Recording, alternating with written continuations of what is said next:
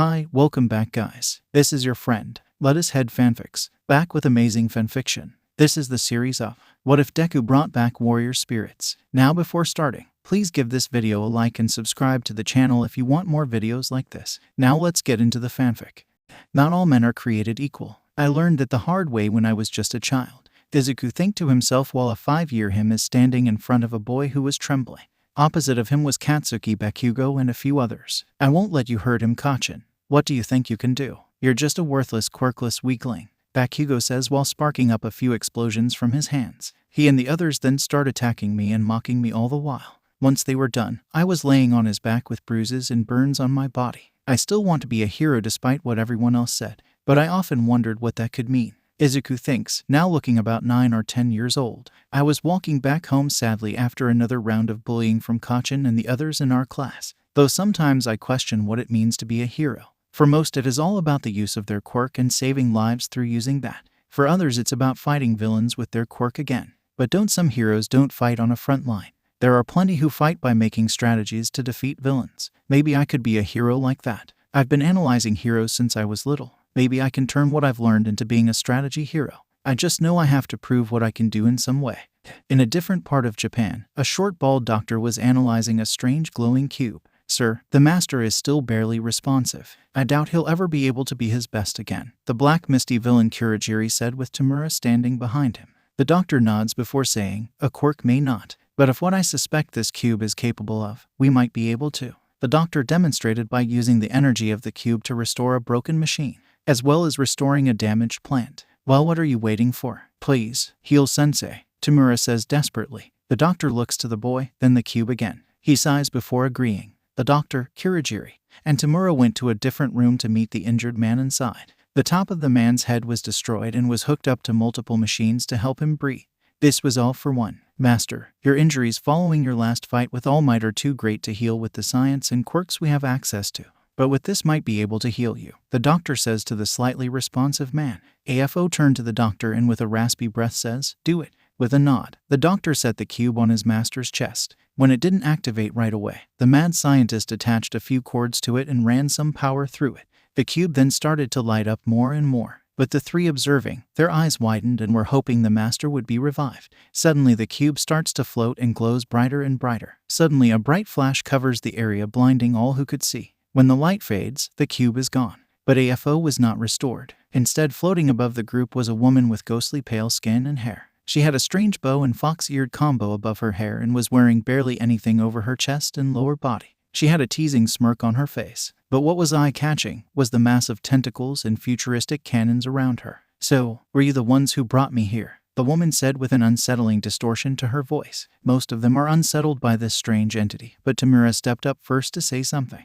Who are you, and can you help heal my master? The strange woman looks to her side and sees AFO laying on the bed with machines attached. She hums before saying, you may call me Observer. Not that it will matter much longer. It is time for we sirens to see what this world has to offer. She then points her cannons all around and unleashes beams all around her, vaporizing all the humans in the room. With that done, she looked around before her smile grew. Now then, let us begin. With a snap of her fingers, portals opened around her, summoning her fellow high-ranked sirens. The six then combine their energy and unleash a blast that destroys not just the hidden building but parts of the mountain all around them. Suddenly around the world, more portals open and various siren ships appear out of them. Some of the ships start flying around and blasting the cities near the ocean, while some high-ranked sirens suddenly appeared above the cities and start attacking the people. In Mustafa, a few sirens start shooting all around. Izuku happened to be walking through the city and saw the sirens arrive. After a few shots he saw that a few people are trapped. He hyperventilates a bit before running to those who are trapped, lifting up parts of the rubble to help them. With the sirens, Endeavor, Ryukyu, and over a dozen other heroes are engaging the invading aliens. But they are having no luck getting through the enemy's shields and kept getting blasted back. Who the hell are you? Endeavor shouts with a beam hole through his stomach. Purifier floats up with her hammerhead shark rig behind her. She starts laughing at all of them before saying, name's Purifier, and I'm going to have fun ripping all of you apart. She turns her cannons and drones to the heroes and starts firing at them. Suddenly, All Might appears and punches the side of the woman to send her back. He is breathing heavily, but he still has enough energy to say, there is no need to fear. Why? Because I am here. He then leaps up and attacks the sirens a few times, with some shards and cubes falling when he breaks some gear. But even he can't defeat all of the sirens gathered. He gets blasted back from a few tester clones who start to mock him as well. You are here. What good does that do when you can't even compare? Izuku was running down an alleyway when he found a cube on the ground. He reached out and picked it up. It didn't do anything, but he was still curious. Suddenly he saw All Might get blasted back and hears the sirens mocking his hero. Izuku then shakes out of his fear and runs to the number 1. He then gets under All Might's arm and tries to help him up. Oh, a courageous young one, huh? Well, it won't matter soon, Tester says while pointing her guns at the two. She charges up and fires at the hero and boy. Izuku then turns and closes his eyes, sure that this would be the end.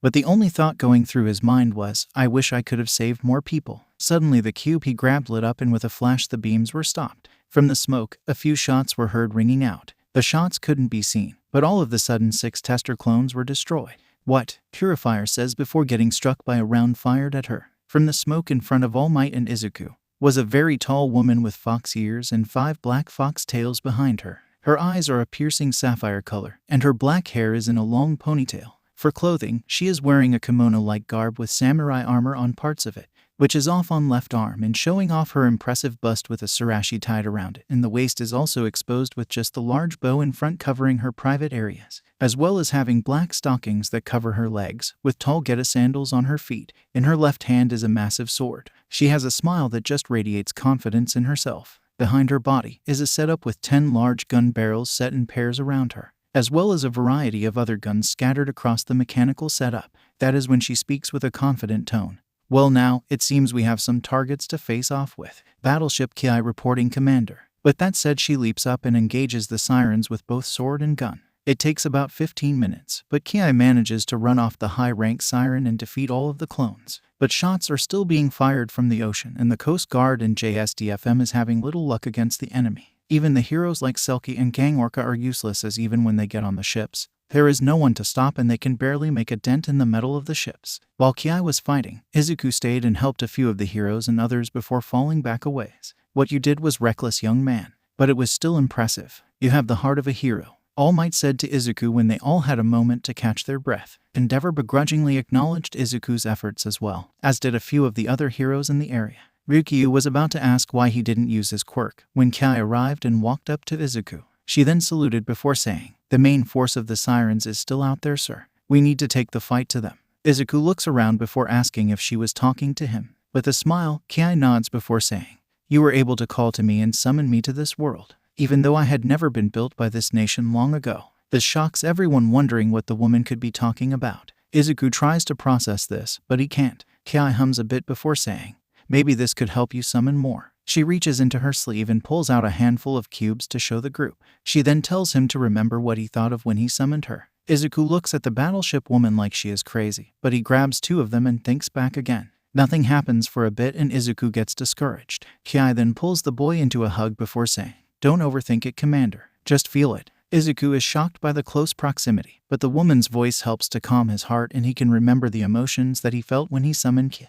The cubes light up and before long, 2 more women appear before the group. While the heroes are shocked at what is happening, the 2 new arrivals speak up. The youngest looking of the 2 was a girl with white hair and bright red eyes and wearing an unusual sailor outfit. On top of her head are mechanical pieces that look like horns, and at her side are a set of cannons and 2 triple torpedo launchers. In her right hand though is a large sword, improved Fubuki-class destroyer, Ayanami. I'm also known as the Demon. The older of the 2 new summons has a crisp white uniform on, with dog-like ears on top of her head. The uniform, while not showing skin, seems to accentuate the woman's impressive bust. On her legs are black garter belt stockings with white heels on her feet. At her sides are what appear to be ship sections with 6 double-barreled cannons on them. Behind her back is a katana. The woman then speaks up saying, "Ara, what a cute commander. Please allow your big sister Atego to take good care of you from now on." She then walks up and gives Izuku a hug. Izuku is still not sure how to process all of this, but Ki helps him. With a smack of her sword to the top of Atego's head, she then says, "We have more pressing matters to deal with. 2 cubes left, Commander, make them count." Izuku shakes out of the pleasant scent and comfort of Atego. "Right, hang on," Izuku says. He grabs the 2 cubes and reaches out again. This time only 1 ship appears. It is another fox woman, but instead of black hair, she has silver hair and is wearing a blue kimono. Said kimono is draped below her shoulders, with her cleavage on clear display. On her legs she is wearing white stockings with her getup. Floating at her right side are a trio of katanas, and on her left appears to be a runway of sword. I am called Shinano, an aircraft carrier of the Sakura Empire. Please allow the third ship of the Yamato class to guide you forward upon the right path. Izuku is just stunned by what is in front of him and can't build a sentence. Kai notices this and puts a hand on his shoulder. Commander, there are enemies out on the waters. What would you have us do? Fight to defeat the enemy. Destroy all in our path. Izuku finally snaps out of it and thinks on what she said, before saying, no, you are going to fight to save everyone from these strange invaders. The heroes can handle evac on land. We need to fight back against the threat at sea. I think. Kai nods before agreeing with the boy who summoned her. She gives the orders to the three gathered before they head out for the water. While shocking at first, the heroes went along with Izuku's plan and orders. You did well, young man.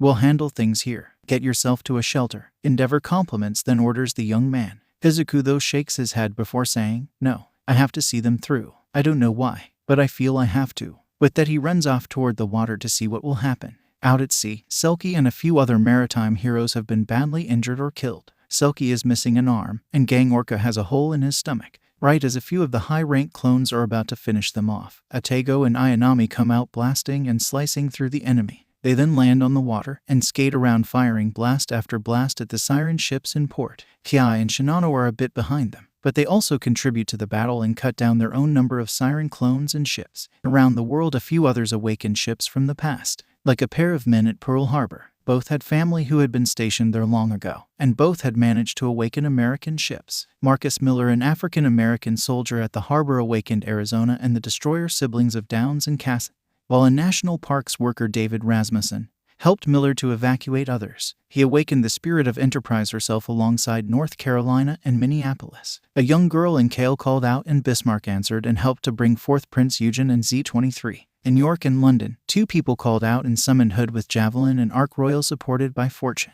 At Norfolk, a young captain of a cruiser called out while trying to direct her crew, and she summoned Long Island, Colorado, and Thatcher. Even some from Italy, Russia, France, and China were summoned. Near Kure, a young woman managed to reach the Spirit of Tehu, and with the Phoenix Carrier's help, she summoned Aiz and Hyuga. And after a stellar and brutal battle, they were able to summon Yukikaze and Megami to give them some smaller ship firepower. With the first battle of this new war winding down, and Izuku standing at the ocean as the girls he asked to protect everyone fought on, he couldn't believe what had all happened.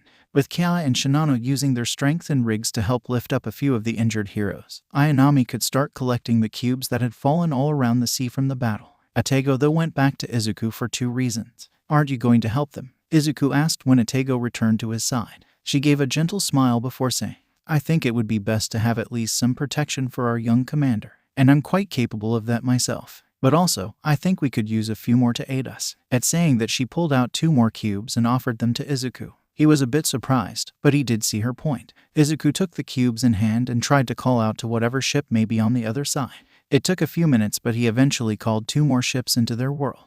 The first was a mint green-haired cat girl with a blunt sword that seemed to have a variety of tools attached, and with a meow she introduced herself. Naya Commander, it's good to see you. Repair ship Akashi reporting for duty. Izuku was surprised, especially with how short the girl was. The second was a woman who could rival Atego with the warm demeanor and friendly appeal. She was slightly shorter than Atego, with horns on the top of her head and her black hair and pigtails. Her clothing appeared to be similar to a schoolgirl uniform, with her breasts being accentuated by the sweater she was wearing. Around her body was a rig similar to Atego's but much smaller, and with a playful voice she said to Izuku, Hey, I'm Nagara. Commander, have you been anticipating my arrival? While looking at him like he was a cute little brother, Izuku blushed again, but he coughed before regaining a bit of his composure. Can you two go out and help the others with recovering people out there? The two looked out and saluted before heading out. Akashi would go to the various ships, including the Oki Mariner, and repair the damage that the sirens had caused, while Nagara helped to recover those who were injured or dead. She could not carry as much compared to Kiai and Shinano, but she was faster and made good time on her trips. With the first battles ended and the cleanup and recovery being finished, the world could begin to look around and take stock of what had happened. While most were shocked at heroes like All Might and Stars and Stripes getting knocked around by the invaders, more were looking toward the strange entities that had been summoned and managed to actually defeat the sirens. When it was discovered who had summoned the heroic ships, the militaries around the world began to try and recruit these warriors and the ones that commanded them. And while Izuku was still quite young, the defense of him by both his ships and from the heroes he had helped kept the JSDF leaders from pushing him around. If these monsters are going to keep coming, then I'm going to help fight. even if it is from the rear guard and trying to make a strategy. I'll help them protect everyone, Izuku said with a shaky but determined look in his eyes. With that, each of the summoners were given bases to command and some actual influence to help fight against the newest threat, and thus the Siren War subverted the age of heroes in the world. After the cleanup of the battle with the Sirens, people around the world were questioning what could happen next. For Izuku, that was more prominent due to the newest additions in his life. After the battles were done, all 6 of the girls he summoned came back to his home. Izuku, who are these ladies? Inko Midoriya asked when her son returned home. Izuku looked back and sighed before saying, I'm not 100% sure myself, Mom. I got caught up in, well, I guess we can say that I was in the middle of that invasion mess and these girls heard me when I called for help. I think. Inko just looks at her son like he might need to see a therapist. Kai has a bit of a laugh before speaking for herself and the others. Hello, Midoriya-san. I'm the first of the Kai class of ships, Kai. Your son was trying to help and save people during the Siren invasion. He found a mental cube that one of the enemies had dropped, and he used it to summon me first, then the rest. After hearing the info dump, Inko was just shell-shocked and was trying to comprehend what she had just heard. After giving her a few moments, and all of them sitting down in the living room, a few more questions could be answered. For both Midoriyas, as they were sitting down, Izuku noticed something important. Hey, where did your guns go? We just dismissed our rigging commander. We don't need it in such close quarters, so I guess you could say, retracted it into ourselves, Atego says while crossing her legs. The 2 humans shake their heads before deciding to move on with the conversation. Inko then asks, so, what are you? Your names seem like ship or location names. Does that have something to do with it? Correct, Naya. All of us were ships from back in World War II, Naya. We are what you could call the souls of the ship's given form. The cubes are what connects both us and the Sirens to the world in a sense, Naya. Akashi explains. When she was given a curious look, she tells that since she was a repair ship, that meant she was deeper in tune with the cubes that brought them to life and their nature as ships. Kai takes over again and explains that they know of the enemy and their nature due to being summoned in other worlds as well, or rather other dimensions. This isn't the first world the Sirens have attacked, and each time, we spirits of the ships of old have answered the call to fight back. But we need to call by someone who is compassionate enough to reach out and try to help others, as well as something of a connections to our past. Shinano continues for her sister. This confuses the Midoriyas again, but the Silver Fox woman explains that their ancestor had helped to make the plans for all of the Yamato class, including her retrofit into a carrier. As such, Izuku was able to connect to us in a way few others could anymore, Nagara says while looking around the apartment. Inko still isn't sure how to process all of this, but she moves past it. So I guess I'll need to make more for dinner tonight. That means I have to pick up more ingredients. I'll go with you, ma'am, Kai offers. Inko is a bit surprised, but then Atego and Nagara offer to help with some of the cleaning, as well as making sure that Izuku does a few of the chores as well. While still confused by the whole matter, the Midoriya matriarch agrees. With it, she and Kai head out while the rest work to clean the apartment and set up for dinner. While on the walk to the market, Inko keeps looking over at Kai with confusion as well as a touch of envy, though she isn't the only one given the statuesque appearance of the woman next to her. This does work to their advantage in a few shops though. Since she's this big, she'll need a little extra. Have a few extra pork cutlets. If you've got more like her at your house, you'll need more food. These are a little lower quality, but you can have these eggs. These veggies are a bit odd looking, but they still taste good, is what a few of the shopkeepers say when they notice Ink was buying extra food. And since they know about her raising Izuku, and how she has been a loyal customer for quite a while, they were willing to help in a few ways. Even more so when they noticed that Kai was one of the women who helped save the city. A few people started to swarm them after noticing, some asking if she was a pro-hero. But Kai just smiled and patiently slipped through with Inko to get away from the mob.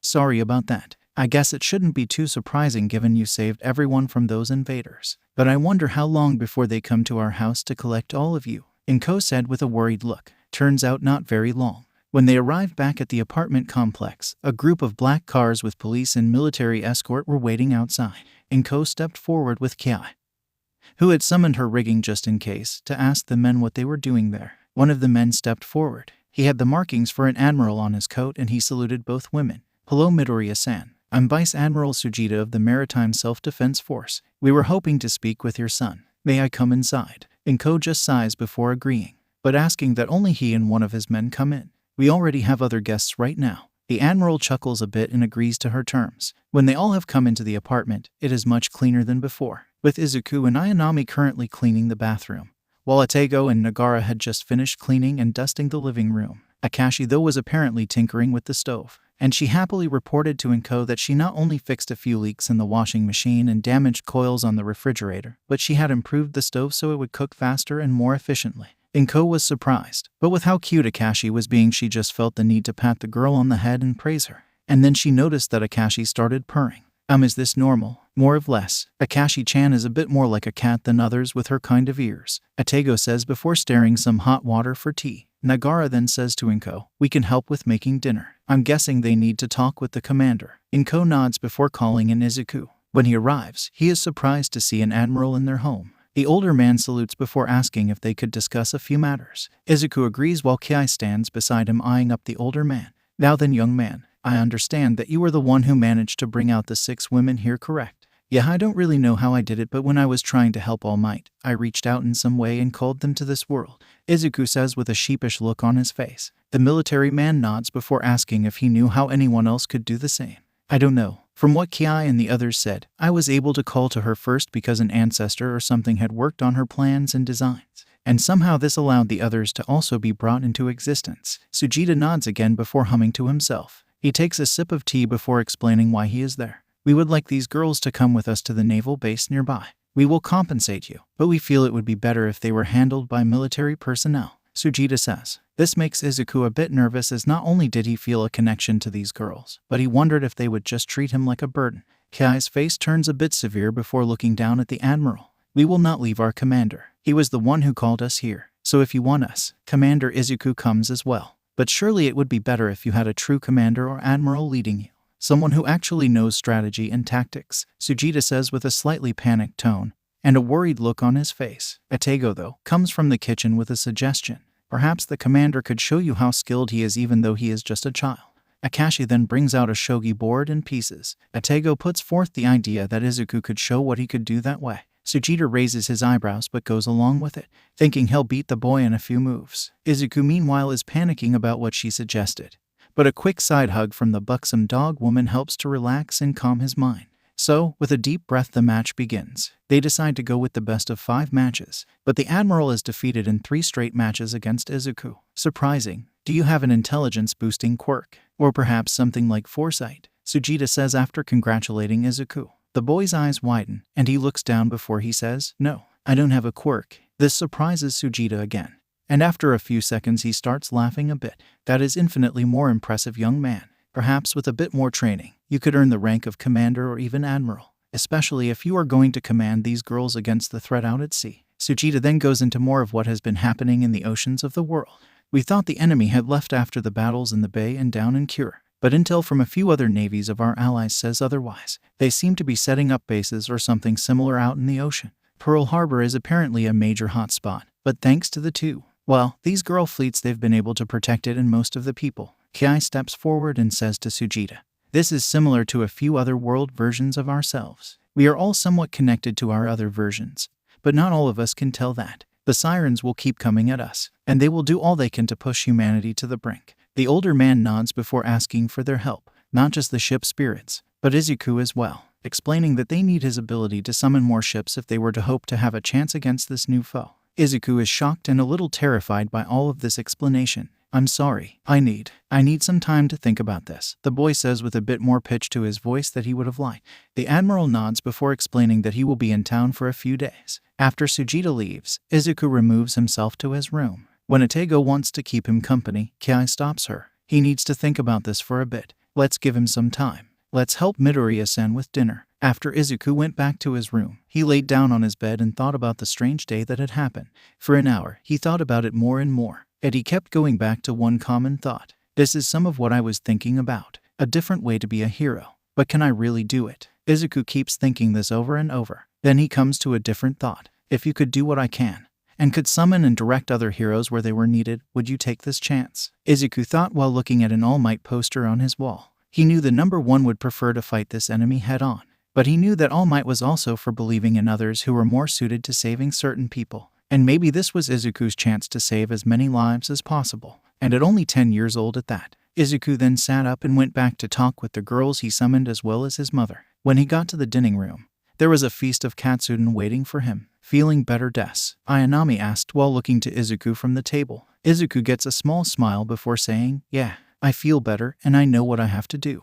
Kiai nods to her commander while Atego and Nagara have warm smiles directed at the boy. Akashi cheers a bit and Shinano just has a small smile on her face. Izuku then sits down before saying he will help the Admiral, and anyone else we can. I may not be able to fight on the front lines, but I can still help direct all of you, to save others, and to keep all of you safe as best I can, Izuku says with a nervous but determined look. Inko then starts to cry for her son, and the courage he is showing. Atego and Nagara then stand up and hug him at the same time. While a bit embarrassing given he gets a face full of both of their boobs, he also feels relaxed in the two women's warm embrace. Sujita had left his card, and they planned to call the man tomorrow. Once dinner was done, Inko was setting out a few futons for the girls. Kai was sitting in the chair with her sword in hand, saying, just in case something happens, it would be better to be ready. Shinano was taking up the whole couch. Nagara and Atego offered to sleep with Izuku, but Inko put the two in a guest room, and then offered to let Ayanami sleep with her, while oddly Akashi had already curled up like a cat in Izuku's room. I guess that is fine,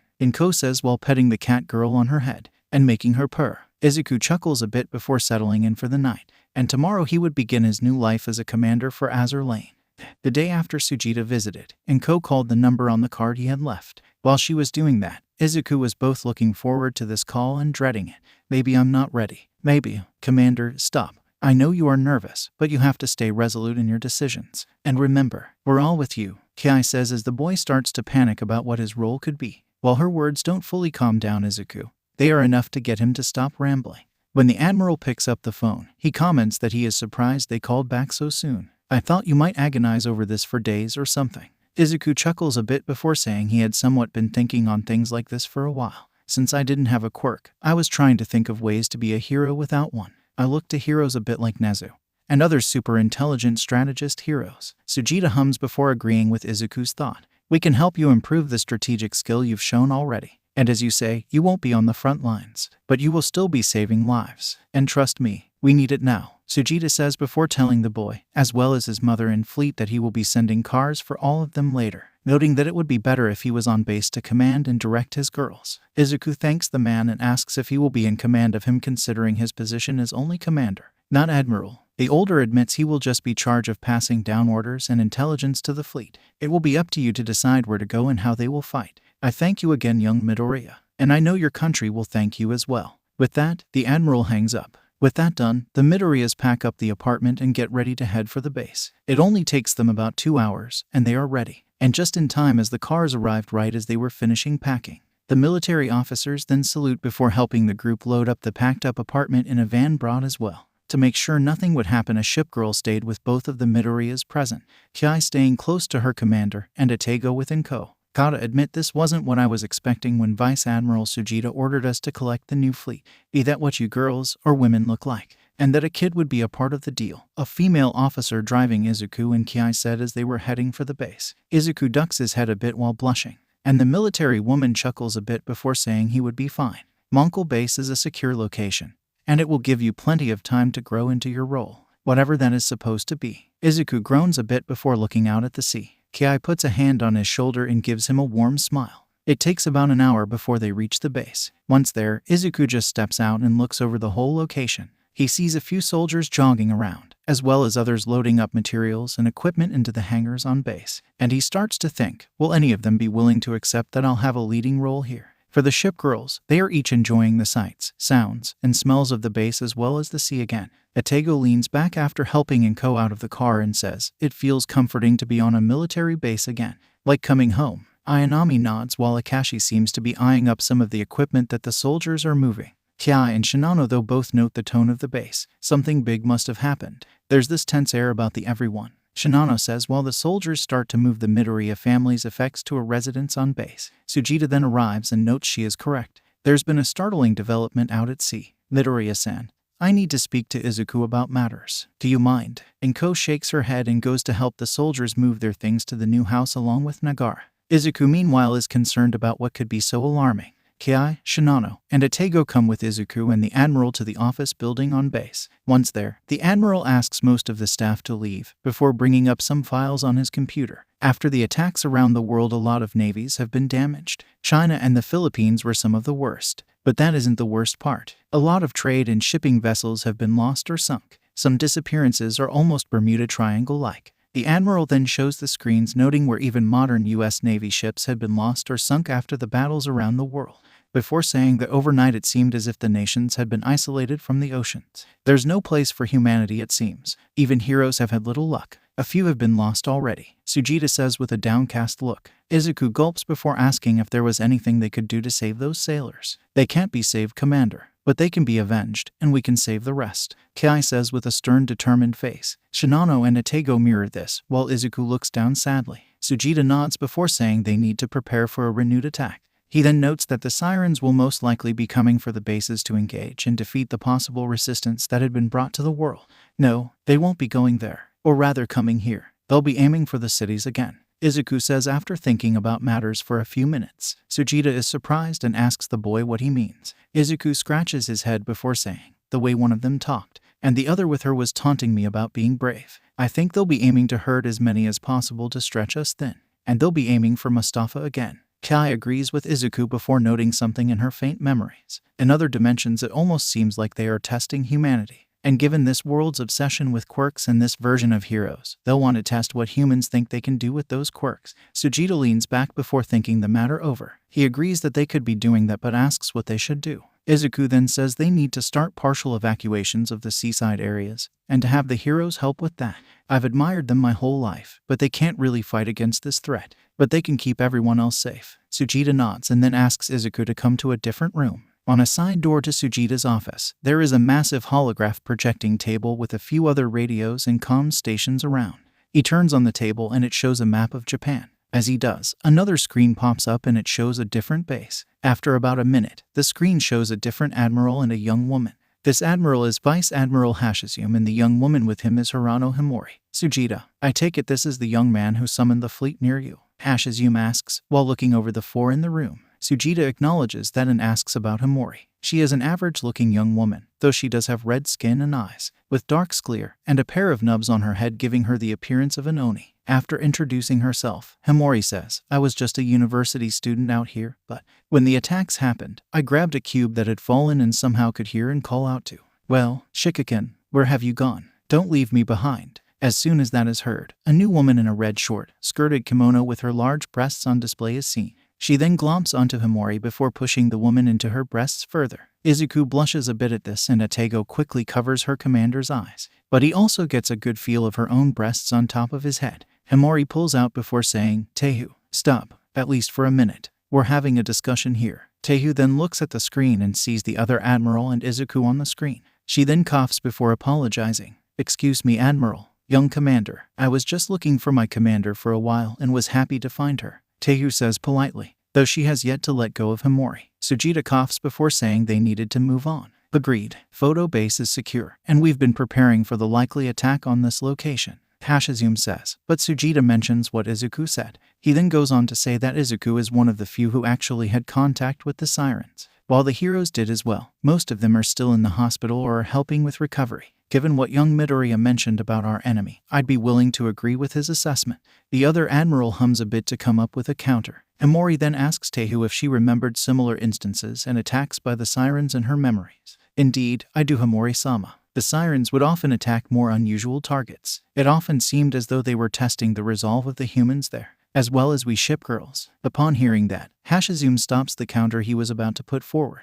He then says, well, if that is the case, then we should go ahead with the evacuations. But we still should keep some forces ready at the bases. I do agree, sir. But we still need to be ready for when they hit some of the cities. And I'm willing to bet that they would be focused on where heroes are often seen fighting, Izuku says before pointing to a few different locations, namely Mustafa, Tokyo, Fukuoka, and Otaru. These would probably be the main locations that they would attack. I agree with. What is your name, kiddo? Himori says while looking over Izuku. Izuku then introduces himself and explains that they need to try to lure in as many of the Sirens as they can.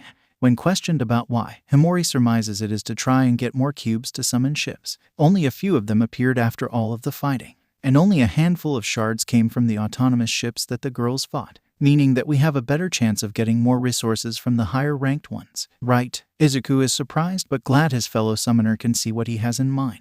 The older soldiers nod a bit but wonder if these youths truly understand the weight they now carry. They then agree and set about plans to evacuate the cities Izuku mentioned.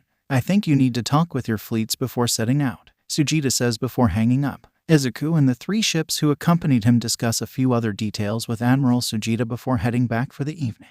When they arrive at the house, Enko and Nagara had already set up and cleaned the house Izuku would be staying in. Nagara, the Admiral mentioned that a barracks had been set up specially for us. Most of us will be living there, but I do think that one person should stay with Midoriya-san and keep the house safe, Atego mentioned while helping set the table for dinner. Nagara volunteers first, saying she wanted to take care of Izuku a bit and would be a great help around the house for Enko. Kiai though shakes her head and says, "I'll stay with the commander for a while. It would be better to have some extra muscle while we are all still settling in." Atego and Nagara want to argue, but they also know they can't compete with her battleship muscle, let alone the fact she was the first ship Izuku summoned. The boy meanwhile is just looking all involved with confusion. After dinner, Izuku goes into the room his mom had set his things in and starts to unpack more. While he is setting up his All Might collection, he questions himself more and more. What if I'm wrong? What if they do come here and we aren't ready for them? What if I fail at leading these girls, and it gets them all killed? Izuku thinks to himself after pulling out a few action figures. After a few minutes, a knock is heard at his door. "Commander, it's Atego. Do you want some help?" While Izuku is suspicious given how amorous the woman had been at times, he could hear in her voice that she was just concerned. He gives her the okay and she opens the door to see some of the All Might memorabilia Izuku had. She titters a bit before saying, "It's a bit unusual to see all of these stars and stripes here in Japan. But I guess that man was inspired by the determination of those people who defeated us long ago." Atego then helps Izuku with more unpacking before asking him if he was trouble. Izuku looked up before sitting down and sighing. "I'm just afraid. I'm so used to being called useless or helpless just because I don't have a quirk. But now, I've got so many lives riding on the decisions I make. The 6 of you for starters. Then there's all the people in the cities, not just in Japan but even in other parts of the world. If I fail, how many will die?" Atego just listened to her commander vent for a bit before sitting next to him on his bed. She then patted his head before saying, "You are right to be scared. This is a daunting task that has been set before you. But the fact that you are still willing to make decisions and try to save others shows you have the heart for this fight. For now you need to trust your instincts and trust in us. We all trust you and believe you can lead us through this." She then gently pulls Izuku into a hug while patting his head. The tone of her voice, as well as the patient and gentle actions she took, are enough for Izuku to melt into her embrace. When Izuku and Atego had finished with decorating his room, the latter excused herself before saying, "If you ever need someone to cry or talk to, please leave it to your big sister, or this big sister as well." Nagara then says from down the hallway. Izuku blushes a bit before asking, "Is this what it is really like to have siblings?" The 5 ship girls chuckle a bit before admitting it was somewhat similar. With that, 4 of the 5 go to the barrack that Sujita had designated for them, but not before Izuku asked them to go find Akashi. With all of that done, Kiai then sits down in the living room with some tea. "You might want to get some sleep early, Commander. Tomorrow, or possibly even during the night, you may be called on to direct us in battle," Kiai says while relaxing in the chair. Inko agrees before mentioning that she was tired from the packing and unpacking, so she would be turning in early too. Izuku smiled a bit before heading to his room to first look over some hero news, and then get some sleep, because tomorrow would be the first true day for him as a commander of naval ships, against the threat of the sirens. It's hard to say if this is going to work, but I have to put my best guess and foot forward, if I want to prove that I'm a capable commander. Backdraft, sir. Have the evacuations been going smoothly? I asked the rescue-focused hero from the comms station at Mongol Base. It is going well so far, young man. After what happened 2 days ago, a few people had already started to move inland. The only ones left were those who couldn't or wouldn't move. The surprising thing though has been from those we thought of as villains. Some of them have actually been helping people evacuate, like twice. I nod at this before saying, an alien invasion tends to make people reevaluate a lot of things, though there will still probably be a few who want to take advantage of the situation. Be prepared for looters and the like. Backdraft gives me a Roger before focusing back on the city and the evacuees. I look over the map before going over the plan. My lead assumption was that the sirens might focus on the cities where heroes are the most focused. If they are trying to test humanity, then going after the new version of humans involved would be the best test. Given the top 10 to 5, it was best to assume they would head for those regions first, especially with All Might having moved to Mustafa. I say to myself before scratching my chin. One of the other members of the JSDMF steps up and gives a report from the US. It appears San Francisco and Los Angeles have both been destroyed, and the cities of Portland and Seattle have been heavily damaged. There are no mainland awakenings on the West Coast, so the cities were basically undefended. The only hero still alive is Star and Stripes. She managed to defeat a few of the sirens, but most of the heroes and people are dead. I gulp at hearing that and start to panic a bit more. Commander, I hear over the comms. It's Kai speaking to me. You can't change what has happened, and you can't about every matter in the world. You have to focus on one thing at a time. I look over the map before taking a deep breath to calm my nerves. I then sigh before agreeing with and thanking Kai. Hopefully some good can come out of that. Maybe some of the survivors can awaken the power of the ships. I focus back on the task and point out the main likely target. They'll probably start at the cities of Shimoda and Amizaki and destroy as much as they can along the way. But we need to pull them more towards Shizuoka itself. If we can at least somewhat box them in, we can concentrate the fire on them and slow the attacks. I agree, Izuku. I have Tehu, Yukikaze, and Megami near the city of Fukuoka. And if we can pull them into the bay, the Eyes sisters can hammer them with their guns, as well as what is left of the SDF ships, Himori says before bringing up some other images. Izuku looks them over and can see the dark clouds that seem to be gathering. But the weather maps show nothing. Izuku gulps again before trying to make a speech. I'm not going to say this is going to be easy, nor will I say we can win this with no casualties. But right now, we have to slow the siren advance as much as possible, and try to give more hope to everyone, not just the people of Japan. So, to my ships, and even your ships, Himori-san, I've got a special order. Come back alive. Give everything you've got, but you have to make it back to us, because then we can bring hope to everyone. I say while trembling while I stand. Himori chuckles before agreeing with me. It may not be as possible for the sailors on the normal ships, but I agree with him. We need to all make it back from this, because it will show what is possible for the battles ahead, and what we can all do to save our home. Once both speeches have finished, there is silence. But then, a few more screens pop up, and the captains on board the normal vessels are saluting us. Even the few that were left from the US's 7th Fleet are standing and saluting the two of us. So Himori and I return the gesture and thank all of them for believing in our hunch and trusting in our girls. As I sit back down, I get a quiet call from Ki. Well done, Commander. You might have just inspired more people than most back in the day. And you're so young at that, she says with a light teasing tone. In the background I can hear both Atego and Nagara making comments about how I'm growing up so fast, and that they're proud. I chuckle at that before announcing to stand by for battle. It shouldn't be much longer.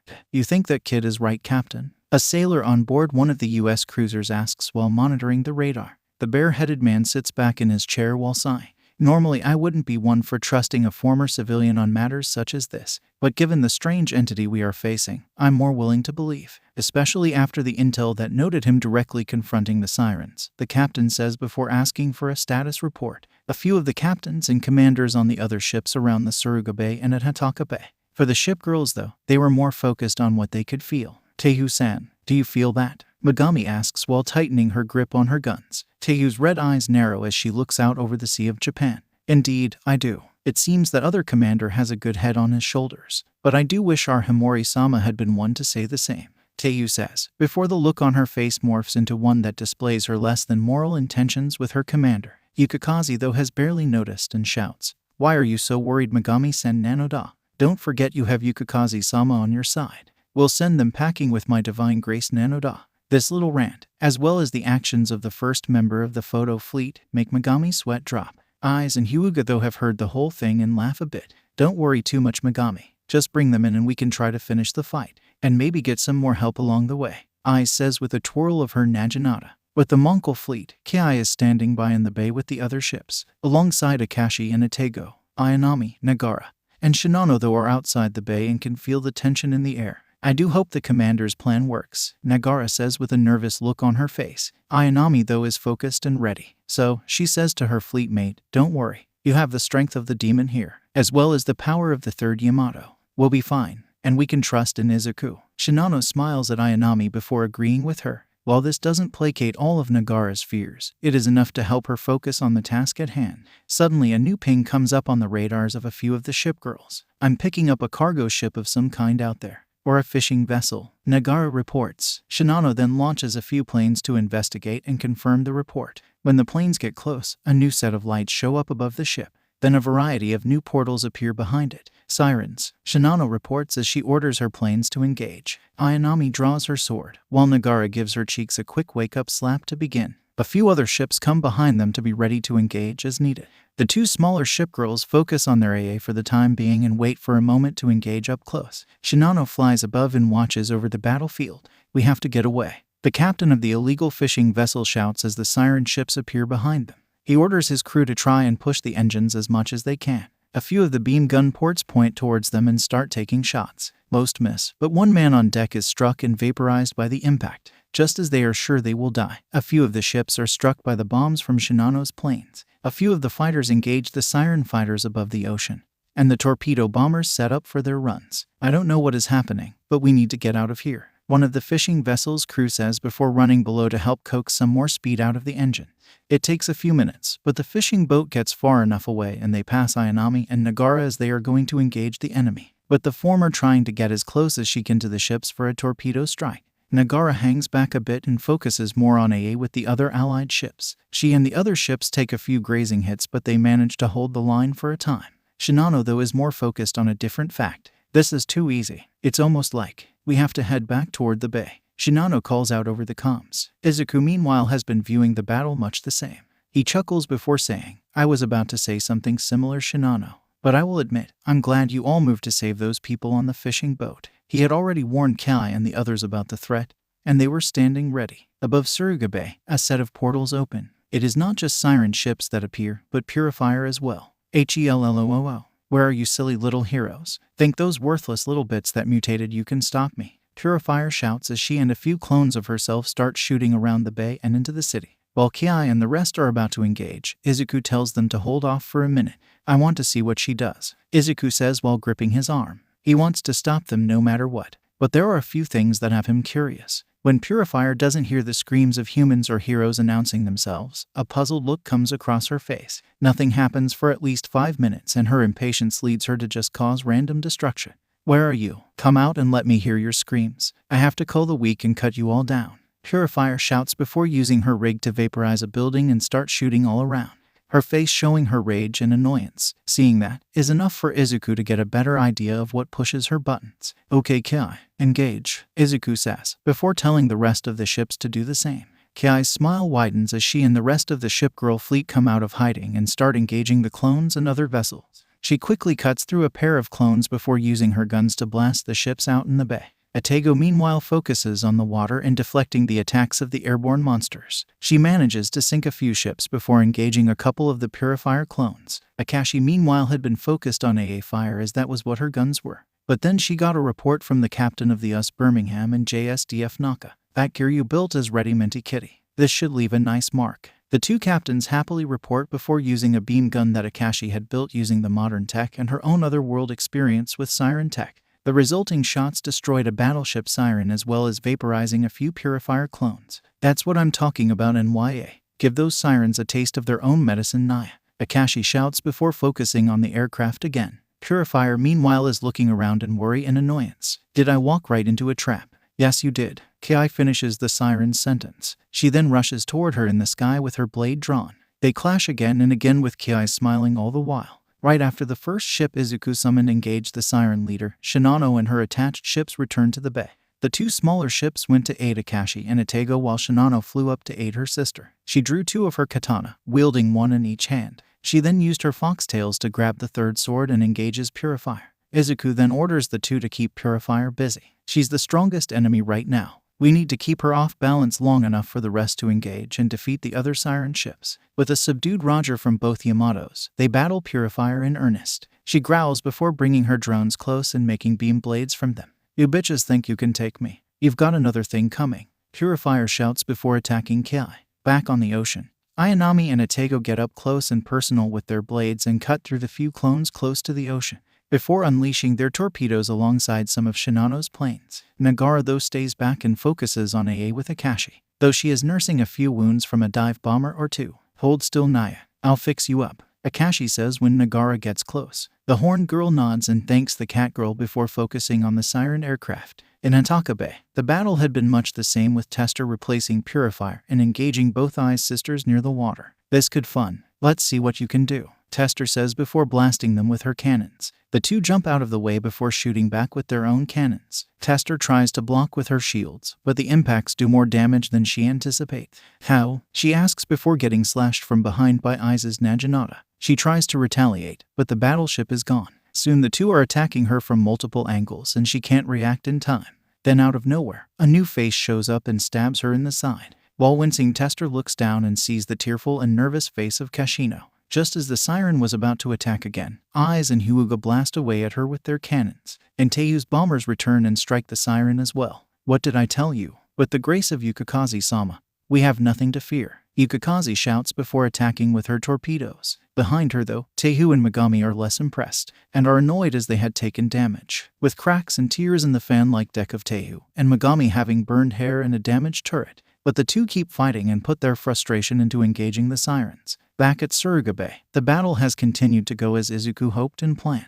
I thought so. She's been so focused on getting payback and trying to get her sadistic kicks in that she failed to notice what has happened to the rest of her fleet, Izuku says before telling all of his ships to engage Purifier. During the sword battle with the two Yamatos, Shinano had tossed Kiai her extra sword and the two were wearing her down more and more. You think I'm done? I haven't begun to Gurk. Purifier starts, but then a shot from both Atego and Ayanami hit her in the stomach. Kiai then takes the chance to knock the siren closer to the water, with Shinano's planes pouring on the attacks and fire as fast as they can. When she has gotten close enough to the water, Ayanami leads with a torpedo volley, before firing her guns to get close. Atego follows behind and both engage with their blades. The strikes and explosives from the two, as well as the renewed attacks from Shinano and Kiai, do enough damage to Purifier's rigging and body, removing one of her arms and legs. Damn you, how can this be? I'm a high-ranking siren, she shouts while wincing at the missing limbs. Kiai comes forward and says to the siren, it's because you're predictable. The commander knew after meeting you that all you were interested in was making people suffer, so he counted on you wanting to engage as many civilians and heroes as possible. Izuku closes his eyes and tells Kiai to finish the alien. She then brings her swords up to cut down the invader. Oh my, it seems they made quite a mess of you. Whatever will I do with you? A voice calls out above, and a new barrage of beams fire down at the ship girls. Up above is Observer, who keeps up her attack before taking Purifier in her tentacles, and chooses this time to torment the other siren with them. Well done all of you, and you as well, young commander of the Sakura Empire. I thought the two at Pearl Harbor would require all of our attention, but you have my interest now. Good day, Observer says before firing off at the water again. Just as the two are about to leave through the portal, Purifier struggles enough to use one of the cannons and fire it at Nagara. The girl doesn't notice in time and is badly injured in the blast, losing her right arm and leg. Nagara. The ship girls call out with Izuku asking for a report. When it is given, the blood drains from his face and he is about to be sick to his stomach. Thankfully, Akashi is close by and quickly starts to repair the wounded girl. Kiai-san, I think the commander may need you, Naya, Akashi says while working to save Nagara. Kiai nods and orders the rest to look for any cubes or shards, enough of them that we can try to make a full cube.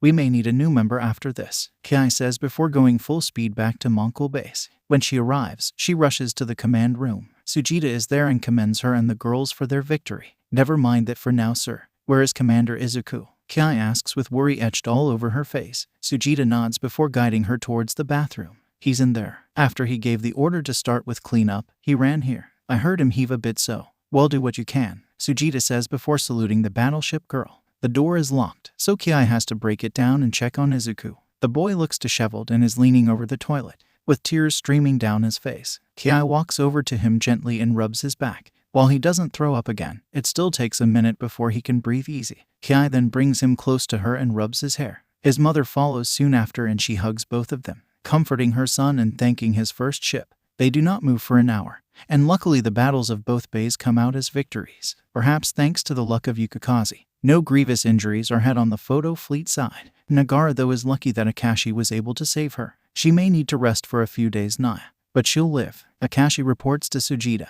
The admiral nods and thanks all the girls for work in protecting Japan. After an hour, Izuku is able to relax and thanks both his mother and Kiai for helping him. I'm supposed to be the commander, but when I saw Nagara, no one blames you, commander, especially the fleet. And frankly, you held up well enough given how young you are. This was your first battle, and we won thanks to your planning, Kiai says with a smile. Izuku sniffs before going out to meet the rest of his fleet. When he arrives at the docks, the other soldiers on base take note and salute him. He nods and returns a few salutes. When the ship girls arrive, a rousing cheer is let out. Nagara is being carried by Shinano, but otherwise the rest are none the worse for wear. At the docks, the captains of the normal ships are also greeted with cheers. Akashi then comes forward with a pair of cubes. We could only get 3 cubes, Commander Naya, but it might be enough for you to summon some new forces, Akashi says before handing Izuku the cubes. He nods before checking on Nagara, the little brother wanting to care for his big sister. That's a bit different, but I'm all right, Izuku. We may need more help soon.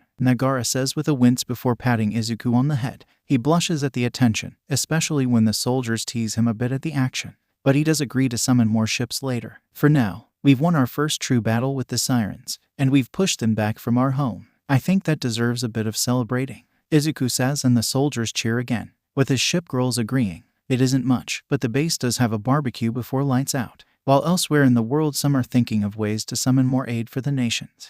With the first battle for Japan finished, and the celebrations past, Izuku looked over the 3 cubes his fleet had managed to acquire. He was in the command room and was in a video call with Himori, so it was similar for your group. We only recovered 2 cubes from the battle, Himori said with the cubes in front of her. Izuku nodded with a sigh. I'm hoping with the next set of summons I can get someone to replace Nagara for a time. But I don't know how to summon a specific ship. Maybe we're not supposed to. Maybe we just have to trust luck or fate, Himori said with an unsettled look on her face. That is fairly accurate, Commander Hirano. While the cubes have to be used to call to us, you just have to trust the fates and hope for who will answer the call. Izuku hears behind him. Kai had slipped in while Izuku and Himori were discussing the battle. Behind Himori, though, Teiyu decided to sneak up on her commander and then quickly hugged the woman's head into her cleavage. Izuku decided to focus on his ship and asks, is there really no other suggestion for getting a specific ship?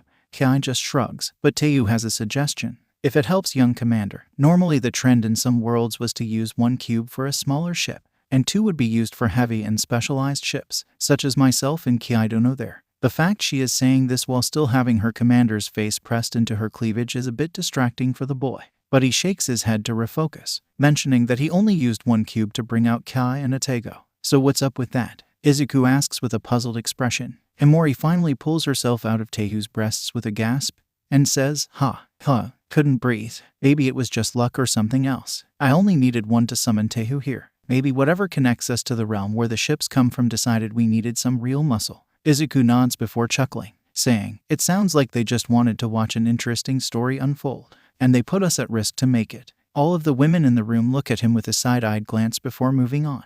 Himori says that they need to bolster their forces as well as try to establish some trade of some kind. You're right. With shipping cut off, most island nations could run into the issue of dwindling supplies. Too bad we can't use the girls' original ship forms, Izuku says while resolving to test out Teiyu's suggestion. Oh, we actually can, Commander, Kai mentions nonchalantly. Izuku and Himori then look at the battleship girl with a raised eyebrow. Teiyu confirms the same, that they can turn their rigging into the entire ship.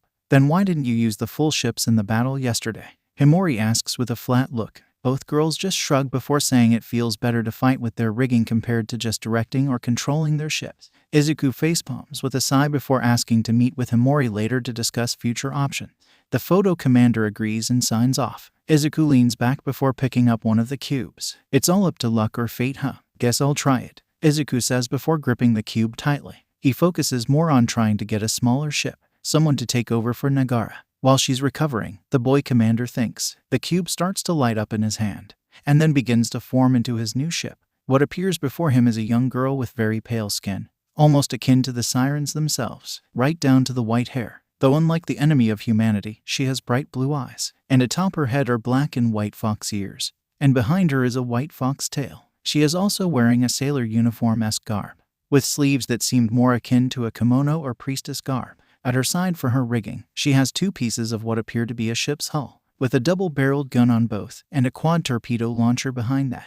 But that is not all. On both sides of her hips are 2 full katana in their saya, while under the guns and torpedoes are another set of blades, though much shorter. It is then that the girl speaks to Izuku. I am Kawakaze, Shiritsuyu class as Kawakaze. I am not interested in getting along, so you can save your greetings, the now-named Kawakaze says with a slightly deeper and deadpan voice. Izuku is a little unsettled at how cold this new girl he summoned appeared to be. Kai, though, is a bit annoyed at the new girl's dismissive attitude and tells her off with, I'd watch that tone if I were you. He is your commander now. While Kawakaze's initial reaction to that statement is to scoff, she jumps a bit when Kai slams her Ndachi and its saya onto the ground, then feels a bit intimidated by the look the battleship girl is giving her. Kawakaze coughs a bit before subtly apologizing to Izuku. Izuku just gives a light admission of her apology, slightly intimidated by Kai as well. I know you are new to this world, Kawakaze, but we need your help. The sirens are here as you most likely guessed, and there aren't that many of you ship girls here as well, Izuku says to the newest addition.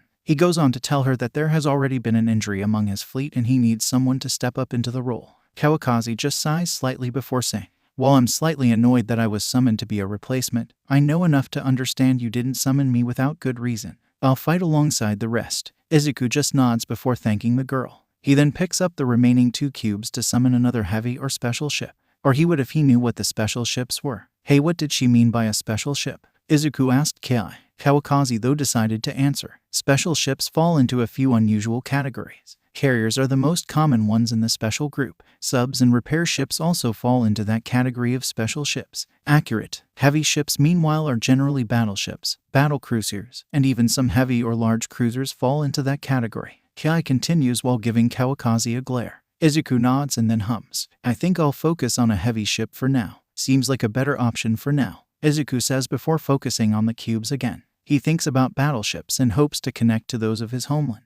"I wonder if I'll be stuck with another girl akin to Kawakazi. Or maybe I'll have one like Kai." Though those cracks from some of the soldiers made it sound like I was trying to get more older sister characters. I'm too young for that. And I don't think I'm into that. Maybe. While this and other thoughts are swimming through Izuku's mind, the cubes light up and start to form into his next new ship. What appears before him is another young-looking girl with fox ears, though with black hair this time, and clothing akin to Amiko's. She was quite short, shorter than Kawakazi. However, her rigging was a monster in comparison. Behind her was a massive conning tower, and out to the sides were 4 double-barreled cannons with impressive calibers. While Izuku's head was tilting to the side at the sight of the visual contrast, the fox girl introduced herself. "I am called Nagato, flagship of the Sakura Empire's combined fleet. Are you the one known as the commander? I shall bear witness to whether or not you have the ability to unite this world," Nagato says with a young lilt to her voice. Though Izuku had a different thought. She sounds like a little kid, but she talks really old person. Nagato then looks over Izuku a bit more before saying, "You are quite young for a commander, sir." Izuku shakes his head before acknowledging her. "That is accurate. And it's Izuku. Midoriya Izuku." Nagato nods before noting her companions in the room. She had known Kawakazi in a sense from their shared pasts. "But I don't know you. You are quite the imposing battleship yourself." "Thank you, Nagato-sama. I am Kiai, one of a few planned set of battleships to defend Japan." Nagato nodded, acknowledging one of the last battleship types to be made in Japan. Izuku then brought his newest charge up to speed, including where he would need her. "It's probably better if Akashi stayed behind and focused on repairs, and retrofitting the other ships that don't have ship girl spirits." "I agree, Commander. I will gladly command the rest of the fleet in battle," Nagato says while patting her chest and bowing to Izuku. Izuku coughs before explaining that Kai is the flagship for his fleet. Kai herself is surprised by this and asks Izuku what he meant. "You are my first ship, and you are one of the best fighters in the fleet. There's no one else to be the flagship," Izuku says with a small smile. Kai blushes at this and thanks her commander. Off to the side, Nagato nods her head and agrees with his decision. Izuku then decides to introduce the 2 new girls to Admiral Sujita first. "While I'm glad we have new reinforcements for the fleet, please at least run it by me when you are going to do things like summoning more ships, Commander." Izuku rubs the back of his head before apologizing. Then taking the new girls to meet the rest of the fleet. Inko practically melts at the appearance of both girls, finding Nagato especially adorable, and quickly hugging the girl while patting her head. And she is a bit confused when many of the other girls in Izuku's fleet bow to the girl. "Am I missing something?" Inko asks after seeing Atego go down to one knee to address Nagato. Said small fox puffs out her chest before saying, "I am the manifestation of the soul of the Sakura Empire, the pride and glory of her warrior spirit. As a Big 7, I am also the symbol of an era. Open your eyes and bask in my radiance." At hearing that, Izuku and Inko's eyes bug out, with most of the older or known historic members confirming what she said.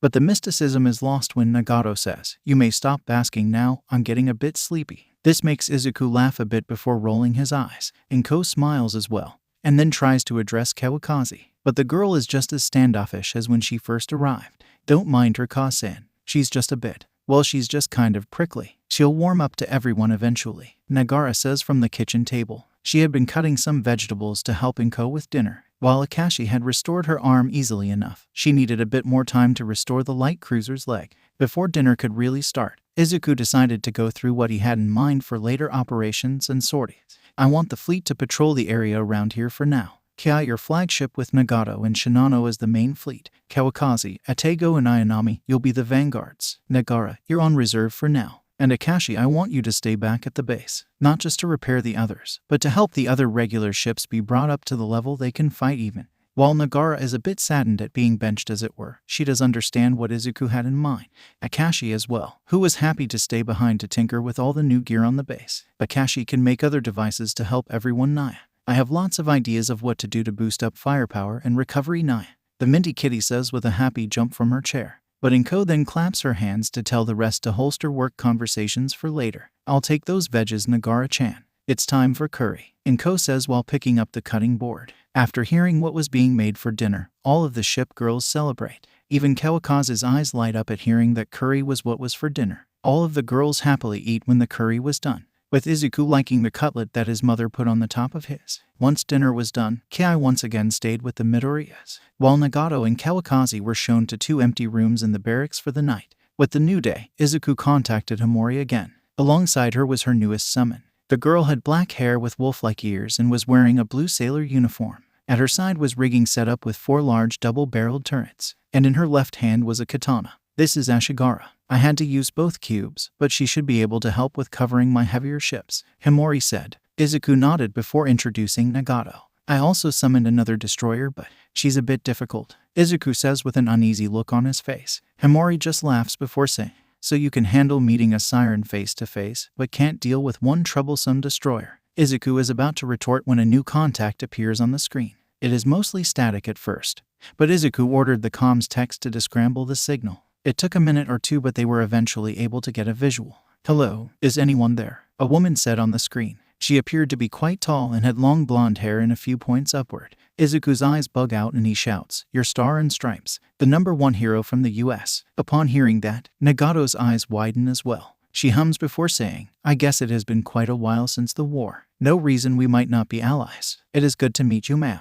Though I do wonder what this call could be about. Who's the little kid who is talking like she's 80? Star asks. Nagato then puffs her cheeks before Izuku placates the girl. He goes on to explain who Nagato is, as well as explaining he was the commander for the base. Star is wide-eyed at the fact that the little girl was not only a ship, but a battleship, let alone the fact that Izuku was a commander for his nation's ship-girl forces. Wish we had that luck here on the West Coast. Most everyone in the major cities was killed off in the first wave of attacks. Los Angeles, San Francisco, Portland, Seattle, all gone. And basically, everyone who lived there too, Star explained while looking down. Himori then asks what she was calling about. One of the comms techs on Star's side explained that they were trying to contact Pearl Harbor. Guess we overshot. A lot, the tech says. Izuku snorts before asking if they had found any cubes during the fights with the sirens. Star raises an eyebrow before bringing out one from one of the sirens she had killed. This thing, yeah, it's what you'll need to try and summon a ship girl. That's how we managed it,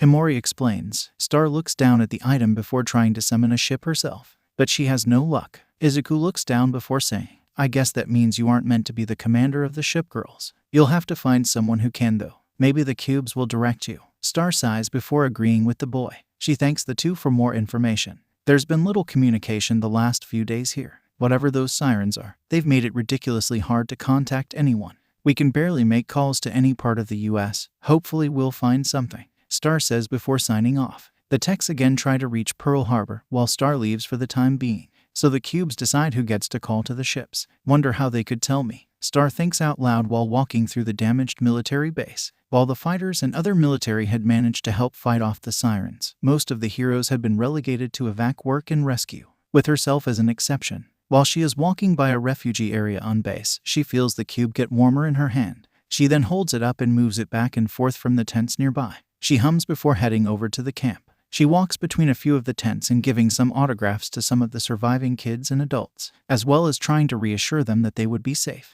She then arrives at a hospital tent and the cube lights up even brighter. She sighs before going in herself. When she sees the injuries that some of the people have, her heart feels even heavier. It was our job to protect these people, the heroes and even the military, but we failed because of the enemy we were up against. Hopefully whoever this cube is guiding me to can change that, Star thinks to herself. She meets with a few of the ones who were awake and apologizes for what happened, though some try to reassure her it wasn't her fault. One of the last people she passes though, the cube lights up more before fading. She passes the thing back and forth a few times to make sure she isn't imagining it.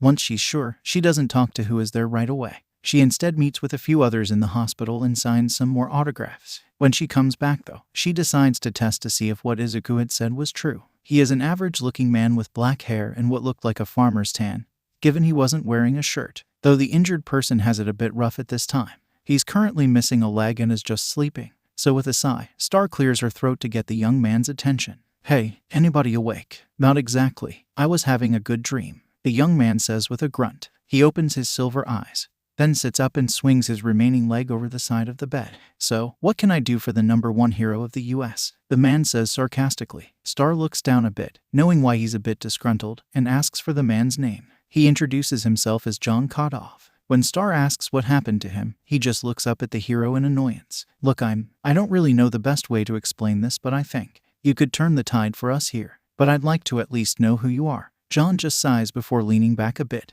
He explained that he and his family had come out to visit his older brother in Los Angeles. "We're a bunch of farmers and oilfield workers, so when we get a chance, we jump on getting to see something new. We didn't expect this. And now I'm alone," John says while looking down. Star looks down as well, shedding a small tear for what he lost. She apologizes, saying, "If we could, I wish I could have stopped them sooner. I'm sorry for what you lost." Everyone's sorry when they hear that. Doesn't change that they're gone, John says dismissively. Star agrees but then brings up why she was there. "I have something. It was dropped when I defeated one of the beings who attacked us. We recently got in contact with some from Japan who have managed to fight back. They said these things can call. Well, they can call to those who can fight back against others." John just looks up at her with skepticism before looking at the cube in her hand. "And you think I can summon them? What good would it do? It can give us a way to fight back, protect everyone else, and maybe get some vengeance for those who were lost," Star says with a slightly pensive look. John looks back and forth between Star, the cube, and his missing leg. He seems to be thinking it over a bit before sighing. He reaches up and says, "What the hell? What have I got to lose?" Star smiles a bit before handing him the cube. It does nothing at first, even when John focuses on the cube. Star then mentions he may have to calm himself to properly summon something. He just raises an eyebrow at her suggestion but tries it anyway. He starts to feel something while calming himself. He isn't too sure on what it is, but he can feel someone reaching out, crying about some kind of darkness. "I don't know who you are, but I'm right here. You aren't alone. Let me help you," the man says with his eyes closed in concentration. Star hums a bit at his words, before covering her eyes as the cube lights up. Inside the cube, John feels as if he's reaching into the darkness to pull someone out and grabs onto a hand of the person that seemed to be crying. When the light fades, a woman stands in front of John and Star. She has silver hair and kind blue-gray eyes. Her dress is white and black with an officer's coat over it that seems to accentuate her breasts, with a blue rose on her chest. On her legs are black pantyhose with blue shoes, and for rigging she has a solid runway on her right side attached to her back with mechanical parts. On her left is a piece that seems similar to a command tower. "Hello, I am Yorktown, lead ship of the Yorktown class of carriers. Are you? Oh dear, what happened to you?" Yorktown says while looking over John. John meanwhile is a bit enamored by the woman he had managed to summon. Star on the other hand is wide-eyed at what just happened, but then a huge smile breaks out on her face. She laughs a bit before congratulating John. "You just gave the West Coast a better chance of fighting against the Sirens." Upon hearing that, Yorktown puts together what happened to John. "You've lost quite a bit, haven't you?" "Yeah, I think I could hear some of. Maybe it was a similar pain to mine when I was calling out to you," John says while looking at his hands. Yorktown smiles before taking his hands in her own. She then smiles at him before saying, "And I thank you for calling to me. Now I have the chance to help you and many others, Commander." At hearing himself being referred to as that, John tries to deny it. Suddenly though, Star returns with a wheelchair and a few other soldiers from the base. "If you don't mind, Commander, we could really use your help. We've got a way to bring in a bit more reinforcements and save more people," the #1 hero says before saluting the man. He gives her a look like she's crazy, but Yorktown's presence is enough to convince him to go along with what she has in mind. He stands with a bit of help from Yorktown to sit in the chair. Star and the soldiers then bring him to the command office, while the other refugees look on in confusion, both at John and at Yorktown. "So he's the one who managed to summon this girl, eh?" Commander Agpar says while looking over both John and Yorktown. John just sighs before saying, "Yeah, pretty sure the embodiment of the us Yorktown from WWII standing here confirms that. Oh, no offense, Yorktown." Yorktown just gives him a look akin to a mother scolding her son for being a smartass. Agpar just chuckles at the two's interactions before going back to his desk. "It's not much, but we did manage to defeat at least a few of Sirens, was it? And these were all that was left." The long-headed man then pulls out 3 cubes to show those gathered. Yorktown then nods before saying, "Those are about the only way you'll be able to call to we ship spirits. And if I'm going to fight, well, I would like a bit more help to do it." John chuckles a bit before reaching to grab one of the cubes, but he's not close enough. So instead, Star hands him the cube. He just looks down a bit sheepish, but he tries to focus on the cube to call to a new ally. It takes a minute, but he eventually summons a new ship girl. She's quite a bit smaller than Yorktown, appearing to look like a young girl. She is wearing a red skirt with a white spaghetti-strapped shirt, with one strap down and a pink jacket over that. Her legs have white stockings and white shoes, and for rigging, she has a single turret on her right side and a quintuple torpedo mount on the left side. In her hands is a small spotlight. She has sleepy red eyes and white hair and 2 wild pigtails, held in place by 2 clips with bunny ear protrusions coming out of them. When she speaks, her voice is a bit monotone and sleepy as well. Benson-class destroyer, Laffy, awaiting your orders. Commander, these ears aren't real. You don't need to stare at them, Laffy says with a look to both commanders. John meanwhile is tilting his head to the side in confusion but does apologize for staring at Laffy funny. So, we've got a destroyer now. Well, that's a start. Guess I'll try the next one, John says before wheeling a bit closer to grab the next cue. When he does, he feels a bit more accomplishment due to moving for himself. When he calls to the cube, it lights up quickly and a slightly taller girl appears. While she also has red eyes, her hair is strawberry blonde. She has a confident smirk and a sportier look about her. From her star-spangled socks with tennis shoes, a black skirt on her waist with a zip-up blue long-sleeved shirt, and a cape over her shoulders, she seems to embody American patriotism. For rigging, she has 2 sections of hull along her sides, with the right side having 2 twin-barreled gun mounts, and the left having 2 triple-barreled guns of a larger caliber. And the first thing she says to her summoner is, "Pleasure meeting you, Commander. I'm Cleveland, a Knight of the Sea. Come on, time is money. We can't afford to take a break." John just looks at her with a laugh at how excitable she is compared to his previous summon. "Not sure you should be saying something like that to someone in my condition," John says with a smirk. That is when Cleveland notices that John is in a wheelchair and missing a leg, and she starts apologizing rapidly. John just asks her to stop after the 20th sorry and grabs the last cube. With this one he calls out to get some more solid firepower to strike back at the sirens as best they can. What he summons is a tanner young woman with blue-black hair and green eyes. The one is covered by her hair. She is wearing the most revealing attire of the summons so far, being short white shorts and a tight white top with a star on it. On her mostly exposed legs, she has a U.S. Navy tattoo on the left and a black stocking with black straps on her right. For rigging, she has 2 triple-barreled guns attached to her back mechanically, and is holding a third in her right hand, both hands of which are covered by red gloves that reach up to her elbows. When she speaks, the girl seems a bit more contemplative than the previous 2. "It is good to meet you, Commander. I'm Northampton, heavy cruiser of the U.S. Navy. Or at least I'm supposed to be a heavy cruiser." John just smiles before holding out a hand to shake with Northampton. And then Cleveland. Laffy though just yawns before laying on John's lap, and then promptly goes to sleep. Star, John, and Upgar just look at the situation with confusion, while Yorktown is tittering off to the side. She's always been a bit sleepy, but don't worry, she's plenty capable, Cleveland says with a smile and a bit of a laugh. The humans in the room just shrug their shoulders and move on with matters, namely, trying to fight back against the suspected next attack of the sirens. They let us off yesterday, but they'll be back, and they'll probably hit this place to cripple the military even more, Upgar says while bringing up a map of the area. Star agrees and asks that the girls help to intercept the sirens before they get that close. I wonder, John says with a scratch of his chin. He then asks the commander to show how the sirens attacked previously. While the other 2 military members are confused, the ships back him up on wanting to see where they attacked. Star just shrugs and agrees. When the map and path is shown, as well as some video from the attacks, John notices a pattern. It's like they're hunting. They stir up the regular folks who can't fight back the same way, and then wait for their main target to appear. The heroes, John analyzes. Star concurs with that thought, noting, it did seem like they were more interested in causing damage and attacking heroes more than anything. Too bad there aren't many left here. But you are still here, and they may know that you are the number 1. And a good way to trick or defeat a hero is to put civilians in harm's way. My guess, they won't be focusing on the arsenal here. They'll go for the refugees, John says while noting some of the places where the sirens attacked earlier. Upgar sees what the younger man is saying, and the 2 put together some ideas to ambush the sirens with the ships gathered and Star's power. Tomorrow, the U.S. comes fighting back hard, Star says with a slam of one fist into her palm.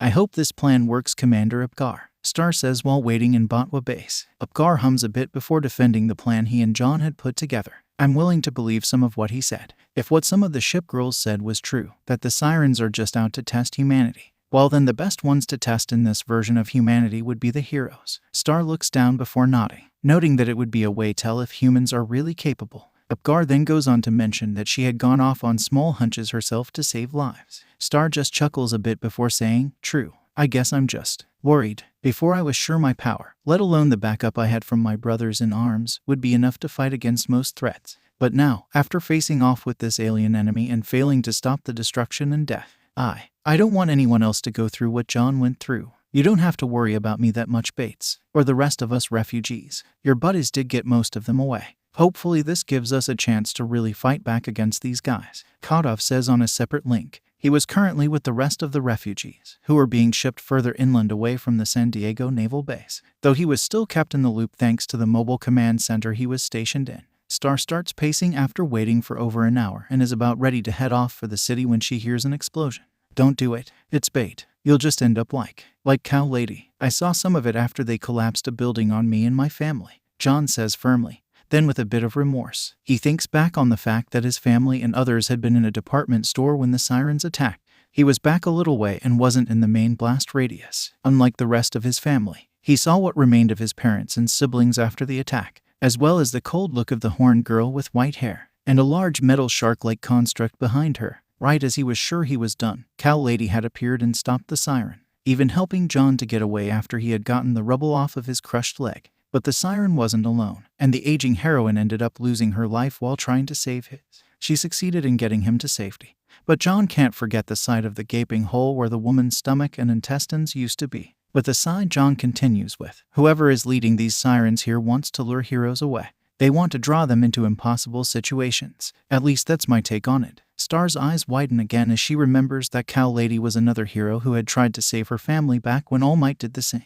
And now that woman was dead from these invaders. Okay, I'll trust you. And your girls, Star says while waiting at the refugee area. It doesn't take long before the sirens appear at Batwa Base, and right above the refugee area, just as John and Abgar anticipated. Well now, it seems that there is one hero with either a brain or a lot of restraint. I thought for sure any hero left would go right for the explosion we set off, and right into the pack I had waiting for them, the high-ranked siren emitter says with a mocking tone. This incises Star even more and she is about ready to engage. But Abgar tells her to stop for a moment. Types like her love to boast. See if you can get her to tell more of what they are after, Abgar says to Star. While it isn't in her usual repertoire, Star does just that while subtly giving herself a new order in case things go south. Okay, this may sound odd, but I'm really curious. What do you all even hope to accomplish with all of this? Why are going to such lengths to test what we heroes can do? Star asks while crossing her arms and glaring up at Emitter. The siren snorts before saying, I suppose it won't matter if I did tell you.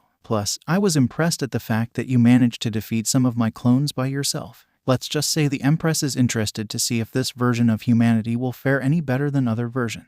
There have been those who have defeated us, and others who have fallen. But with this world's obsession with those silly, worthless, and insignificant mutations, she wanted to test just how far your reliance on something so stupid and so unneeded would take you. Early predictions put it at you all lasting about, well, a year before you were eliminated. Upon hearing that, Star and all the others listening are shocked, not just at the predictions, but the way they referred to quirks as worthless or unneeded. This is further exacerbated when Emitter tells that worlds without quirks had fallen much later compared to theirs. I think one where there were no powers of any kind. They did fall, but it took over a decade. Comparatively, these quirks make you all far weaker than any other world, even those where some powers do exist, Emitter says with a cruel smirk. Star tightens her fist and then puts all her strength into leaping up and punching Emitter in the face. But the siren's barrier stops the hit, and she as well as her forces take aim at Star. They unleash their beams upon the hero, but she manages to catch them in time. I had a feeling you'd be using lasers, so I made sure to be ready, Star shouts before making a new order to reform the caught beams into a spear, which she uses to take out a clone, but she misses the second, and then promptly gets shot from behind by the cannons on Emitter's rigging. Not bad, hero, Emitter says before tail smacking Star through a wall with her shark rig. She then orders her copies to start attacking the camp. She floats toward Star again and mocking what she and the rest of the heroes stood for. Star interrupts her though by saying, don't think it'll be that easy. We heroes, even weak ones like you say our quirks make us, can still inspire others, as well as giving them a bit of hope to try something new. As she finishes saying this, from the sky a squad of Heldiver bombers dive down and attack the clones gathered, quickly destroying 5 in the first pass. Then the Wildcat fighters come in next and clear out the few Siren fighters overhead, and fire some rockets into the crowd of Siren clones. This shocks Emitter, who then gets sucker punched by Star before being blasted by Northampton and Cleveland.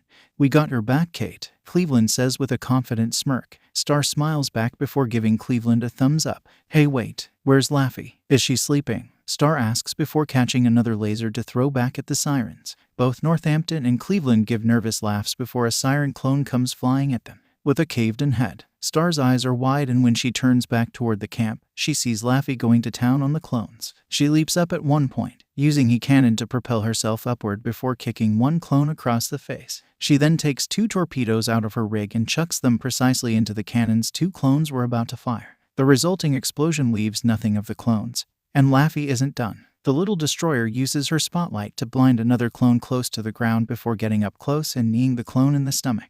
And while it is bent over, Laffy takes aim with her turret and fires at the siren's face, which just leaves a headless siren. Laffy then runs to the water, dodging shots and beams from the sirens. While still having a sleepy look on her face, she fires off a few torpedoes at the sirens in the bay, while also shooting up into the air to knock down any siren planes or clones. When a few more get close to the water, Laffy takes out 2 more torpedoes and rushes toward the clones. She nimbly dodges their beams before getting close and kneeing one in the face. And then she uses her torpedoes as makeshift bats and bashes around 2 more clones before turning her turret to engage 1 more, and then firing off her remaining 3 torpedoes in her launcher. The long-range fire takes out 2 clones and a full-sized ship, before she kicks and bashes the first 3 engaged a few more times. She then shoves 1 torpedo into a dazed siren's mouth, and the other torpedo up another one's, while it's somewhere you wouldn't want it to be. And the third she gets behind and snaps its neck. Star's jaw is on the ground as well as feeling a bit inadequate. Where the hell did that come from? Well, it has to do with her history. She was a fighting ship to her end after all, even against opponents that she should have been outmatched by,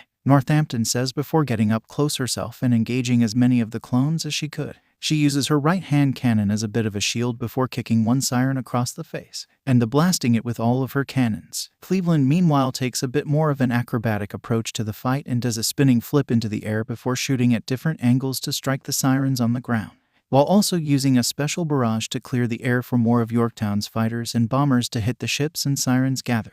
When she gets up close though, she takes more of a boxer's stance and bullet punches a few in the face. It stuns the gathered sirens enough to let Cleveland lay into them with her guns again. Star shakes off the shock of the way the ship girls were fighting and does her best to keep up with them, even jumping on top of some of the flying sirens and aircraft to attack or throw them into each other, while the few other soldiers who were in the surrounding region also engaged the siren ships with whatever ordnance they had. Upgar and John have just been watching the whole matter with a mix of intrigue and excitement. Upgar is happy that Star and the ship girls appear to be winning, while John is impressed by the way some of them fight, especially Laffy. Didn't think that sleepy little bunny had that in her, John says with a chuckle. As he's watching though, he has a bad feeling growing in the back of his mind. He then asks the driver of the mobile command center to take him to just inside of the city of San Diego. While the soldiers are confused, they go along with it since they were told to follow John's orders. I hope I'm just being paranoid, John thinks to himself as they head into the town. Yorktown meanwhile had been waiting closer to Los Angeles when the sirens first arrived. She launched her first wave of fighters and bombers after the explosion. Star had been tempted to investigate under John's orders. It took her about half an hour to reach the main battlefield, and the ship girls as well as the soldiers and Star were starting to feel exhausted. But now that she was much closer, she could use something special to help her comrades. Now then, I think it's time for some vengeance, Yorktown says with a smile. She sneaks up behind a few clones and quickly sucker punches and kicks the 2 down to the water. She then launches a wave of bombers at the 2 below her before jumping onto one of the aircraft she had launched earlier. She then rides the plane into the main battlefield, before launching more planes to engage the enemies. When Star and Cleveland had been knocked back again by the original emitter, Yorktown came out of nowhere and kamikazed the plane she was riding on into the siren. Once emitter was reeling from the hit, Yorktown spun around and back-kicked the siren across the face, before drop-kicking the top of her head, right into Star, who unleashes the strongest punch she can again. But unlike before where the siren's barrier stopped her, Star connected cleanly to Omitter's face, seemingly breaking the siren's nose. Damnit. I wasn't expecting this. You ship girls weren't supposed to be here, Omitter says while wiping the blood from her face. Meanwhile, Laffy, Northampton, and the sailors and soldiers managed to clean up the rest of the clones and ships Omitter had gathered. The high-ranked siren looks around in panic and annoyance at her plans being derailed, let alone the fact that there are no civilians at the base at all. Her rigging picks her up again as she looks over all the gathered enemies in one place. She grits her teeth before saying, I was only going to use this if some heroes showed up there, but I can still leave some lasting damage. Omitter then shows a detonate command with her rigging and then presses the holographic button. Right as it does, a countdown of about 5 seconds is shown. A wicked smile grows on Omitter's face as the countdown goes down.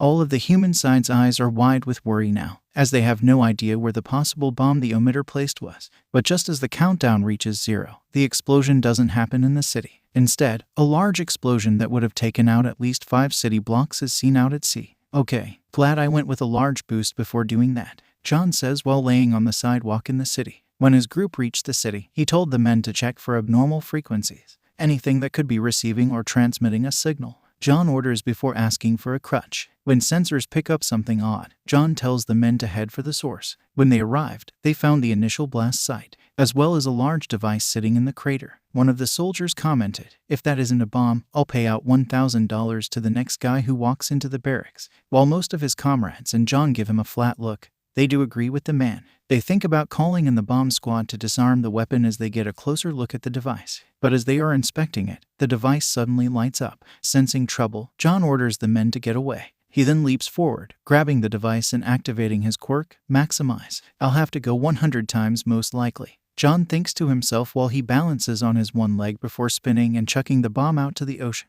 He of course falls down afterwards, but he succeeded in stopping the destruction of part of San Diego. "What the hell, man? What the heck kind of quirk do you have? How come you're not a hero?" A few of the soldiers asks as they help John get up again. Once he has his crutch back and is walking back to the mobile command center, he answers a few of the questions.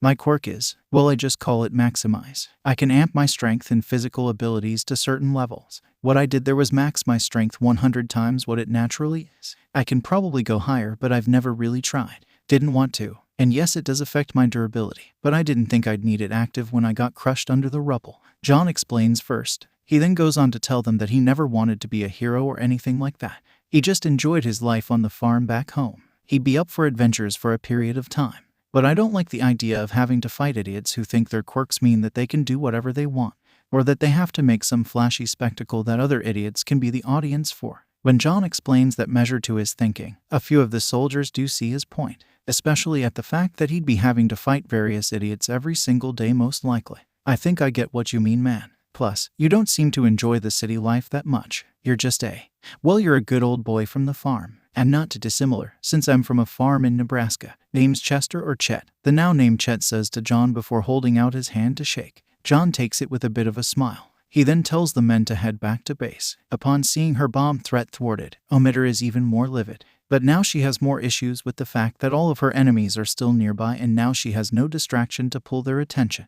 "Well now, what do you think, Yorktown? Should we let Star and the soldiers finish this one? Or do we turn her over to Laffy?" Cleveland says with a smirk. Laffy meanwhile had been napping slightly while standing. But upon hearing Cleveland mention her, she wakes up with a little yawn, and then pulls out 2 of her torpedoes and swings them around like bats. "Well, I have to say that was more impressive than I thought it would be, especially that wildcard in the city. Seems we'll have to reevaluate some of our plans," is heard above the base. Once again, Tester appears to help her failed sister. Upon seeing her, the ship girls quickly fire on her with the soldiers following suit, but her barrier protects her for the most part, and she fires back with a beam barrage. Star catches the few shot her way and sends them back at the siren, but it distracts the rest to give Emitter more time to recover. The beaten siren then flips off the whole group before disappearing into the portal, while Tester titters at her colleague's attitude. "Oh, before I go, consider this a special reward for that broken hero," or whatever he calls himself. "He was more interesting than I believed," Tester says before summoning a pair of wisdom cube in her hands. She then drops them before warping away. With that done, the battle with the sirens in the US comes out with a standing victory. When John and his crew make it back to base, they are greeted with celebrating and cheers, with his fleet of girls happily reporting the defeat of the siren invasion.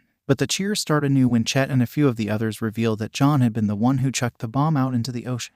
While most of the soldiers and Star are amazed at what John had done, his fleet quickly comes up and checks him over, with Yorktown hugging him tightly. "That was reckless. What if you didn't have a power to stop it? What if you didn't find it and it went off with you in the blast radius? What if? I know, but I did have something to do about it. And if I didn't do it, they would have made it seem like our victory had a price to pay. I didn't feel like letting them have that," John says with a slightly confident look in his eyes, one that makes Yorktown blush. Upon seeing this, some of the soldiers are quick to wolf whistle at the interactions of the two. But the cough of Commander Upgar brings back the attention to the battle. "Well done all of you. We've managed to win a major victory this day. Thanks to all of our soldiers here, Star and Stripes, and of course the ship girls Yorktown, Laffy, Cleveland, and Northampton. let alone the summoning, command, and apparently power of Commander John Kotoff, Upgar says, and the soldiers cheer again. He does bring it down a bit to say that they still have work to do, and more battles ahead. With that, the soldiers head back to clean up after the battle, while Northampton and Laffy go out to collect shards to help build a new set of cubes. Though Upgar isn't sure about trusting the cubes that Tester dropped, I don't think we have to worry about as much as we may think. You said Omitter called her Tester, right? My guess, she's just wanting to see what kind of havoc she can build up for later battles, including giving her enemies a leg up, John says with a grimace. Star nods before noting that Tester seemed intrigued by her when she caught the beams and threw them back, so she most likely gets a kick out of watching battles unfold, Star says with a grimace of her own. Upgar just sighs because he knows John will probably use the cubes no matter what he says. When Northampton and Laffy return, they have enough shards to make 3 more cubes. Now it's just up to your luck, Commander, Northampton says with a nod. John returns the gesture and takes up a cube. Yorktown though stops him to mention the pattern for ship types. You might want to try for a heavier ship. No offense, Northampton, but we could use some battleship muscle, Yorktown says, and 2 agree. Not Laffy though, she's sleeping off to the side. John just hums before taking a second cube and gripping them tight. The light flashes from the cubes, and when they fuse together into a new ship, the girl is quite a bit different from the ones summoned before. What stands out first are the 3 large triple-barreled turrets beside and behind the girl. She is tall with a dark tan, silver-white hair, and red eyes once again. Under her eyes though are a pair of black lines, akin to war paint or eye black for athletes. She is wearing a black bikini top, with a white tube top that has the letters ALBM on it. Around her hips are tight black shorts, while her stomach has more of the black lines on it. On her legs, she is wearing tight black stockings with tennis shoes under that. Around her shoulders is a white, black, and teal jacket that appears very tattered from various battles. And in her hands is a massive weapon that looks akin to a reaper's scythe. When she speaks up, she is very calm compared to what John was expecting. Given her sporty appearance, let alone being a battleship, I thought I'd be dealing with another Cleveland, John thinks while the girl introduces herself. I'm Alabama, 4th ship of the South Dakota class, also known as Lucky Alabama says with a monotone expression. Most of the humans gathered are a bit intimidated by the girl though, especially after getting a good look at the scythe she was carrying. John though just nods before welcoming the girl. Okay, this time I'm going for a little more air power. We were known for that back in the day after all, John says while taking 2 cubes again. He concentrates again, and when the cubes are done with the light show, Northampton and Yorktown are shocked at who was summoned. The girl this time had blonde hair tied up in 2 pigtails. Atop her head was a black and yellow cowboy hat. Draped from her shoulders is a large black coat with yellow lines, while her breasts are covered by a black bikini top. For pants she has tight black jean shorts, and she has black knee-length boots on her feet. She has a confident smile and mischievous light in her green eyes. Just like Yorktown, she has a runway on her right side. But unlike what had seemed like standard aircraft on Yorktown's rig, she had huge B-52 bombers on the runway. Yo, I'm Hornet. I don't want to impose, but don't call me Big Wasp and we'll be fine. My sisters are both legendary, but just wait and see what I can do, Hornet says with a big smile. And then suddenly both Northampton and Yorktown jump on her with big hugs. John and Star both chuckle, with Star especially happy. Kinda reminds me of my sister, Star says. Cleveland pats Star on the back saying she knows it well too. I'm a big sister as well, so I know what it means to care for and worry about your younger siblings, the lead ship of the Cleveland class says. Well, maybe I'll summon one of your sisters this next time, cause I've only got 1 cube left, John says while grabbing the last cube. The ship that comes out though is not a Cleveland class. The ship that appears is a redhead with blue teal eyes. She's a bit shorter than Cleveland and is wearing a black shirt under a white and red shirt and blue skirt for clothing. On her legs are black garter belt stockings and loafers for her shoes. Her rigging meanwhile is much smaller compared to the last 2 but seems to be gunslinger focused. Both sides have 3 twin-barreled turrets, and they seem to be controlled from pistol-like protrusions from the gear. Her general attitude just seems extra happy and is expressed with, "Hello, I'm San Diego, the cruiser who earned the most stars in World War II. Hee, that's it for my introduction. I'm just too good," San Diego says with a little wink. Well, that seems very convenient. We just saved San Diego, and now we have the spurt of San Diego in both ship and maybe city form, Star says with a little laugh. Upgar though sees all of this as a very good omen going forward. Commander Kodov, we'll get you set up with more of a proper commission with the military, as well as getting you a new leg, Upgar tells John before saluting the man. Star's buddies from her unit then catch up and say that they'll be celebrating tonight, and all the girls are invited too. Though maybe we shouldn't have ones like Laffy, right? As one of the guys is saying that, Laffy swipes the bottle he had behind himself and downs the whole thing. Not bad. Could go for something stronger, Laffy says with another yawn. This just gets everyone laughing and ready to celebrate the first big victory for the US in the Siren War. Alright, we've got our fleet. Now we need to start hitting the sirens again. I know you only had yesterday to celebrate, but we've already lost so much. We need your help to take back the West Coast. The newly promoted Rear Admiral Lower Half Upgar said to the gathered shipgirls. Next to him stood Star and Stripe along with John, now dressed in a proper commander's uniform. While he still only had one leg, he could at least address his troops in proper uniform. With Upgar's address done, John outlined the plan he, Star, and Upgar had put together in the morning. It was simple in essence: send the fleet of shipgirls out and engage siren forces still stationed around the besieged city.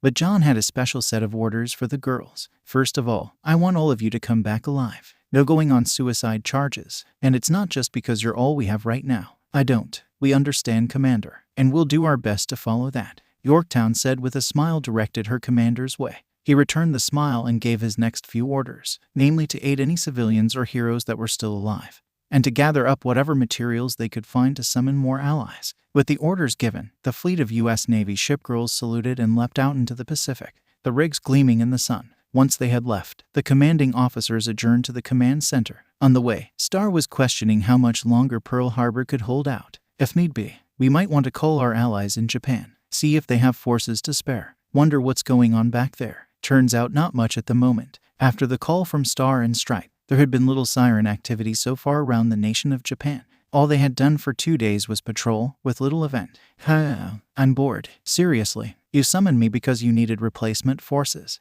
But right after I get here, nothing happens. What the hell? Kawakaze says, disgruntled after another uneventful patrol of Suruga Bay and the surrounding sea.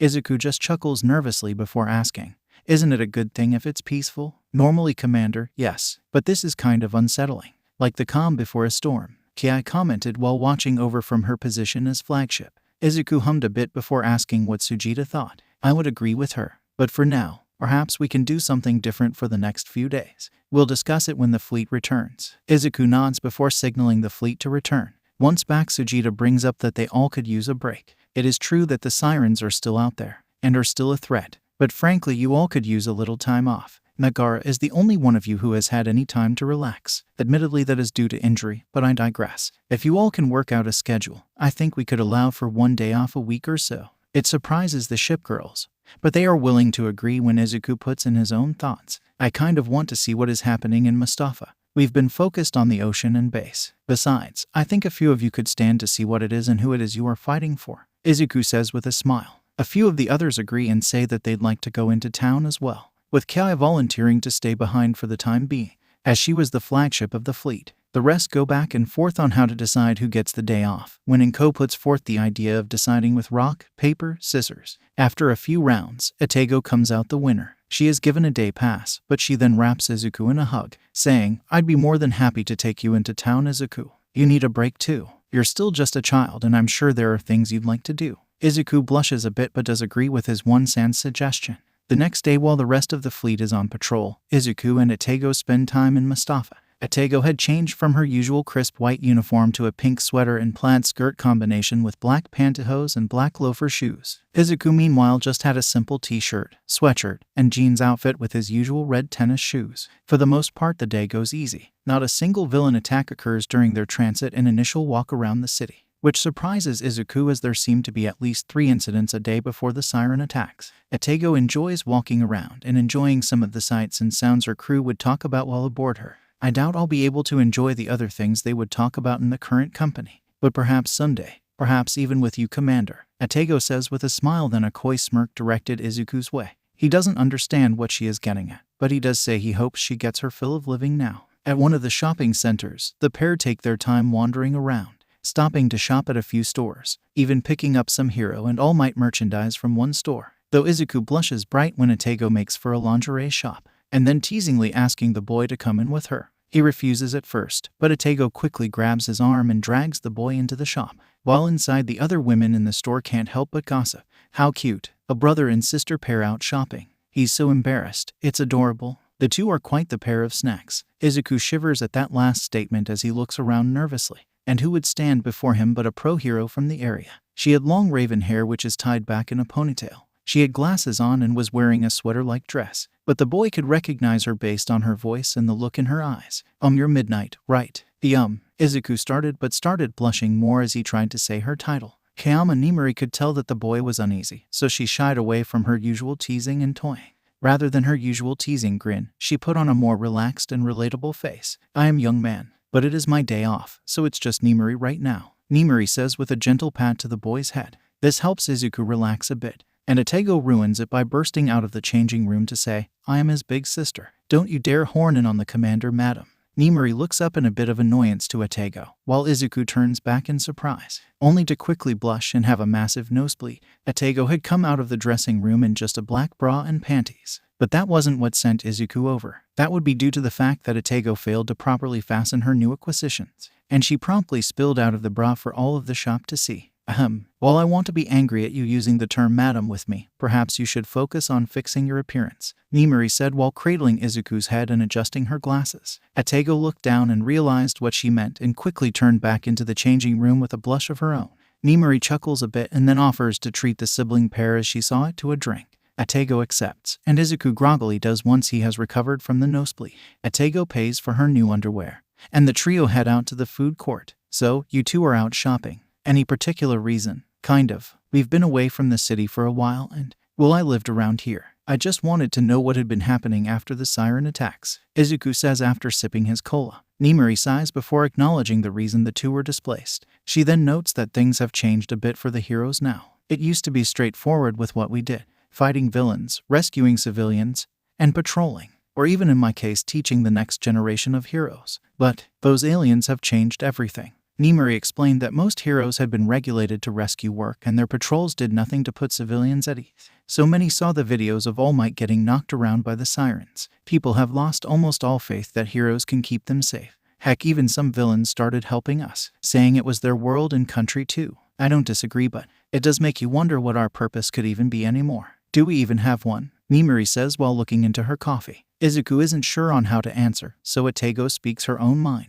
I don't think it is as cut and dry as you want to believe, though some of the fault may come from all of your reliance on your strange powers. You are also focused on those alone that you have forgotten some of the essence of battle and what it means to protect something. At least that is how I see it. With her piece said, Atego takes a drink of her tea. Nimari meanwhile is a bit confused by the way Atego phrased her points, especially with calling their quirks strange powers, as if the girl didn't understand or accept the term. All of a sudden, a crash is heard as a man is floating above the center of the shopping center on a glass bowl. He reaches his hands out and pulls the glass from the various shops to himself. The end has come. The beings who have appeared are the first step toward the end.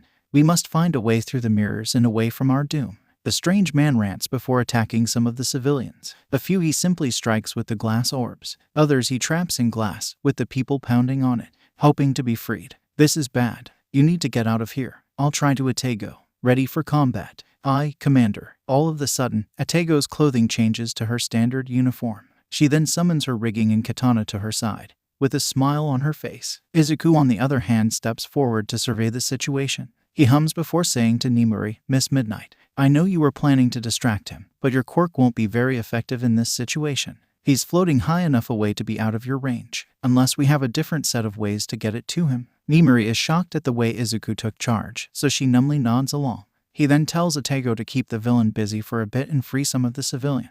Back of the blade. Understood, Atego says before leaping down and freeing some of trapped people. Meanwhile, Izuku directs Nimari to a maintenance section nearby. Once there, he tells the hero to use her quirk full blast. Are you nuts? What good would that please? Just trust me. Izuku has a determined look upon his face that surprised Nimari again. She sighs before saying he shouldn't blame her for what happens next. Right as she pulls up her sleeve to release her somnambulist mist, the fans in the room start sucking the mist out. Izuku had turned on the system after he noted it was controlled from the room they were in. While this is happening, Atego has been deflecting or breaking the glass orbs sent her way by the now introduced Star Servant. Before he can start on a rant about her being a part of the end of the world, Midnight's quirk starts to fill the area. Some of the mist blasts down upon the villain, but he doesn't fall. It's working, but it is slow. We need more concentration, Nimari says after the two had returned. Izuku hummed before putting together the rest of his plan. Atego, fire at the 4 shops we visited earlier with E-rounds, then shoot above the villain. While Nimari thinks the boy is ordering for collateral damage, Atego can see what her commander is getting.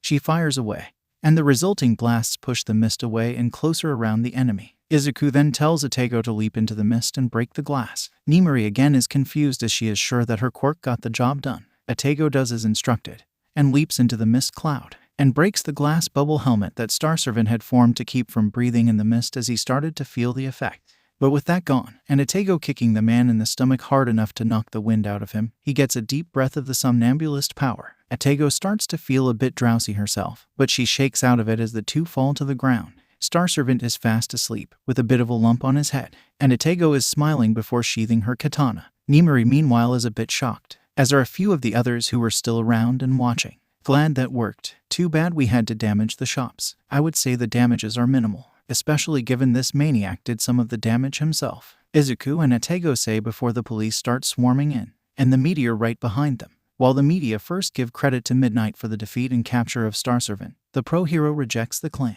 I only let out my quirk. The two who did all of the defeating and saving. Was this brother and sister pair? Or at least that is what I thought you were. Who are you really? Atego and Izuku look to each other, with the former looking at her commander like she wants him to take credit, but the latter is nervous for the whole idea of speaking in front of others and the media. But Atego doesn't give him a choice and bumps the boy toward the press. All of the cameras and reporters look to the boy with intent. Izuku gulps before saying, "It is true I put together a plan to defeat Star Servant, but it wouldn't have worked were it not for the efforts of these two. Miss Midnight and IJN Heavy Cruiser Atego. I was simply following my commander's orders, as he was the one who summoned me to protect this nation from the sirens," Atego said with a smile directed at Izuku, who was internally freaking out as the reporters started to swarm the boy, asking questions ranging from who he was and how he summoned Atego, to questions about the sirens and what kind of hero he was. After a minute or so, Atego tossed a few of the reporters aside and grabbed her commander. She then leapt away, leaving everyone there in confusion, especially Nimari, who was impressed by the planning skills a child barely into the double-digit age range had come up with. Meanwhile, in a different city, the boss of the Shai Hasekai is meeting with his daughter and her husband. They were spending time in their little home and playing with their infant daughter. "She's growing quickly. She is, Dad. I wonder what her quirk will be like." The boss looks down at this and sighs. His daughter notices and asks what was wrong. "I just wonder what I can do now. Due to quirks and the rise of the heroes and villains, we Yakuza have nowhere near the presence or respect we once did." The old man goes on to say that the chivalry and honor that their organizations were known for has no place, noting that it is all about quirks and showing off that way. There's no honor, no respect, just groups of fools looking for the next challenge or... Right as he was talking, boss could sense something. He reached for the tanto in his obai and drew it with a reverse grip. When his son-in-law asked what was going on, he quickly silenced the young man. "Come out, I know you're there," he shouted while looking toward the tree line and bushes. Suddenly, a rush of white and black bursts out of the bushes. It runs right at the old man, who takes a swing with his tanto, but the figure easily spins over and dodges the strike. The parents in the yard though quickly cover up their infant girl to protect her from whatever animal was now in their backyard. Turns out it was an animal-like girl. She had long white hair, pink eyes, and white dog ears coming from the top of her head and a fluffy white dog tail coming from her back. She was dressed in a skimpy white and black school uniform. She was currently staring down the boss of the Shai Hasekai, growling all the while. Said boss though feels a bit silly for being so wary of what appeared to be nothing more than a runaway girl, though he also knew she was quite skilled from the way she reacted to his attack. "Let's take it easy, little one. I'm not going to hurt you," he says before setting his tanto down.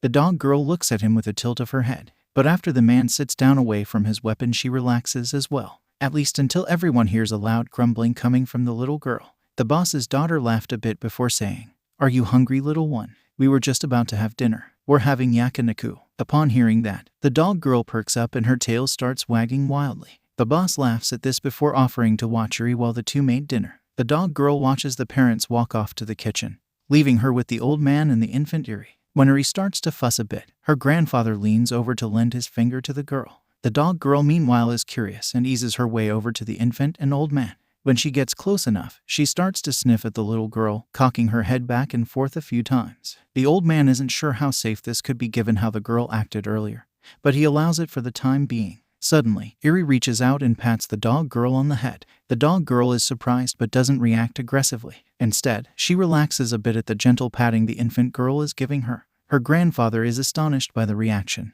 and he also tries to pet the strange dog girl. She eyes the man warily again, but when he eventually places his hand on her head she relaxes even more. The old man just smiles before saying, "Maybe I'll be taking in another stray today." Wonder if you've got a name. The dog girl looks up at the man and seems to be contemplating.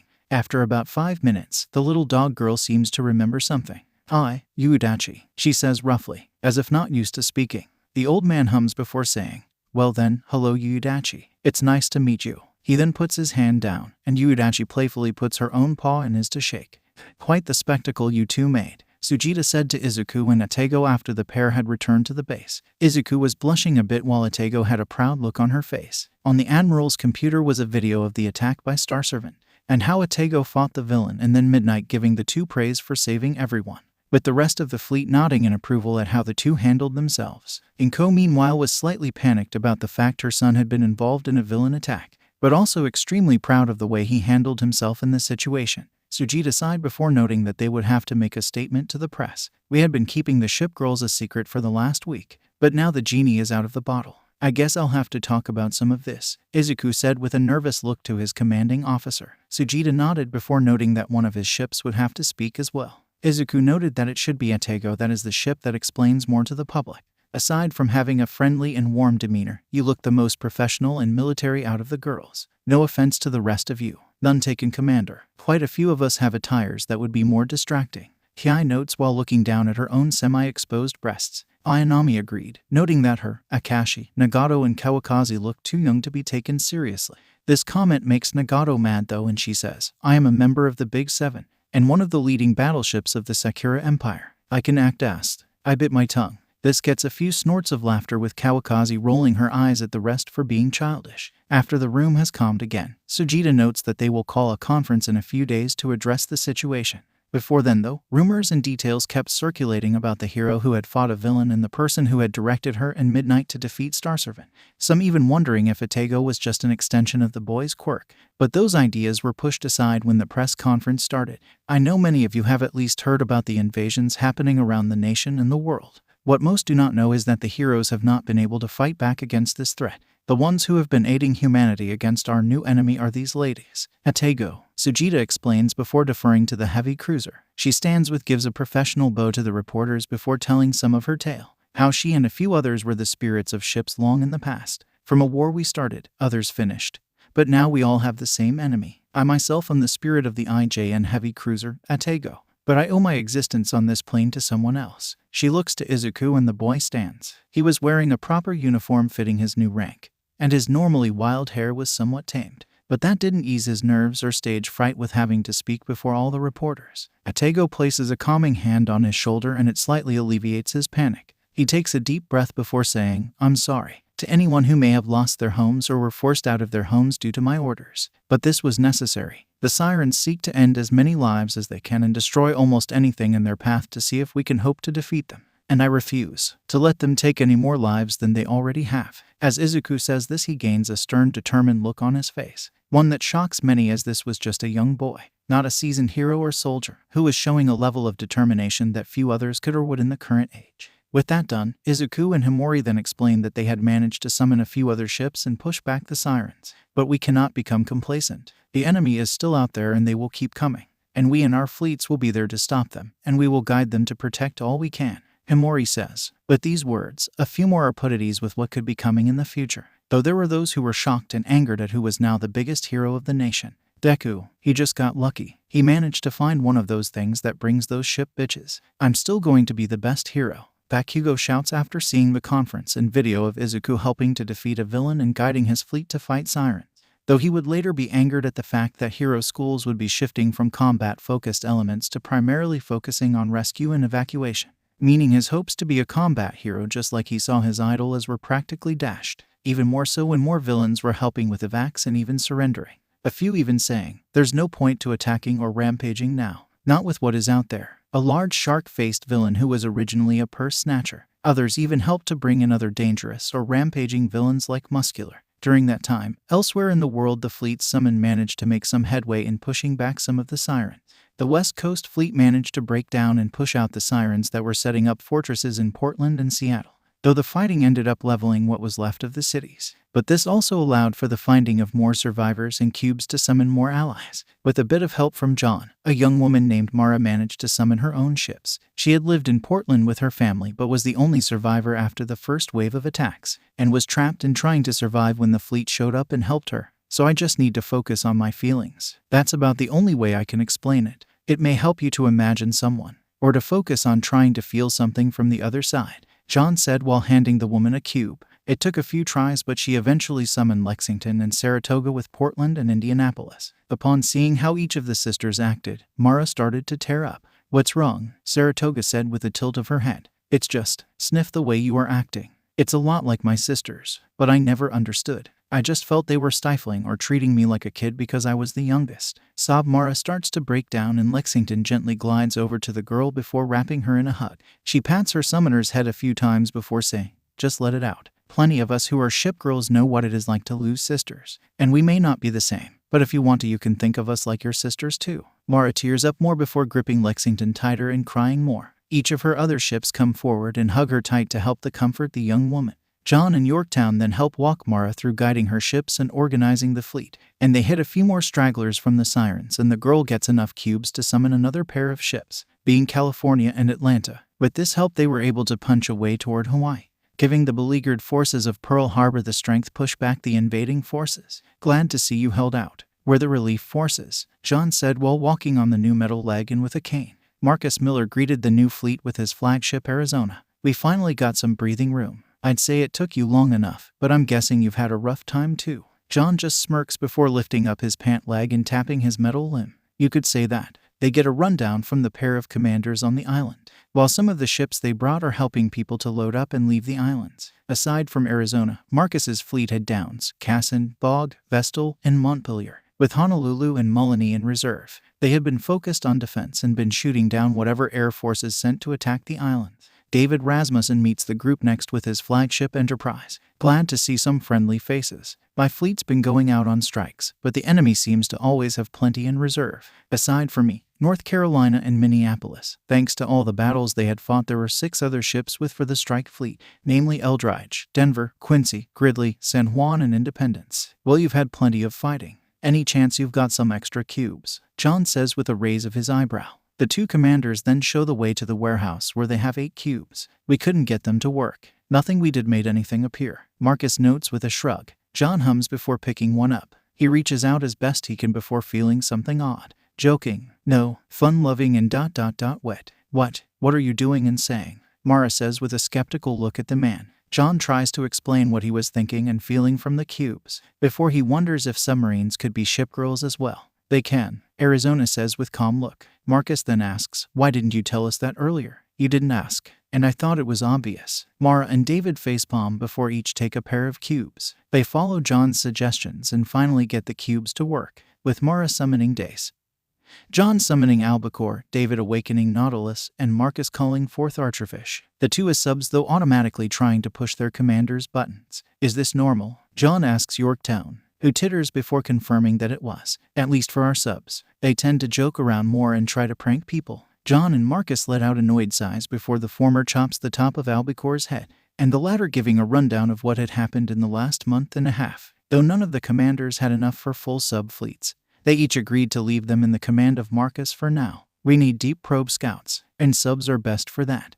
Better they be here than anywhere else," Mara notes while the rest help with offloading supplies and signal boosters for Pearl Harbor. Once the resupply was done, and the civilians had been evacuated from the Hawaiian Islands, Mara and John's fleets escorted the transport ships back to the mainland, with the latter noting, "This war has only just begun. Over the next 3 years, this general trend continues, with sirens appearing and attacking from the seas and attacking the bases where shipgirls were stationed, but each time they were rebuffed, with minimal casualties on the human side of the war." Izuku, who at this time was 14 years old, had grown into a capable commander and strategist for the JMSDF, having tricked enough of the high-rank sirens to where they rarely attacked where he was directing his fleet. Thanks to this, a few people had started to move back into the coastal areas, especially those near Mustafa City. "Quite the impact you've made, Commander. If only we could fully end this conflict." Izuku's current secretary ship Congo, One of the ships Izuku had summoned over the 3 years had commented. Currently Izuku commanded 15 ship girls on his base, though Akashi was almost constantly at base due to her position as a repair ship. One of his best newly acquired ships though was a surprising carrier he had summoned a few months ago, that being Katsuragi. Though her competence wasn't what surprised Izuku and quite a few others on base, that was due to her appearance, especially when compared with Teihu from Photo Base. Speaking of, Himori had also gained new subordinates over the 3 years as well, namely the subs I-19, I-25, destroyers Ushio and Yurikaze, cruisers Suzuya and Nachai, and the battleship Hiei. I gotta wonder if you have like a breast fetish at time Himori ni. Not funny Izuku, and please be careful not to call me that next time we have a meeting, Himori says with a crimson blush to her face, all while Teihu and Hiei are both pushing their breasts against each other, while also resting on top of the girl's head. Izuku gets a laugh at this while asking if any new had happened out her way. She notes that there hadn't been anything other than the usual siren attacks. Most of the villains have stopped trying anything. Some even joined the military to deal with certain problems. Not to say some of them might be out there plotting, but it probably won't be a problem for a while, Himori notes after finally getting her ships to stop arguing. That may not be a good thing though. There could be someone plotting in the background. To what end though, I don't know, Izuku says while leaning back in his big chair. Izuku's second secretary, Sendai, comes in with some new reports. Hey boss, we got some info from the First Fleet. Kiai and her group took out a couple of scout fleets and blew up another high-rank clone. Just as Izuku was telling the girl thanks for her report, the intruder siren went off in the base. Izuku then hangs up on Himori before pulling up the security screens around the base. He checks each before finally noticing where the intruder is. By the mess hall dumpsters, Akatsuki, Kinu, Kirishima converge on that point but do not engage. I'll be there soon. Why are you going to where the intruder is, Commander? Sendai questions as the boy holsters his pistol and some strength enhancer gauntlets. I think they are intruding with a good reason, and I want to know what it is before I make any judgment, Izuku says with a determined look. While walking his way over, Kawakazi joined him. She was still rude to him, but she had gained a bit of respect for him when he sparred with her, and kept coming even after getting knocked around multiple times. Kawakazi draws 2 of her swords before passing another to Izuku. When they arrive, all 3 of the ships Izuku had called were around the dumpsters. Kinu and Kirishima were on either side of the receptacles, while Akatsuki was on the roof of the mess hall watching the intruder. Commander, I wasn't expecting this, but I think I know who it is who is intruding, Kinu says with a worried look. Izuku nods before sheathing the sword Kawakazi loaned him. He raises both hands before gently saying, hey there, any chance you could come out and talk to us? We won't hurt you. Izuku hears a growling from beside the dumpsters and can see red eyes from the shadows. He walks over calmly before trying to kneel down to get eye level with whoever he was talking to. And then he noticed that whoever this was, they weren't alone. Can you come out into the light a bit? I just want to talk, Izuku says while backing up from the pair. Kinu had slipped away and gotten something from the mess hall, a plate of chicken katsu, and some spare ribs. The intruder's eyes widen and Izuku can hear sniffing. The girl then walks out on all 4s and he can see her white hair and dog ears, or rather 3s. In her arms is a little girl who looked to be only 5 years old, who also looked scared with red eyes of her own, and silver hair with a horn peeking out of her forehead. Izuku took the plate of food from Kenu before setting it down between the 2 of them. He then gestured that the girl could take what she wanted. The dog girl kept her eyes on Izuku before rapidly grabbing some of the chicken and scarfing it down. Udachi, Kirishima said beside Izuku while sheathing her sword. Izuku puts together that the girl was in fact a ship girl, but that didn't answer why she was there, or why she had that little girl in her arms. Udachi had set the little girl down and was sharing some of the food with her, and both were eating like they hadn't had food for a while. Izuku smiled at the pair before saying, how about we go somewhere else, and eat plenty of good food, especially meat, Kinu quickly adds while the 2 pale-haired girls are eating. Upon hearing that, Udachi's eye widen in happiness, while the other girl isn't sure on what to say, looking between everyone with confusion and a bit of fear. Yunichin, who are these people? The little girl asks finally. Udachi finally snaps out of her meat daydream, and her face falls while looking between Izuku and her charge. She then puts herself between Izuku and the girl before saying, I don't know for sure, Eri, but I think I know these people, and I can trust them. You can indeed, Udachi. I'm not sure what is going on, but we can find out together, Kinu says while putting out her hand as if to shake, while Udachi does give the larger girl her paw, and does the same when Izuku puts his own hands out to both Udachi and Eri, who eventually is willing to take his hand. What could have happened? Izuku questions in his mind while escorting Eri and Yuudachi to his house on the base.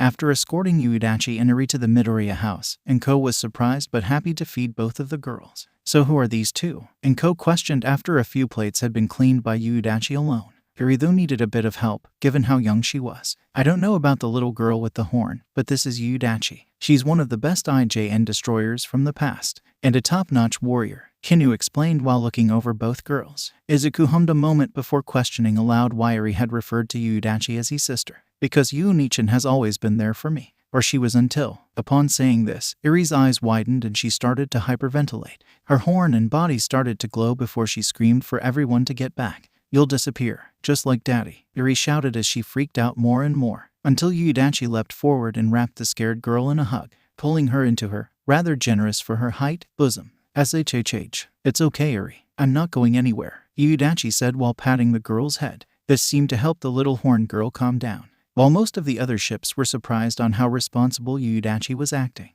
Normally she's extra goofy and just food crazed. What happened? Kinu questioned while looking over the girls. Inko was doing the same until she took a good look and saw how dirty both of them were. She clapped her hands before saying, "We can ask a few other questions later. For now these two look like they could use a bath." Eri and Yuudachi looked down and could see the older woman's point, but Yuudachi said she didn't need one, dropping her responsible facade to sneak away, like a dog avoiding going to the vet or a bath, right down to setting Eri down and running to the door, and meeting the armored belt of Kai. The battleship gasped a bit before looking down and seeing the dog-eared head of the just past her breasts. Who? Commander, did we get a new summon? Oh no, not exactly. Though could you restrain her please? I think she could stand to be cleaned up, Izuku says with a light chuckle, which grows when Kai basically picks Yuudachi up by the back of her sailor uniform and she curls up like a puppy, with eyes to match. Eri meanwhile just looks lost and confused by all the people around her now. Kinu walks over and puts her own hand out before asking if Eri would like to take a warm bath.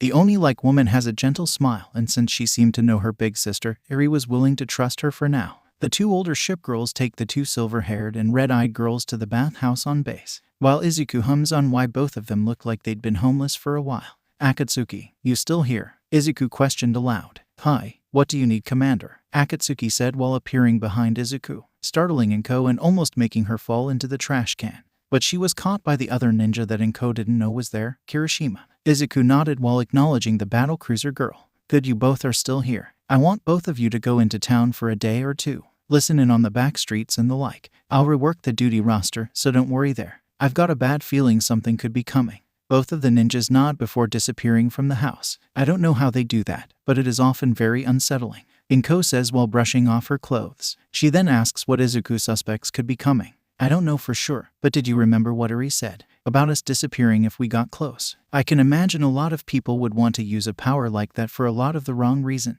Izuku says with a contemplative look, before checking in with a few of the regular soldiers on if they had some extra girls' clothes. Inko's eyes widened slightly before feeling pity flood her for what both of those girls likely went through before reaching the base. For said girls though, Yuudachi was currently trying to run from the big bath after being stripped out of her dirty and slightly tattered uniform. Eri meanwhile was confused and feeling more comfortable after Kinu took off her tattered rags and the bandages on her arms. And while the Oni girl still had a calm or pleasant face on, she was currently raging about the scars on the little girl's arms and legs. The way Yuudachi was holding her, I know this wasn't her doing. Someone else did this to this sweet little girl. Before Yuudachi could break her out, Kinu thought as she was stripping out of her own uniform. And when Eri seemed nervous about going to the bath, so Kinu held the little girl's hand as they walked into the washing area, while Kai has to slightly drag Yuudachi into the bath area, before holding the girl in place while she washes the dog girl's hair. Kinu meanwhile takes to helping Eri clean up as well, being extra gentle on her arms and where she had been operated on or injured.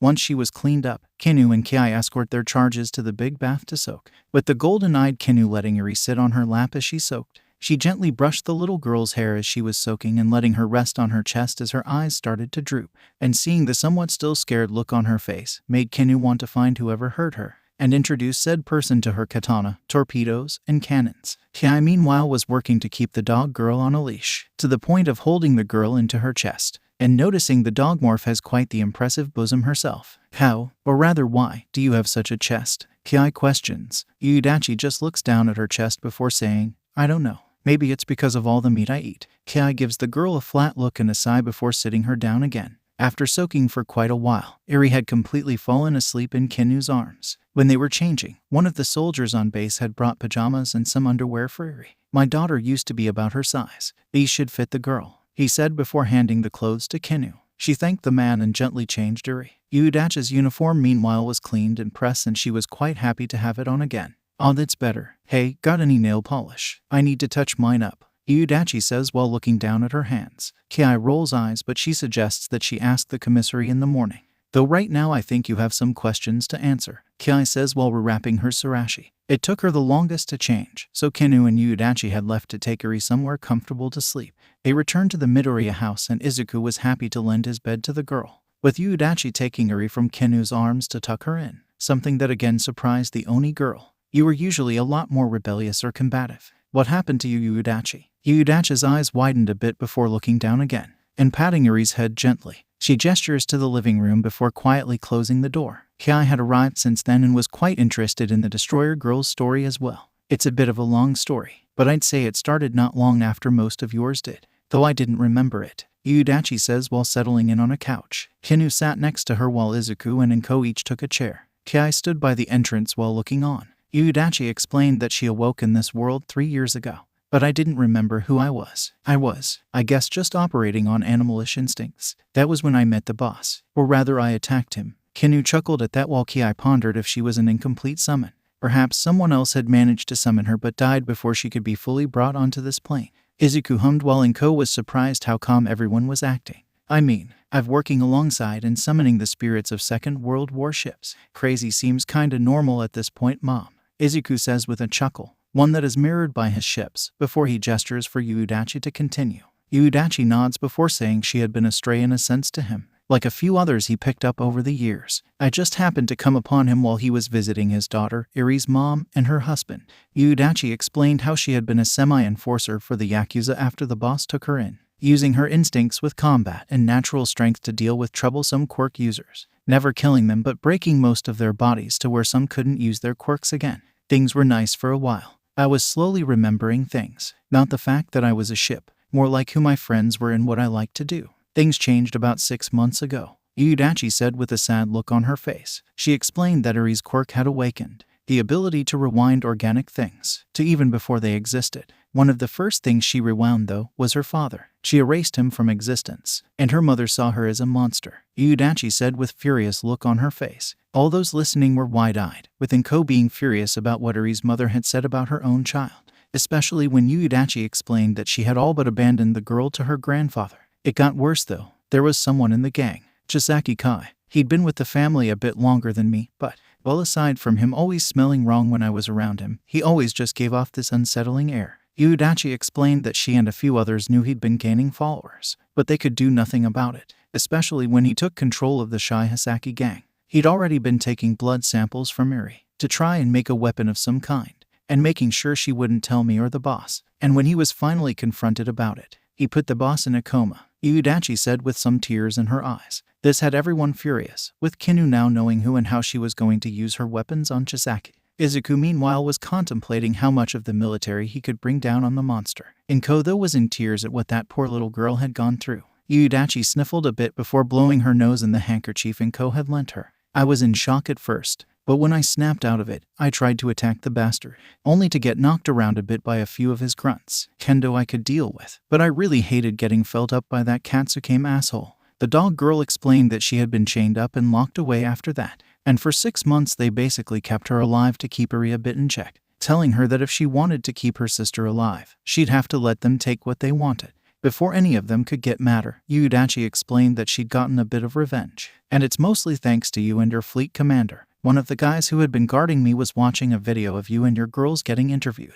Hearing Kinu talking though was what I needed." She explained that her memories started coming back in full force, letting her remember who she was, what she fought for, and what she could do. And she accentuated that by summoning her rig and blasting off the chains she was held with, and then blasting the thugs into red mist. "I went after Eri and the rest stood between us, but I gave them more than they were expecting," Yudachi said before explaining how she handled a few of the 8 bullets as they called themselves. One of the first she fought was Katsukame, with the man grabbing her fists when she tried to punch him. Dumbass didn't notice that it wasn't just my hands I was punching him with, Yudachi said before summoning her rig and the guns on the back of her hands. I basically blasted both of his hands off, and when he was screaming, I grabbed his tongue and ripped it out, Yudachi said with furious grin. Inko had turned green at this explanation, while her fellow ship girls nodded at her actions towards the man. After that she avoided Chronostasis, Nemoto, and Mimic on her way to Eri. But she had to quickly knock out 4 of the other bullets. Kendo Rappa and his partner didn't try to stop Yudachi when she came upon them. Tengai himself didn't seem to approve of what Chisaki was doing to Eri. He was newer and apparently just there to keep Rappa in line. And even he didn't want to fight me, saying, "You're not looking at me, so it wouldn't be a good fight. Come back when you want to take me down." And they stepped aside. Yudachi then noted that Chisaki, or Overhaul as he called himself, had Eri captive when Yudachi found the girl. And he ordered a few of his other thugs to attack Yudachi, thinking she had just managed to slip out of her restraints and would be beaten easily. But she shocked him by quickly knocking out most of the goons and rushing in to attack the young man. I kneed the bastard in the face before I grabbed Eri. When that was done, Overhaul tried to remodel the building so we couldn't escape. That was when I pulled out my rig and blasted a hole in the wall. Overhaul had tried to attack again, first with stone knives from the ground and then directly with his quirk, only for Yudachi to easily evade the stones and giving Overhaul a lasting mark by slashing his face with her nails and ripping out his right eye. This heroic story made everyone listening cheer a bit, with Kinu and Kiai telling Yudachi they were proud of her. After that I ran out made for the base, but I took a bit longer because we were avoiding the police and heroes. Overhaul had already been paying off a few of them. Took us about a week or 2 to get here, Yudachi said while looking down at her hand. That hand that was taken by Kinu and Inko, with the former saying she did well and that it explained the state the two were in. Inko meanwhile was glad that the girl had gotten away, and he protected Eri better than that fool of a mother of hers. Izuku meanwhile had been conversing with Kai about the next steps. Obviously she's going to be part of the fleet, but I'm worried about Eri. We have to make sure Overhaul can't get his hands on her. I agree, Commander. Luckily very few knew about these two being here. We should be able to hide this or disguise them, Kiai says before asking if Yudachi wanted to come to the ship girl dorms. Yudachi shook her head before saying she was going to stay close to Eri. I'm not leaving her alone like that again, even if I do trust you. Izuku nodded before saying she should go back up to his room. Eri's probably going to need her big sister again before the night is done. Izuku then put his hand on her shoulder before saying he was proud of Yudachi again. And welcome back to the Navy, Yudachi. I hope you're ready to give the sirens as much hell as you gave that bastard Overhaul, Izuku said with a smile. Yudachi smiled before glomping Izuku's upper body, with the boy's face buried into her very generous chest. She lets go and heads up to Izuku's room, and when she gets there and sees Eri sleeping soundly, she smiles, before walking in a circle and curling up on the floor next to the bed. Seeing this gets a few chuckles from the other ships, and the Midoriyas. She really is a puppy, a good loyal dog, Inko says with a gentle smile. Izuku stretches his back before saying he'll sleep on the couch, and while his mom is tempted to say he could use her bed, Izuku stops her and says he'll be fine. The next morning though his neck disagrees with him. Okay, maybe that was a bad idea to sleep like that, Izuku says with his head stuck at a funny angle. Inko has a chuckle before cooking a bit of breakfast. The smell and sounds of meat cooking awakens Yudachi, making her run around Izuku's room a bit, like a dog excited for their food or a treat. And these actions wake up Eri. Nichin, wait, where are we? Eri questions from the bed. Yudachi snaps out of her meat-focused thoughts and looks back to Eri. She smiles and says, we're somewhere safe. Now what do you say we get something to eat? Yudachi holds out both of her hands, and Eri takes them in a similar manner to when Yudachi first met her grandfather. Yudachi picks up Eri and they head downstairs for breakfast, with Yudachi getting a laugh at Izuku's head being stuck at a funny angle. Inko meanwhile had made extra bacon and some ham for Yudachi after a suggestion from Kinu. What about you, sweetie? Is there something you like? Inko says in a gentle tone. Eri seems uneasy about Inko, but she does say she liked apples. Inko nods before picking up an apple and slicing it up, even giving the apples bunny ears and playing a bit with the girl. Izuku chuckles and smiles before digging in himself. I do hope that the Yakuza don't show up, but if they do, I'll bring down every one of my girls on them, and maybe even deal with Chisaki myself, Izuku thinks while cleaning up after breakfast.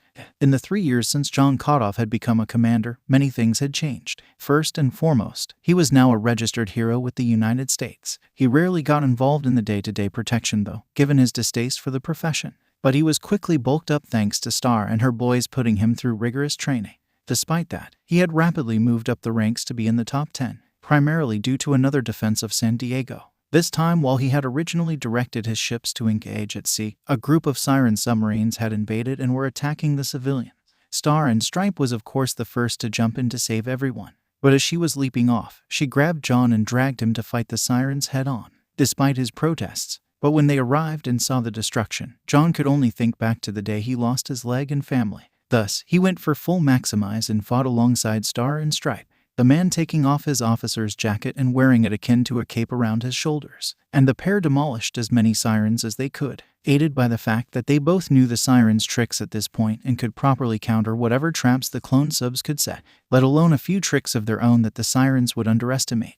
This event, plus a handful of others he was dragged into, along with his actions as a commander directing the ship girl forces, pulled him up to the number 2 point in 1 year. Much to his annoyance, especially when toy companies started selling action figures of him with his jacket on shoulders and no shirt, with exchangeable legs, given he had a special one from DARPA and Island that had weapons in it, or figurines, posters and trading cards where he had his arms crossed looking down, calling him the naval hero, captain or Commander Brawl. "You still mad I dragged you into that last fight?" Star asked while checking in on the man in the command room. John rolled his eyes before saying, "No, at least not this time. Something else has been bugging me." As he was saying this, he was rubbing the ring on his left hand. Over the 3 years working with his girls, he'd become much closer to all of them, especially Yorktown, to the point they were married, with a later summon of Us Spence becoming akin to a daughter for the two of them. Among the other summons were San Francisco, Sims, Fletcher, Cooper, Omaha, Benson, Quincy, Marblehead, Baton, Boise, and Ticonderoga,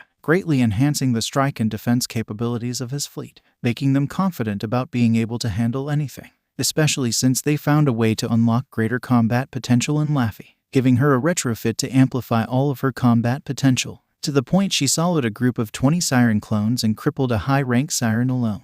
But much of this happiness was not to last, thanks to a dangerous group of Sirens and some others that couldn't be identified, due to the convoy that Yorktown had been escorting being utterly decimated, with the woman herself barely clinging to life when the rescue team found her and now trapped in a coma. This had happened 6 months prior, and it pushed John into a spiral of anger, even pushing Spence away, as well as the other girls, with Star barely able to get a response from him. It took one of his first summons to snap him out of it, Cleveland finding John after he'd been pushing his quirk and his own physical strength to a near breaking point, and when she first tried to talk to him, all her commander did was roughly push her aside. So, Cleveland grit her teeth before tackling him to the ground. "You think you're the only one who lost someone? Every one of us ship girls knows that better than you. We've all lost family in one way or another, but you have a bigger family than you realize. We're all here for you and we need you with us," Cleveland shouted at him between punches to his face. This helped to snap John out of his spiral in anger. He still needed help, including apologizing to Spence, but she teared up and wrapped him in a tight hug when he did apologize and say he didn't blame her if she couldn't see him as a father anymore. "Welcome back, Daddy," was all she had to say to make both tear up and John to keep apologizing to her. Star chuckled thinking back on that before saying, "I'm glad you eventually snapped out of it. BTW, you ever gonna follow up on what else Cleveland said to you?" John just gives Star a sideways look to as if to say to stop asking that. She laughed again before mentioning that she was glad he'd summoned more reinforcements, even if one is a bit comically clingy with you, Star says while noticing said clingy member was sneaking up on John. "Don't remind me. When Yorktown wakes up, I'm not sure I want to explain that to her." Suddenly a large pair of breasts are sitting atop his head and a sing-song tone is heard above him. "Oh, come now, honey. Don't you just love it when I'm close? And I'm sure I'll get along with her just fine.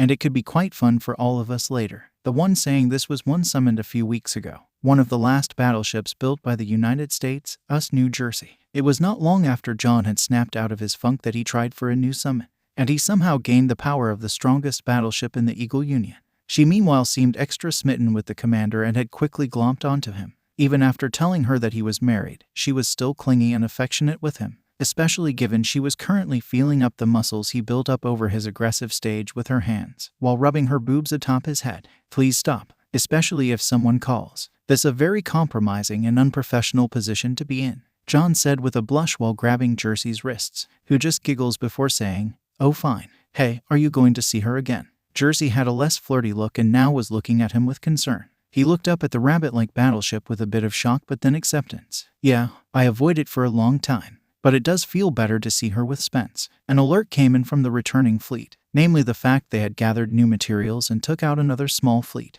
But the two leads of the fleet said they had some unsettling details to report. I'd prefer we tell you when we get back, John. It's a bit sensitive, Cleveland said first. Behind her, Hornet agreed, saying, yeah bro, this could complicate a few things. We may want to bring in the Admiral as well. John hums before agreeing, telling Hornet he's going to the hospital for the time being. Along the way he goes to pick up Spence from the makeshift study rooms that were added for the younger ships, only to find a few younger soldiers and the kids of a few on the base surrounding her, and he can see her tears from his position. He sees red and is about to give them a bit of hurt, only for a few of Star's crew to show up and do it for him. The second of her squad sees John walking up as he's choking out one of the soldiers. Hey Commander, came to get Spence right. Don't worry about these punks. We know how to deal with them. Thank you for that. I'm not sure I could get away with either chucking these brats out to sea, or asking Jersey to give them an up-close view of her 16-inch guns, for either their faces or anywhere else, John said with a dark look directed to some of the teens. Spence dries her eyes as John walks up. I'd ask if you're okay, but Spence shakes her head before saying, I'm okay now. Thanks, Uncle Max. Guys. Each of the guys gives her a thumbs up, salute, or a nod while they're dealing with the unruly teens. John smiles before holding his hand out to her. How about we go check on Yorktown? The destroyer girl nods before taking his hand, and ignoring the screams and strangled cries of some of punks. When they arrive at hospital, a few mechanics and doctors were mulling around, as was a workforce created by the genius of Akashi from Japan. She had found that she could fuse tools with wisdom cubes to make repair and upgrade groups, who called themselves Bulins. Dr. Yubi, how's she doing? John asked with Spence looking up with slightly hopeful eyes. The doctor gave them a smile before saying there had been a minor change, but nothing substantial. There was some brainwave activity and she started to move a bit. Just twitches, but it's something. Spence is extra excited at this, and John is happy to hear it as well. They go to Yorktown's room and see lying as still as when she was brought back, and still missing 3 of her limbs. Both legs were gone, and her left arm had appeared to have been burnt off. John and Spence went over to her remaining hand and grabbed it, before the former talked to her a bit about what had been happening, with Spence coming in after the reports to say she was enjoying the pseudo-school that had been built for the ship girls. I hope you wake up soon. We all miss you, the girl said with a sad look on her face. John patted her head and agreed that they all missed Yorktown. What happened next, though, surprised and excited both of them. It was subtle, but Yorktown's hand ever so slightly gripped theirs, as if to tell them that she could hear them. This gets a fresh wave of tears from Spence, and John is barely hanging on himself. Come home soon, Yorkie. It's not the same without you here, John said with a slight blush at using her nickname. With their visit done, John had a different matter to deal with. While Spence joined her sister Fletcher and Sims to work on some schoolwork, Hornet and Cleveland had something different to report. They adjourned to the commander's office to discuss the matter, with New Jersey, Star, and Admiral Agpar in attendance as well. So what is it you all found? Did you come upon something strange while you were out there? John asked while taking his seat. Cleveland and Hornet shared a look before the latter spoke up. Something like that, bro. We spotted something or someone who might complicate matters with this war, especially if history is anything to go by. Cleveland noted that while they were engaged in battle, she noticed something odd about the planes they had been shooting down. They seemed to be made of fire or something. Not only that, but their tactics were odd. It seemed too similar to the old IJN combat patterns. Not only that, but there was an odd couple of carriers at the back when I sent my Doolittle raid out. They didn't look like what we've been seeing from the sirens. They almost looked like Sakura Empire ships, Hornet noted with a worried look. This gets eyes wide, with Jersey and Star being the first to question if there was a rogue commander from Japan. We shouldn't assume that. Don't jump too far ahead, Kathleen, Agpar said with a stern look to the hero. He's right. This could be something else. The question is what? Though I have to ask, you said the planes looked like they were made of fire. Do you think that fire had something to do with what happened to Yorktown? John says while gripping his fist tight. Hornet seems surprised but then says she wouldn't rule it out. There have been some timelines where a few nations sided with the Sirens, and others who were completely neutral to a conflict between the factions and just fought the Sirens, but wouldn't help others. John sits back in his command chair and lets out a frustrated grate while rubbing his face. He suggests to Agpar that they keep this quiet for now, and the Admiral agrees. No reason to get some up in arms about there being rogue elements from the factions. The two commanding officers adjourn the meeting before John asks Cleveland to stay back. The sporty strawberry blonde seems nervous about what the reason could be but complies. When the rest had left, John directed Cleveland to take a seat. So, what's up? Did you want some more intel on what me and Hornet saw? Cleveland asked nervously. John grunted while sitting back in his chair. No, I wanted to discuss some other things that were said when you snaped me out of my funk. Cleveland blushed while looking away from John. I don't know what you mean. I just wanted you to. Stop hurting yourself and pushing us all away. Cleveland stammered out. I acted like I didn't hear it. but I did hear what you said while crying on my chest after knocking me flat. I don't want to see someone I love destroy themselves. And that wasn't just hyperbole, right? John said with a raised eyebrow. Cleveland's face matched her eye color and her head was steaming. I don't. Okay, damn it, I can't play this off. Yeah, I meant it. That I do love you. You were strong, supportive, a friend when we needed it. And you didn't just treat me like I was a kid, a guy, or anything like that. You even went along when I wanted to try some frillier things, though at the time I wasn't sure if you were just acting like I was your sister or ramble mumble. Before the cruiser girl could go on an even more dizzying spiral, John clapped his hands on her shoulders to snap her back to reality. Cleveland was still surprised to see her commander's face as close as it was. But John's next words helped to put her at ease. It wasn't to treat you like you were a little sister or anything. That's closer to what the destroyer girls are. But you were a constant friend and person I could trust. The person I could always count on and be there for me. I think that was why it worked for you to knock some sense into me. And I can't thank you enough for that, John said with a smile that made Cleveland a little weak-kneed. John did have a chuckle at one point, though I was surprised. After all, you were the one who suggested that I propose to Yorkie. But after listening to what you said, I guess you thought it would look better if I was with someone who looked more mature. Yeah, I guess it was just a bit of self-consciousness. I look like a teenager and well, I'm kinda flat. So to be with a guy who looks like you, I felt like I stood no chance in comparison, Cleveland said while looking down at herself. John hummed for a moment before asking her to stand up. She was a bit shorter than her commander, only coming to his chest. But he looked her over with a slight appraising eye, making the ship girl feel slightly embarrassed. I said this when we went shopping, but you have a beauty all your own. Long legs, a cute face and reactions, and the sporty look works for you. Besides, you are the kind of person anyone would love, including me. It's just, well, this is odd territory, John says confidently at first before looking slightly bashful. He may be a somewhat confident 25-year-old man, but he'd felt the mutual attraction between him and Yorktown. Not to mention he'd been pursuing more of a relationship with Yorktown from the start, and he was generally of the mind of monogamy. But after hearing what Cleveland had said to snap him out of his depression, he could finally see that she had been doing the same things with him that he had tried when getting closer to Yorktown. I don't know what to think about this, and I'm not sure what the Almighty might think on it, but maybe we could try to see about this. But not now. Maybe when Yorktown wakes up, and she might soon. She's finally moving with her one arm, John says while blushing and rubbing the back of his head. Cleveland blushes as well and agrees. But you might want to be careful with that new battleship of yours. She seems to be extra interested in you. And she probably wouldn't be opposed to joining this if you really do decide to get involved with me. Or others, Cleveland says with a wag of her eyebrows. John nods before saying they should get something to eat. Cleveland agrees and thanks her commander for talking to her about this, and not pretending it didn't happen. When they get to the mess, most of the ship girls and other soldiers are eating and relaxing, with all the destroyer girls talking and sounding excited for their next sortie. All of the cruisers stretching out after a long sail. The carriers were calmly eating, while checking over some of their planes, and the battleship pair were arm wrestling with the other soldiers, and they win until it's down to the two of them, struggling and wrestling until the table breaks under them.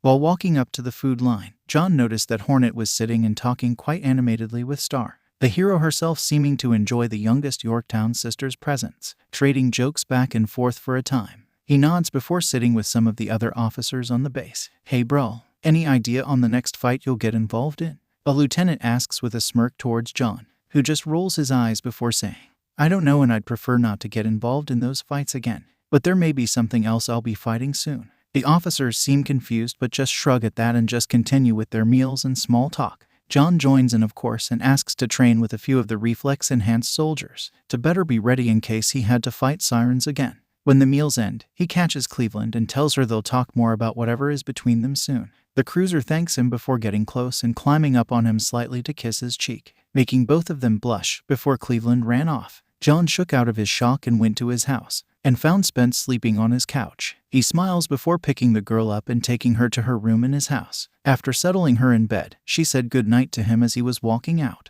A few days after discussing matters with Cleveland, Yorktown was coming out of her coma, to the happiness of both John and Spence, but the nerves of the cruiser girl. She was surprised by Yorktown asking her to come in to talk with her. You saved John while I was gone, right? Not to mention admitting your own feelings, Yorktown said with a gentle smile to her old friend. Cleveland blushed a bit but did admit that. I couldn't let him go on like that. I didn't want to lose someone I loved again. Yorktown nodded before taking Cleveland's hand in her remaining one. She smiled at the girl and tried to pull herself up to hug the girl. Cleveland just stood and hugged the carrier herself. Hopefully they can fix you up soon. It'll be good to have you out there again. And perhaps somewhere quieter and in private too, Yorktown said with a coy smile directed the tomboyish girl's way, who looked down with a smile and a slight blush before agreeing. When Yorktown was stable and more ready for questions, John and Abgar asked who it was that had attacked her and the convoy she was escorting. I didn't get a good look, but I do know they were not your standard sirens. I'm not even sure they were sirens at all. The flames the four unleashed were so intense that they burned through all of my planes,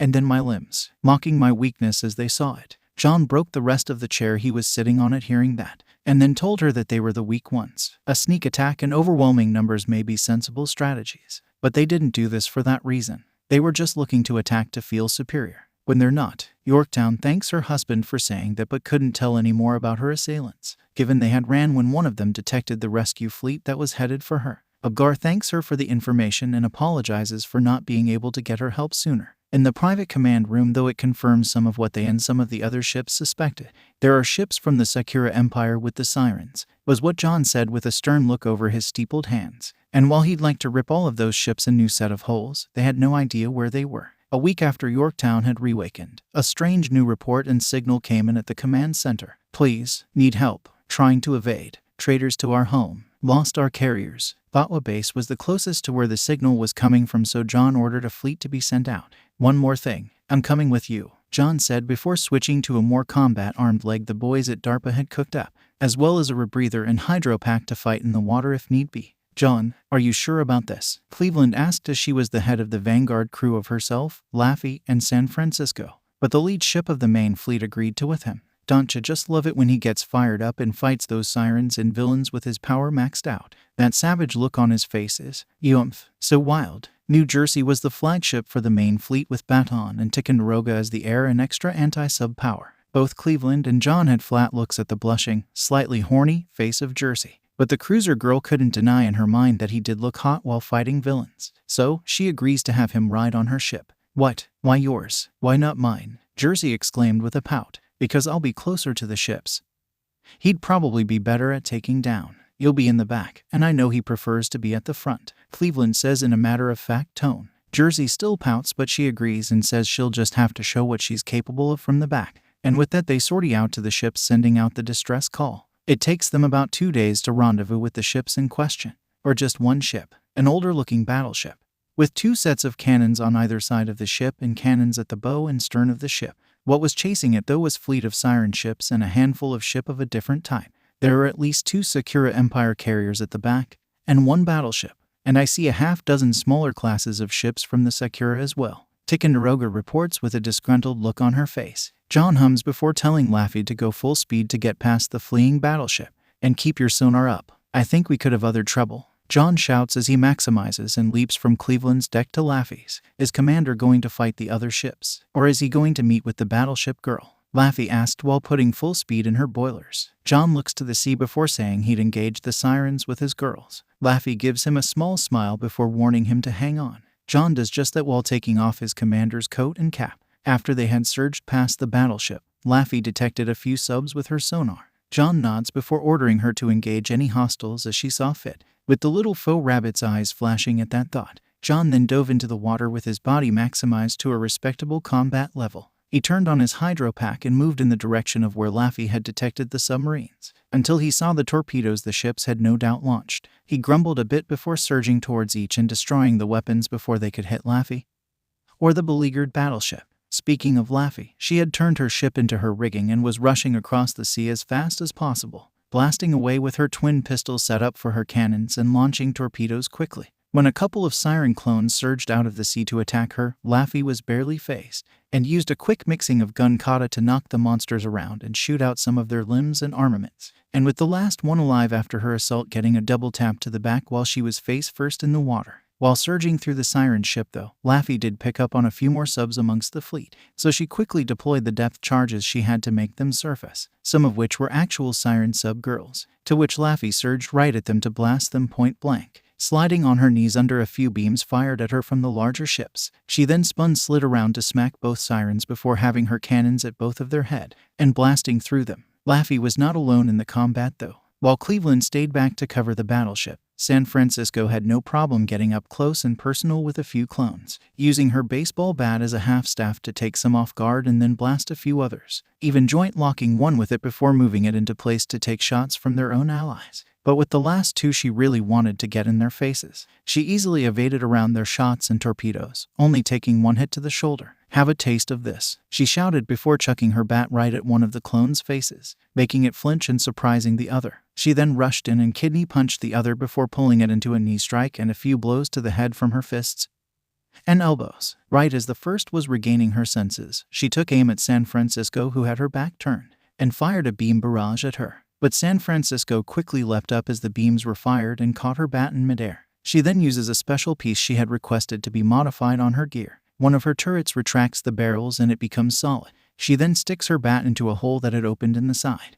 and detaches it from her rigging, turning her bat into a hammer. She then spins and flips around before bringing the hammer down atop the siren's head, crushing it, and she finished the impact with a short-range directed shot down into it to blow apart the body. "Too bad I can only do that one time before the barrels overheat, but I can take care of you just fine," the heavy cruiser girl says while reattaching her turret, and then flourishes a bit with her bat. The other clone snarls before rushing at the Eagle Union girl, firing beams and other shots with reckless abandon. But San Francisco is confident and evades each shot before getting in closer and giving her a powerful thrust of her bat to the siren's stomach. She then combos a few more strikes with her guns and bat before shooting out the siren's knees. And while it is down, she takes her stance and winds up. "Batter up," she shouts before swinging with all her might to the siren's face, decapitating the invader. Under the water, John was currently engaged with a group of siren sub-girls and some rogue Sakura Empire sub-girls. He punched in the side for a few of the normal subs as well as repurposing the explosives ripped from a few torpedoes to blow them up.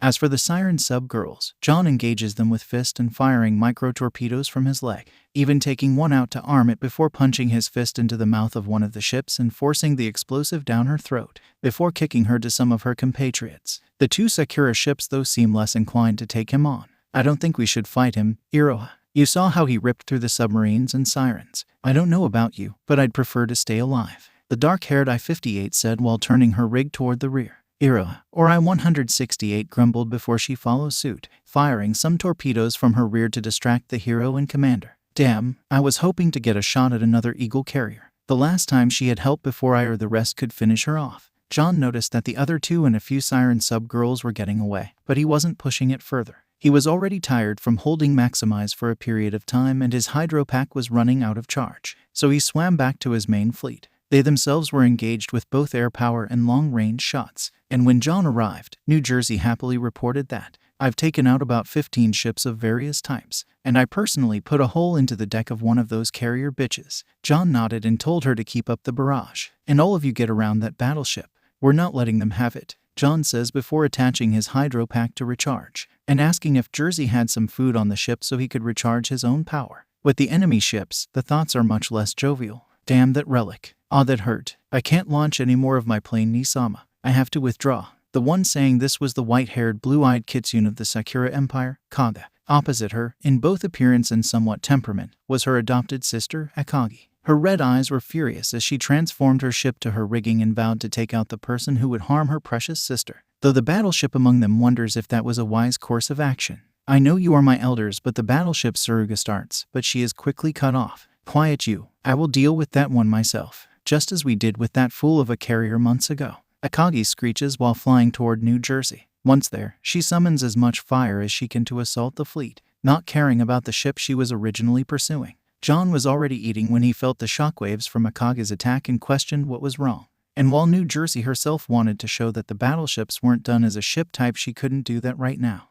Not while Honey is below deck, she thought, while putting up shields to defend against the fiery assault, while Ticonderoga intercepts all the planes she can. Baton meanwhile was occupied with intercepting any more subs that could show up, only for Jersey's defenses to be overwhelmed when Akagi forms a massive dragon of flame behind herself. It breaks through her shields and starts her deck aflame. This is when John finally returns and sees Jersey burned, splayed across her deck, burns that look suspiciously familiar. John runs to her and checks her over. "So that is why you didn't engage me directly. You led yourself to your doom because of your compassion for those idiotic animals. Even more so if this one has those silly quirk mutations. You should have left him to die," Akagi says with a sneer. John has a furious look though as he glares up at Akagi. "Were you the one who attacked Yorktown a few months back?" he says while tightening his fist. And when Akagi starts to mock Yorktown for her perceived weakness, John snaps. In a second, he is on top of Akagi, breaking her nose with a powerful punch to her face. Before she can be sent flying though, he catches her arm and yanks her back,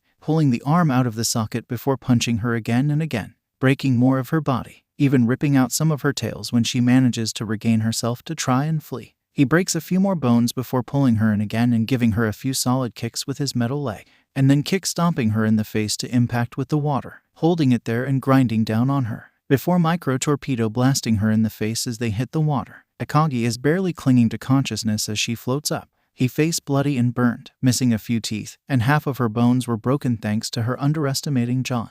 Though the man himself is exhausted due to using his quirk again and barely having time to recharge. The Sakura battleship seems to take aim at the injured Akagi, but before they could fire, Suruga appears and distracts the rest. Before recovering Akagi and ordering the rest of their forces to retreat, John himself needs to be recovered by Cleveland, who scolds him for rushing Akagi. Couldn't help it. She hurt not just Jersey, but she was one of the ones who put Yorktown in a coma, John says as Cleveland leaps up to the deck of the Sakura refugee ship.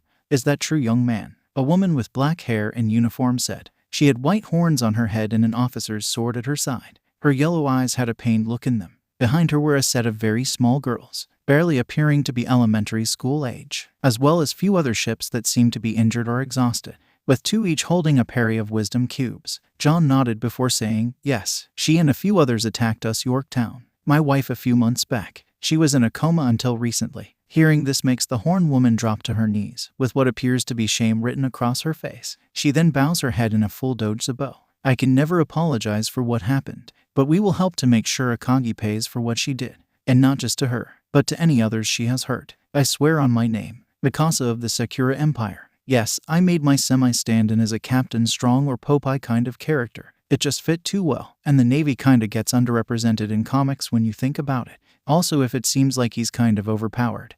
That's mostly the point. And the main reason he's winning is because the sirens have less of an element of surprise compared to the first few chapters. Also, I know I'm skipping a lot of what could be really good story beats, but I wanted to get to a bigger mixed story with this and how it could relate to the wider scheme of affecting the world of heroes, especially with rescues encountering crazy people who decide to work with the sirens.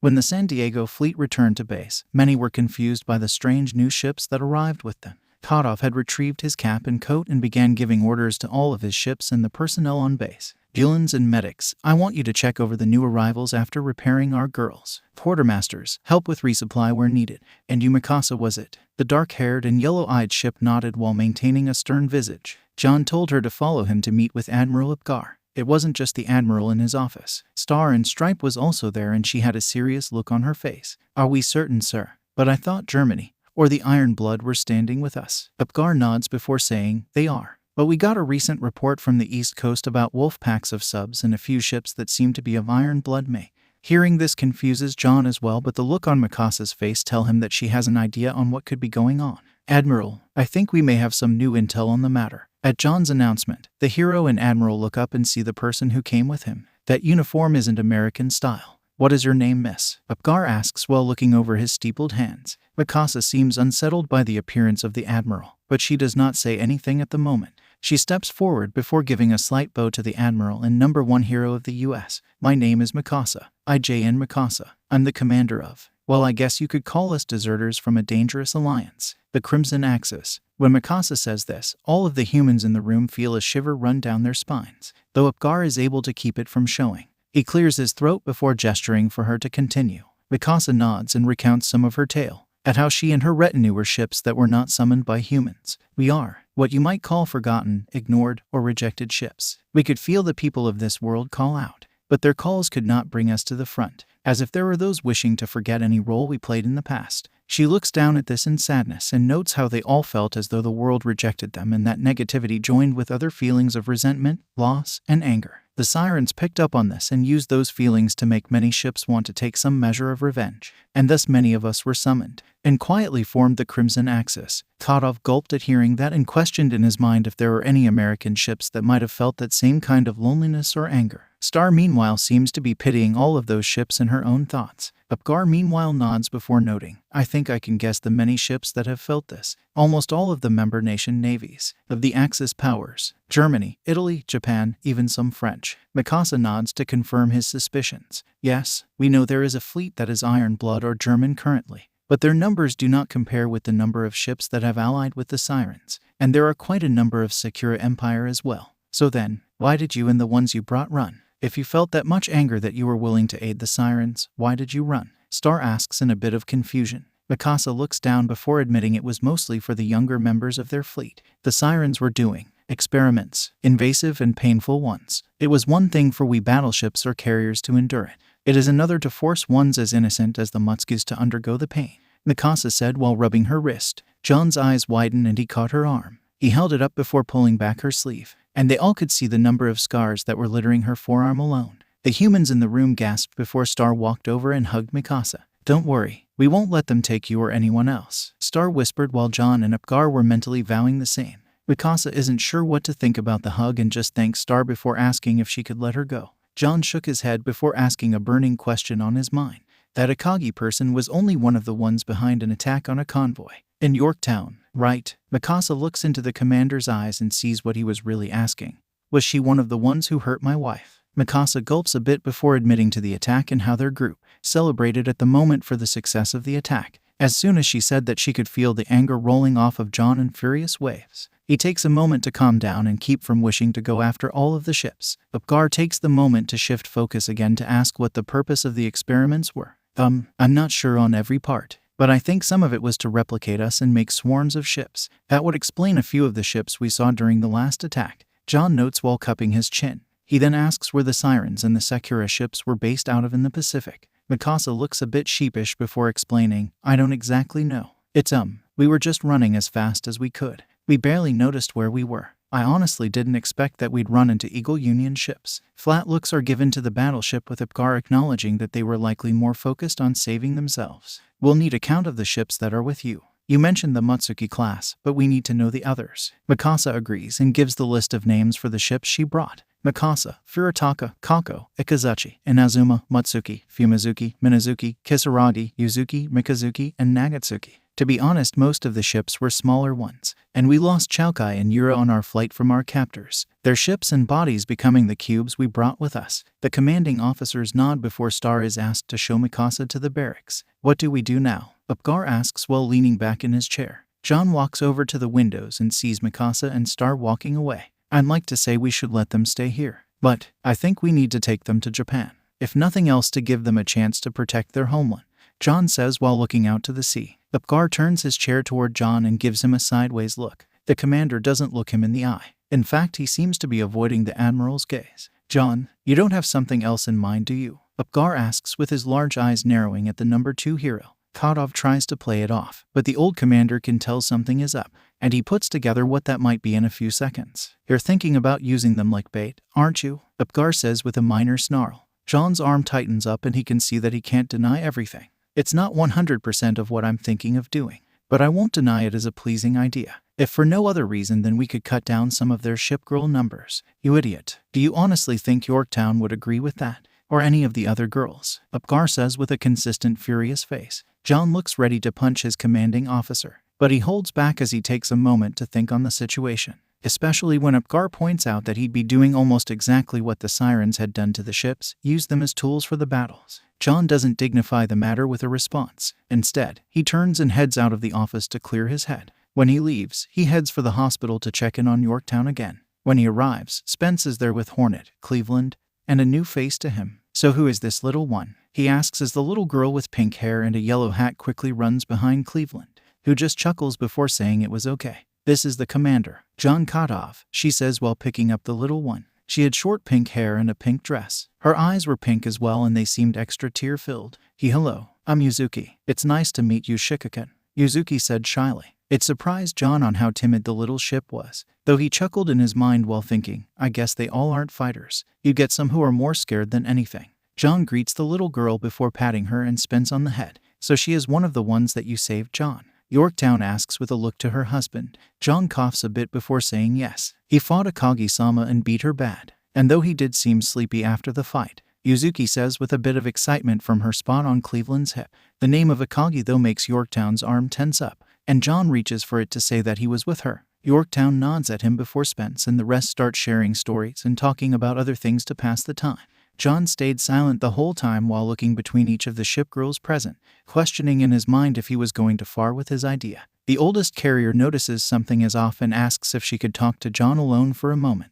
Before they leave though, Spence and Yuzuki come over and give Yorktown a hug, with the latter hoping that she gets better soon. "All right, John, what is wrong? You seemed extremely uneasy when you looked at little Yuzuki. What are you thinking about?" Yorktown asks with a serious expression. John looks down and back at her a few times, trying to come up with something, but she knows him too well, so he comes clean about some of what he was thinking, using a few of the refugee ships as bait so he and his girls could maybe get a shot at the Sakura allies of the Sirens, all under the pretense of taking them back to Japan to protect their home. But after seeing Yuzuki, not to mention talking with Mikasa and seeing the scars of what she's been through, I was questioning a lot of it, and started to wonder if I'm. Yorktown stops him from speaking as she places her hand on his lips. She had a suspicion about what was going on, but she let him get out what he needed to say. She leans back on her bed before putting in her own input. Far be it from me to deny that a bit of vengeance goes a long way. It is one of my skills after all, and from a tactical standpoint it isn't a poor idea. Bait and traps are common in wartime, and this would be no exception. John is a bit surprised at the way she was approaching his conundrum, giving her a raised eyebrow look as she was speaking. The look changed to one of surprise when Yorktown started her next thought, accentuated by her grabbing the front of his shirt and pulling him to look her in the eye. On the other hand, I can't believe you would even be thinking of trying to put someone as sweet as Yuzuki in the line of fire, just to get a tactical edge. The look in Yorktown's eyes is enough to tell John that she is very serious and somewhat disappointed. She lets him go before leaning back and saying that it would go against some of the good he had done for some of his own younger ships. "You know what you want to do. But I don't disagree that some of the girls that are here now may want to go to Japan, and that will be their choice," Yorktown says as her husband leans back. He thinks it over a bit more before Yorktown notes that even though they were ships that needed sturdy hands once, they can make their own paths. They may need you for guidance, but they are their own people, born from the experiences of our crews and the men who fought on and with us. "You're right. I'll still make the offer to take some of them to Japan, but I'll leave it to them, not just telling them they'll be returned to Japan, and I'll go with the fleet to protect them. All of those who want to go," John says after thinking about it for a while. Yorktown nods and smiles at her husband before taking his hand once again, telling him to be careful and good luck. The two share a kiss before the nurse comes in to tell him that visiting hours were over. John tells Yorktown he'd be back another day. He heads to the canteen to enjoy a hearty meal and spends some time with his ships, while also watching the refugee ships interact with their sisters and even some of his ships. Cleveland herself seemed especially attached to Yuzuki. He smiles at their interactions and thinks a bit more on when to bring up the idea of taking the ships back to Japan. While he is thinking this though, he gets a call from the Bulans in the docks. "Hey Commander Billy, we've got something for you." "Ta-da," the white-haired Bulan said before showing the man another wisdom cube, when they currently had none in stock. "Explain, how did you get a cube when I know we didn't take out anything that could warrant that?" The head Bulan and a few others preened for a moment before showing some strange shards of what looked like wisdom cube material. Miss Laffy found these while taking out ships during the fight. "They are wisdom shards, and we found that we could put together a number of them to make a whole new cube."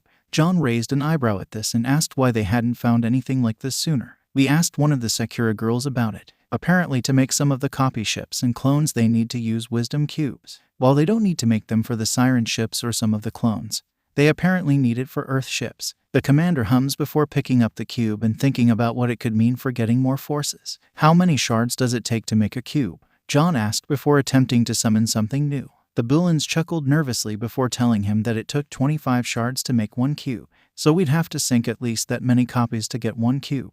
"Though I don't get why they don't stick to the Siren ships." "I think I might have an idea, Commander," Mikasa said from the doorway of the docks. She first asks the Bulans and mechanics how her ship self was doing, before addressing her thought. "I believe they may be looking to use something that is almost abstract with our existence, our wills and feelings that seem to give us and other versions of us an advantage against them." John hums before wondering if it was anything reflective of the hero nature of this world this time around. I mean, it would make sense considering they wanted to test what the heroes could do. So they push the heroes to a breaking point and then new heroes take their place. It might well. As John was talking, the wisdom cube lit up in his hands and started to summon a ship into form. The villains and Mikasa also flinched and covered their eyes as the ship came into existence. The girl that came into existence was a silver-haired girl with lilac-gray eyes. She seemed to be wearing a cape-like jacket set up on her arms. Her impressive bosom was barely contained in her black sports bra and thin white shirt. She had a black skirt with a white star accentuating it, and her legs were mostly covered in black pantyhose. One of the most striking things about her, though, was her hands. She appeared to have mechanical prosthetics or maybe gloves on both that seemed to glow and hum as she held them aloft. Her rigging was an unusual setup, with standard-looking cannons on her right side, while the left seemed to have some sort of special gun on the other side. A belt fed on with a bipod to brace it. Jutting out from the back appeared to be a set of wings that had anti-air guns lining them, while the cannon and gun sections had anchors draping from the machine. You're the commander. Ah, I've always wanted to meet you. I mean, aren't people like you basically heroes trying to save the world? Which kind of makes me your sidekick, right? Oh, I'm Reno, part of the Oakland class. It's a pleasure, the now-named Reno says with a smile. John's eye twitches at her calling him a hero, but he moves past it, especially when one of the other mechanics notes that he actually is a professional hero, currently ranked number 2 in the United States. Reno's eyes light up before running to him and hugging her commander tight. So you're a real hero and I'm really your sidekick. Ooh, or am I a full hero in my own right? Reno starts before rambling off a few more questions, which stop when John chops the top of her head. She pouts at him before lighting up at him, mentioning that the number 1 hero was on the base as well. She's probably still at the mess hall, and you could probably use something to eat anyway, John says while rubbing the top of Reno's head. Her stomach growling is all the response he needs to tell him he's right. Okay, I'll go see her and get some food. But I'm serious. I want to talk about working with you on regular hero stuff, Reno says as she dashes off to the mess hall. Such an excitable girl, Mikasa says with a chuckle. John agrees before telling the Sakura ship he was going to do some paperwork before turning in.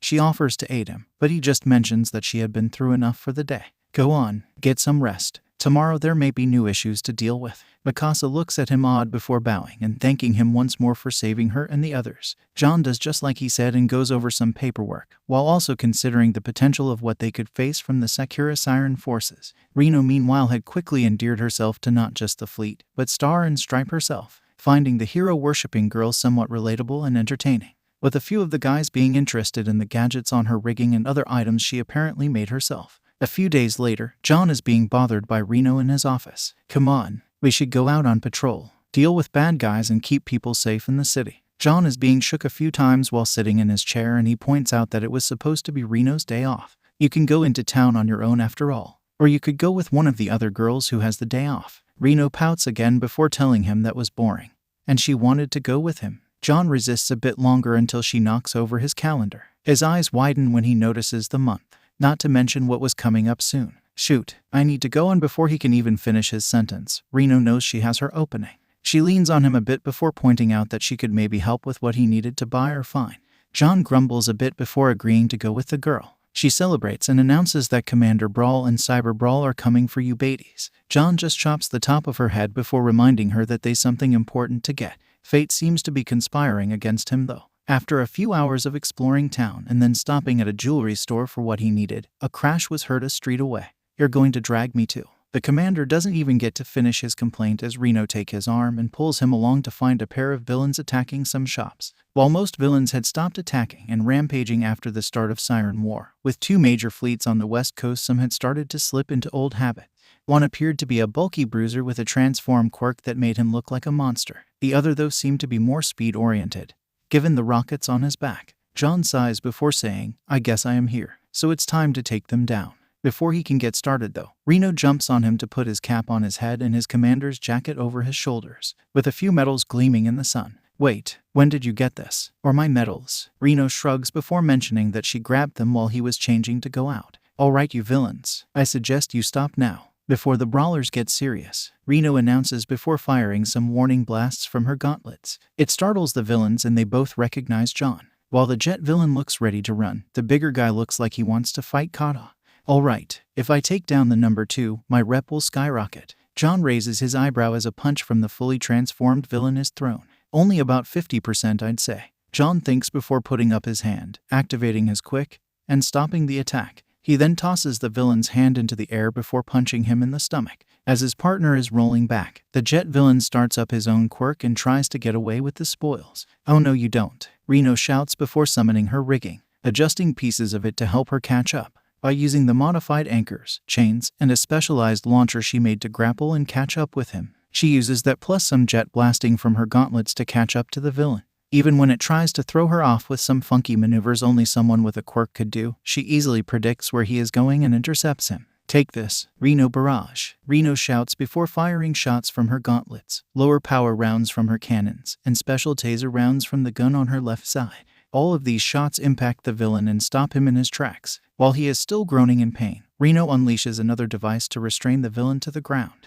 How do you like that? Villain defeated, Reno says with a peace sign and a big smile on her face. To a few bystanders' delight as they start snapping pictures of her. Back with John though, he is easily countering all of the attacks the beast villain is throwing at him, even at one point jumping up and landing atop his opponent's arm, glowering at him while the hero's arms are crossed in his signature way. Cocky bastard, the villain shouts before swiping at the commander, but the military hero quickly throws out his fist to impact his opponents, knocking it away while destabilizing the enemy. As the villain was spinning and coming down, John got right under where the villain would land for his next attack. He flip-kicked the chin of the beast villain and sent him up into the air. While the villain was dazed by that, John leapt up and grabbed the man by the arm, throwing him toward an empty lot. As the villain was coming to in the lot, John was on top of him again, punching the villain in the face to knock him out. That was a pain. Wonder if Reno is okay, John says while dusting his hands off. With the police arriving, John could hand off the villain, and he found out what happened with Reno. Is this girl your sidekick, sir? She says that, but she doesn't have a license. John lets out an annoyed sigh before saying, it's fine. She's not exactly human in the same way you may be used to. This is us, Reno, a light cruiser with my fleet. I was showing her around the city while running an errand. A few who heard that started snapping even more pictures and posting about a ship girl being a hero on land and at sea, let alone proclaiming herself the sidekick to the number 2 hero. Something Star and Yorktown teased John about later. Not helping Yorkie, but I guess I should just accept it at this point. Anyway, I at least got what I was hoping for while in town, John says before pulling out a box. Yorktown's eyes widen and she gasps a bit when she opens it. It was a pendant with diamond and peridot loops in white gold. Happy anniversary, John said with a little blush. Yorktown teared up a bit while looking at her husband and the gift. She asks him to help her put it on, and it shined nicely against her skin. She reaches up with her remaining arm and pulls John down to kiss him, only for them to be startled when the door is open.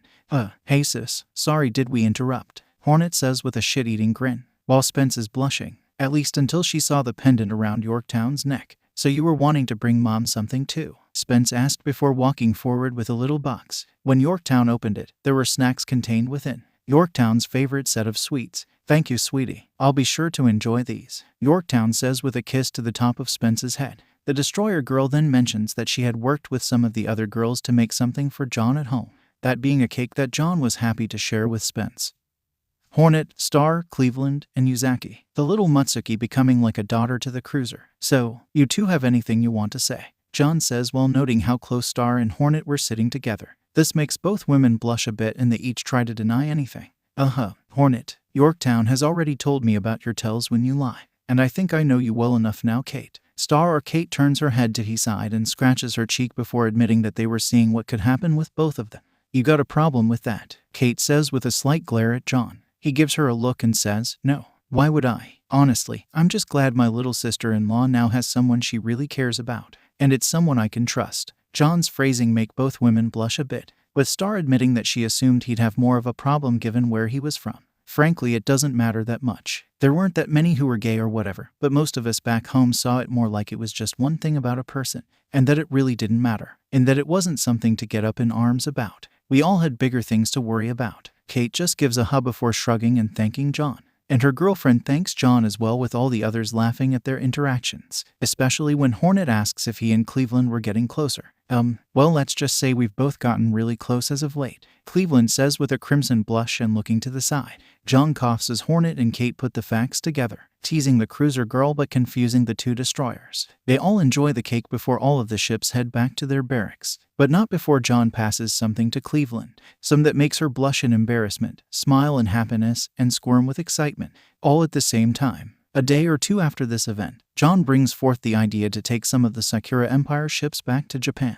I know a few of you have gotten to know the people on the base, so if you want to stay you are more than welcome. But I know some of you have been thinking about your home and how to protect it from the Sirens and the Crimson Axis. As such, my fleet and I will escort all of you who want to go. Mikasa is the first to step up and agrees to go. I believe our homeland's commanders might benefit from the wisdom I have. Inazuma and Nikazuchi also say they want to go. The Mutsuki sisters, though, are more divided. Yuzuki seems unsure herself and grabs onto Cleveland's arm, cementing that she wanted to stay in America. Nagatsuki was also one who wanted to stay, as she was having fun with all of the Destroyer girls on base. Plus, Max and some of Star's squad had started treating her and Minazuki like family as well. Mutsuki, Kisaragi, Fumizuki, and Mikazuki, though, want to go back to Japan. With the refugees who were going decided, John announced the ships he was taking to Japan. New Jersey, Reno, Laffy, San Francisco, Ticonderoga. Boys, in Baton, the named ships stand before saluting the commander, with Mikasa bowing to her escorts back to her homeland. The day they were set to leave, all of John's ships saw him off. "Be careful, Daddy," Spence said with a hug, with the man telling her he'd bring back some souvenirs from Japan. "Hopefully you can help those folks over there as well. Who knows if the Sirens have decided to ramp up their attacks to take Japan," Alabama says with a nod to her commander. She was currently in command of the ships alongside Cleveland, who herself was wearing the ring he gave her a few days ago. She blushed before telling him to come back safe. "To all of us," the cruiser said before jumping up to kiss him. After she dropped back down, she helped Yorktown stand on her new legs and see her husband off. "I'm glad you two finally moved forward. And you heard her. Bring them all home and come back safe yourself." As Yorktown said this, she leaned in and kissed the man she loved passionately, making the destroyers gag, blush, or question what was going on, while some of the less mature cruisers took their time teasing all three, with Hornet and Star being some of the last to see the fleet off. "Take care of everyone, Kate. I'll be back," John said with an extended hand. She took it before pulling him in for a hug, making his back crack a bit, and the strain of the hug increased when Hornet jumped in as well, before kissing his cheek and saying, "Good luck, bro." With the goodbyes done, John rode aboard New Jersey for the trip, all of the girls having fully stocked holds of food and other ammo for the likely battles to come, while the Sakura girls were at the center of the formation aboard Mikasa. "All right, fleet ahead full. We're off to the land of the rising sun." The chosen ships of the San Diego fleet had been sailing for about a month, intercepting a few Siren fleets wandering about the Pacific. As such, many in the fleet were getting exhausted. "Commander, can Laffy take a nap now?" Laffy asked during a quieter moment during the trip. John wasn't too sure about switching out his girls for the ones he was taking back to Japan, given they didn't have ships of their own. But Mutsuki and Fumizuki make their rigs appear and then rush over to Laffy's ship. "Laffy Nichin, you can take a nap for a bit. We'll make sure your ship stays on course," Mutsuki says before offering Laffy some candy. Laffy nods before accepting the candy and going to her cabin to nap. John lets out a breath before sitting back in the command chair of New Jersey's bridge. New Jersey laughs a bit before saying, "They know how to surprise you, and don't you just love it?" The commander gives her a look before leaning back. Something that made John uneasy was that the latter half of the month had just been Siren-only ships. "We saw a few of the Sakura ships when we first departed, but since we crossed the international date line, it's just been the same ships we're used to." "I know what you mean. It's unsettling. I hope nothing is happening back home, or in Japan," Jersey says before using her radar to get a long-range scan of the area. John keeps his eyes on the horizon for threats, while also thinking that she just raised a major red flag, and it was paid off, but not on the San Diego fleet. Over the last week or so before they would arrive in Japan, the nation had been getting bombarded by renewed and unusual attacks from the Sirens, as well as some planes and ships that made little sense. "Are you sure what attacked us that last time were some Zeros?" Izuku questioned while Yudachi and a few others who were recovering in the medical wing. The dog morph nodded before saying, "They definitely used Sakura tactics as well. Not only that, but I'm sure one of the ships I charged into fighting was similar to a Mutsuki class and a Fubuki class." Izuku let out a stressed sigh before thanking the girls, as well as assuring them they would have a few days off to heal. "I'll rework the duty roster. You six need a break. And you, there's someone here who wants to see you." With that, Izuku opened the door and showed Eri in to check in on her big sister. Both of them smiled and hugged each other. Yudachi asked what Eri had been up to, and the little girl talked about her spending time with some of the other ship girls and a few of the daughters of the soldiers on base. The commander of Mongol base smiled before turning to leave. "Well, at least that's done. Now comes the worst part," Izuku thought aloud before Nagato joined him to talk with the admirals and other members of the brass. For the next hour or so, he and Himori were getting reamed out for the recent uptick in attacks and damage to the cities of Japan, not to mention all of the ripple effects from the panic and fear of what could be happening. People moving away from the coasts, rising rates of looters, nutcases claiming the end of the world. And then there's the latest where the media have been claiming that the military is looking to take over, given the reports and images of planes we've seen your girls using. Izuku growled before reiterating that it definitely wasn't one of his girls or from Himori's fleet. We don't have enough information to make any moves or take any actions. All I can say is that some of my own ships did confirm they were using Sakura tactics as well as ships and aircraft. The Oni-looking woman agrees and tells the top members that they had been doing all they could. But the attacks have been hitting us with a fervor we haven't seen for years. We don't even know if this is just happening here or elsewhere. Well, you had better find out soon, or we will take more direct control of the situation and the ships, one admiral said with finality before hanging up. A few of the others had similar thoughts but were less confrontational about it. Both of the ship girl commanders let out stressed sighs with the calls wrapping up. This is getting out of hand. Where did the sirens get Sakura or Japanese ships? And why are they using them? Himori questions while resting her head on her desk. I have no idea. This is just crazy. And now we're under threat of losing everything we've worked to do for and with our girls, Izuku says while leaning back. Nagato places a hand on Izuku's shoulder before patting him on the head. Himori meanwhile is getting her shoulders massaged by Hiei, and feeling the battleship woman's generous bosom pressing against her back. But she didn't complain as the massage felt too good to ask her to stop. After a minute or so, Izuku asked if the ships knew anything. Nagato hummed before admitting that they had turned against their allies of Azur Lane before, explaining that it was an international alliance of all shipgirls when Izuku looked at her funny. We along with a few other nations' ships went against Azur Lane to use siren technology to defeat them. Yes, we thought it would help us to better protect humanity by taking whatever we could to defeat them. But it more often than not blew up in our face, Hiei says with a sigh.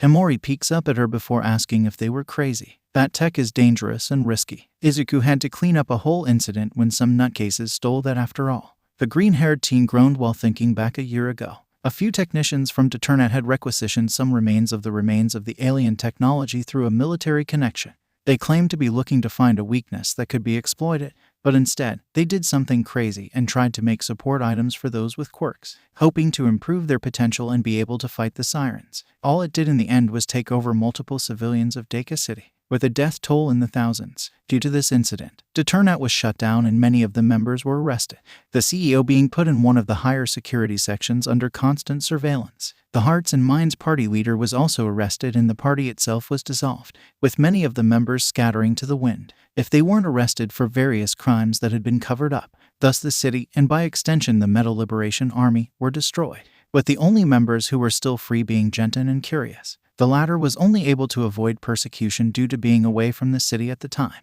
The former, though, had lost an arm during the whole matter by trying to stop his fellow members. As such, most thought he was dead. The destruction was only stemmed at the city due to Izuku taking point and directing all of the heroes and his ship girls to restrain or take out those who might be controlled by the sirens. His efficient commands, planning, and even taking out a few siren-controlled entities himself had earned him some praise among the populace. I don't want to think about that. It was bad enough that we had to clean up that. You know what, fuck it. We had to clean up that fucking mess because those idiots thought they could play with goddamn eldritch horror tech. I still have nightmares about what it did to some of them. After Izuku had ranted for a bit, Himori chuckled before asking if he felt better. His only response was a little, and as he groaned in his chair, Nagato coughed a bit before acknowledging that it was a foolish plan by those who stole the siren technology, and various other versions of us have found how hard it is to deal with, sometimes to our detriment. We had been fortunate in some of those timelines. Azur Lane was willing to forgive us and help us to stop the foolishness we unleashed. Izuku nodded, but his musings were cut short when the alarm rang out. He rushed over to the command center and ordered a status update.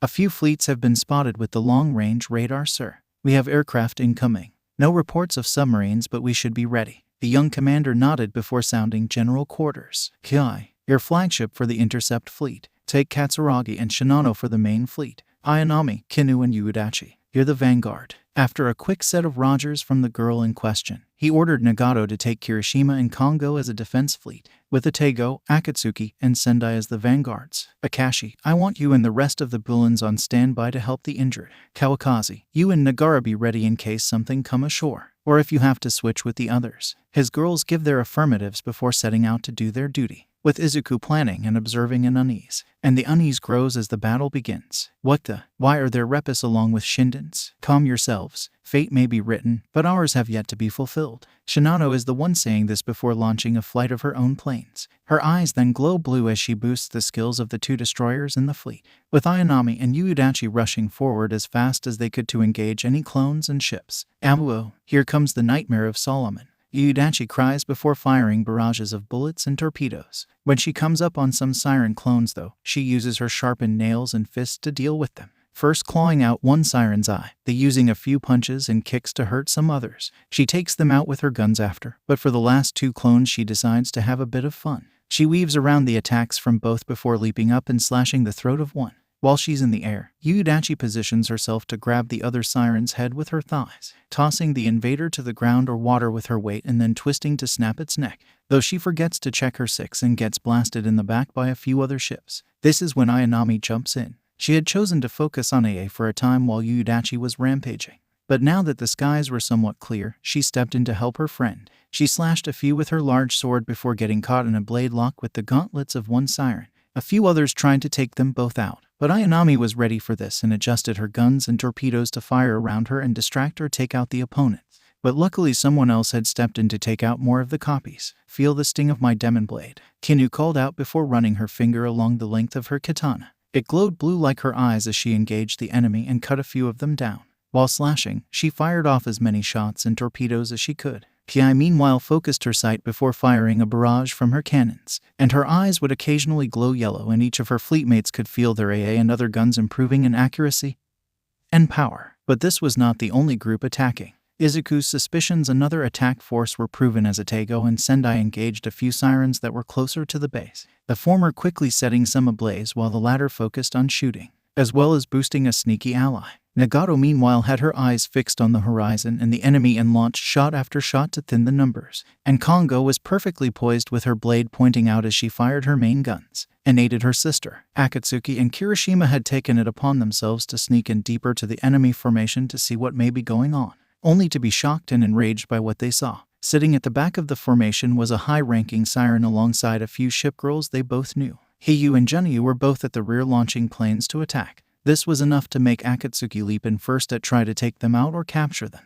But she was stopped by another ally of theirs, that being her own sister Hibiki. Why would you do this to your homeland? Akatsuki raged as she exchanged blows with her sister and her anchor club. Hibiki snarled as she brought the weight of the weapon down on her sister. "You wouldn't understand. You were called to. You were asked to help. We were left in the abyss." Akatsuki feels her blade breaking and she rolls out of the way to keep from being hurt. Kirishima had wanted to help her little friend, but she was occupied by a different opponent, that being her own sister Haruna, who kept a stoic gaze of fury directed at her sister. Atego wasn't in a much better place as she was facing both Maya and Takao, while Sendai was nursing an injured arm after Mayako had absorbed a number of her shots and then sent them right back to the cruiser. While Izuku wanted to send the other two girls out to aid them, they didn't have that option, as a few siren subs had gotten close and were attacking Mongol base directly. He'd already evacuated most of the non-combatants to shelters, but he refused to just stand aside and let that be the end. "Kawakaze," Izuku shouted as he joined the fray with a few of the soldiers. The destroyer tossed him one of her extra swords as he engaged with gun and blade to protect his base and home. Nagara meanwhile was covering Akatsuki and the Bulins with her guns as best she could, but she was uneasy about punching them, until one leapt out of the sea to attack her, and she closed her eyes to throw her punch, accidentally decapitating the submarine siren. Kawakaze meanwhile was cutting through the enemy as fast as she could, but she went too far ahead and got blasted a few times for it, her white hair being dyed black from some of the soot from the explosions. As she was knocked on her back from another explosion, she heard a few cries ring out from some of the soldiers, namely a group who were being cut down by a new attacker, one that shocked her. Her eyes gleamed red and her horns seemed longer than Kawakaze remembered, but there was no mistaking the smile on the girl's face, the rigging around her, and the visage of a demon behind her with her Nadachi. "Sakawa," Kawakaze grunted out before being hit with a few shots from the cruister's cannons. Her opponent didn't give her time to recover and quickly brought down her blade atop the destroyer girl, only for both to be surprised when Izuku jumped in and stopped the attack. Sakawa's surprise eased and she said, "Brave boy,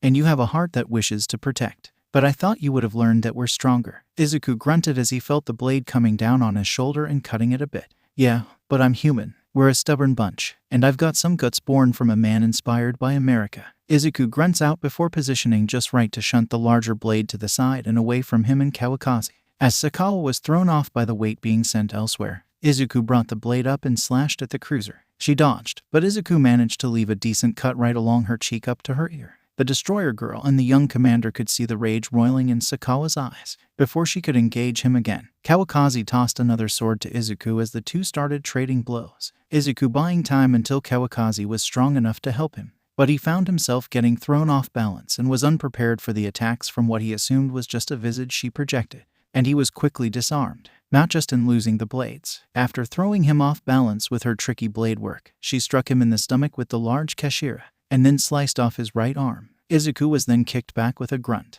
While he was struggling to catch his breath and coming to terms with what he just lost, Sakawa was stalking up to him. She raised her blade high to finish the young commander off, a manic grin on her face as she raised it high. But she was caught off guard and injured by Izuku using the blade he'd been knocked to stab the mad cruiser in the stomach. Before she could react again, he pulled himself up a bit and headbutted her in the face. "I'm not going down that easy," Izuku declared while trying to stand tall. He could tell he was losing a lot of blood, but he wasn't about to back down. "I will protect them," he declared in his mind. Sakawa was about to attack again, when Kawakaze leapt in and kicked the rogue ship girl before blasting her with her guns. "You crazy fool, are you trying to die?" she exclaimed before cutting part of her uniform to help with the bleeding. The two weren't sure on what they could do next, but luckily they got a heads up that someone was on the way. "Commander Izuku, this is Commander Kadov of Batwa Base. Hold on, we'll help finish this fight." As Kawakaze heard and relayed that, all those fighting could see a ship blistering towards the base. As they were sure it was about to crash into the docks, it quickly dissipated into a mass of cubes, with Laffy and Kadov in the air to help engage. Baton had been sending out scouts with Ticonderoga and they had spotted the fleet attacking. While a few in the fleet wondered if they should leave this to the ship girls from Japan, a different sight made them want to step in. "Did you say there was a pair of Japanese carriers and a battleship there?" John asked before Mikasa asked for a description of the ships. Baton identified the carriers as Soryu class, but the battleship I have no idea. "I count 4 double cannons." "Hold on, I think I see the ship girl. Silver, gray hair, wearing blue, including a fox-like mask," Baton reported. Mikasa gulped before saying, "That's Tosa. If we engage her then we need someone strong enough to endure her attacks and hit her back hard." "Sound like my job," New Jersey says with a thumbs up. John agrees and tells the rest of the ships to be ready to engage, at least until Ticonderoga announced that there was a second fleet, and her scouts had picked sight of an infiltration fleet. John was unsure, but part of him wanted to go help the soldiers deal with the infiltration fleet. "Shikin Kadov, if you don't mind sir, I could take command here. If you send Jersey-san and she can keep Tosa busy or defeat her. Meanwhile, you could take a faster ship and get to shore to help the base," Mikasa propositioned. The American commander thought it over for a bit before asking if the girls had any problem with that. At a quick set of negatives, he took a deep breath before calling out to Laffy, "I'm gonna need everything you've got. No sleeping this time." "Understood, Commander. Laffy can sleep later. Right now, there are sirens to stop," Laffy said in her usual tone. She pulled up quickly to New Jersey and John leapt from the command tower to the deck and then to the Laffy. Once he was aboard and in her bridge, Laffy popped her neck a bit. "Hold on, Commander. Deactivating self-imposed limiter," Laffy announced before revving her engines as hard as she could, the bucking and speed of which knocked John off his feet. After running a while he could tell this was a bit straining and made a mental note to make sure to get her some good booze and food when they landed. "For now though, we've got to save that base," John thought as they sped towards Mongkol.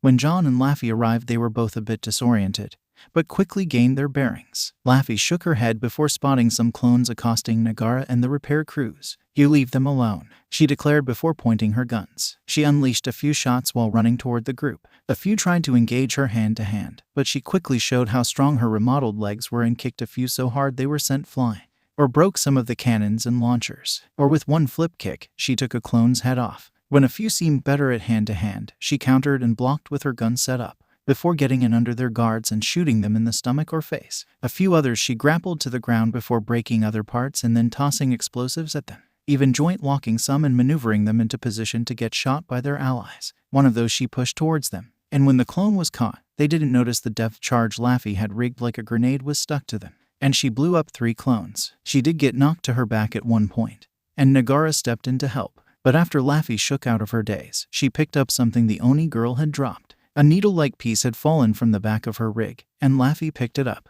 The destroyer then used the needle to pierce the sides, foreheads, and throats of a few of the sirens, finishing one more off with by punching the implement through the hardest siren. She was breathing heavily at this point and then started to collapse. Nagara caught the bunny destroyer in her arms and bosom. "Laffy needs so much sleep. Good night," Laffy said before resting in Nagara's arms, lap, and breasts. The cruiser thanks the girl as the battle is winding down. While Laffy was helping the besieged repair crews, John had found Izuku and Kawakaze, as well as the angry Sakawa. He powered up his quirk before engaging, only to be surprised when he met the sheath of her Nadachi and then got blasted back by her cannons. She started to taunt him, but he didn't give her the chance and fired a few rockets from his prosthetic kneecap. He engaged the woman fist, gun, and prosthetic against her sword and guns. They went back and forth for a while until some flares were lit in the distance. The cruiser girl snarled before saying, "You've earned a reprieve for now, but I will finish this someday." She then fires her cannons to knock John back. Before she leaves though, she asks Izuku's name,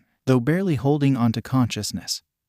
He tells her with his determined fire still burning in his eyes, "I will remember it, you mad fool of a commander," Sakawa says before leaping back onto the sea. While John is tempted to go after her, he felt it would be better to help the injured at the base. Back out at sea, Jersey had surprised and done some damage to Tosa, but she had been injured a bit back due to the Sakura ship's allies. Ticonderoga and Bahan did all they could to clear the skies and help the 2 carriers of the Mongol fleet, while the other girls aided whoever they could until the enemies retreated.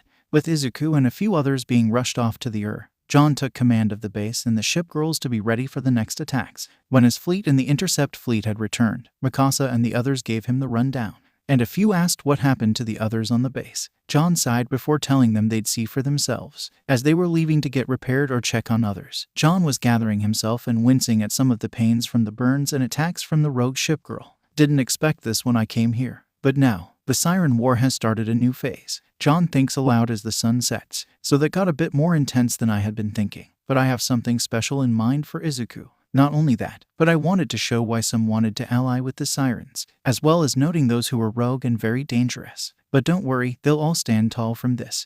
Izuku was groaning in the bed in the medical wing of Mongol base. His mother had been told of what happened, but she couldn't see him yet, mostly because they were still transferring blood to the boy. Given how much he lost in the last fight, he wasn't the only one injured though. Most of the ship girls were injured in one way or another. Laffy was mostly strained from her mad sprint to get to shore. Most of Izuku's girls had endured blasts, burns, and cuts from both Siren and rogue ship girls. And while most of Kadov's fleet was fine, they had taken some hits as well. "Man, didn't expect that old girl to pack as much of a punch as she did." "Oh, no offense, Mikasa," New Jersey said while getting her head patched up, including her once missing right eye. Luckily, Akashi had made enough breakthroughs with coordination from Vestal to replace the organ. Kadov sighed and scratched his head before addressing everyone gathered. "This is one big mess. Not to mention," a new voice spoke and said, "This attack was a message." "Correct, Commander." Standing in the doorway, and with more gray hair compared to when he first met Izuku, was Admiral Sujita. The American commander agreed and asked Mikasa to step up.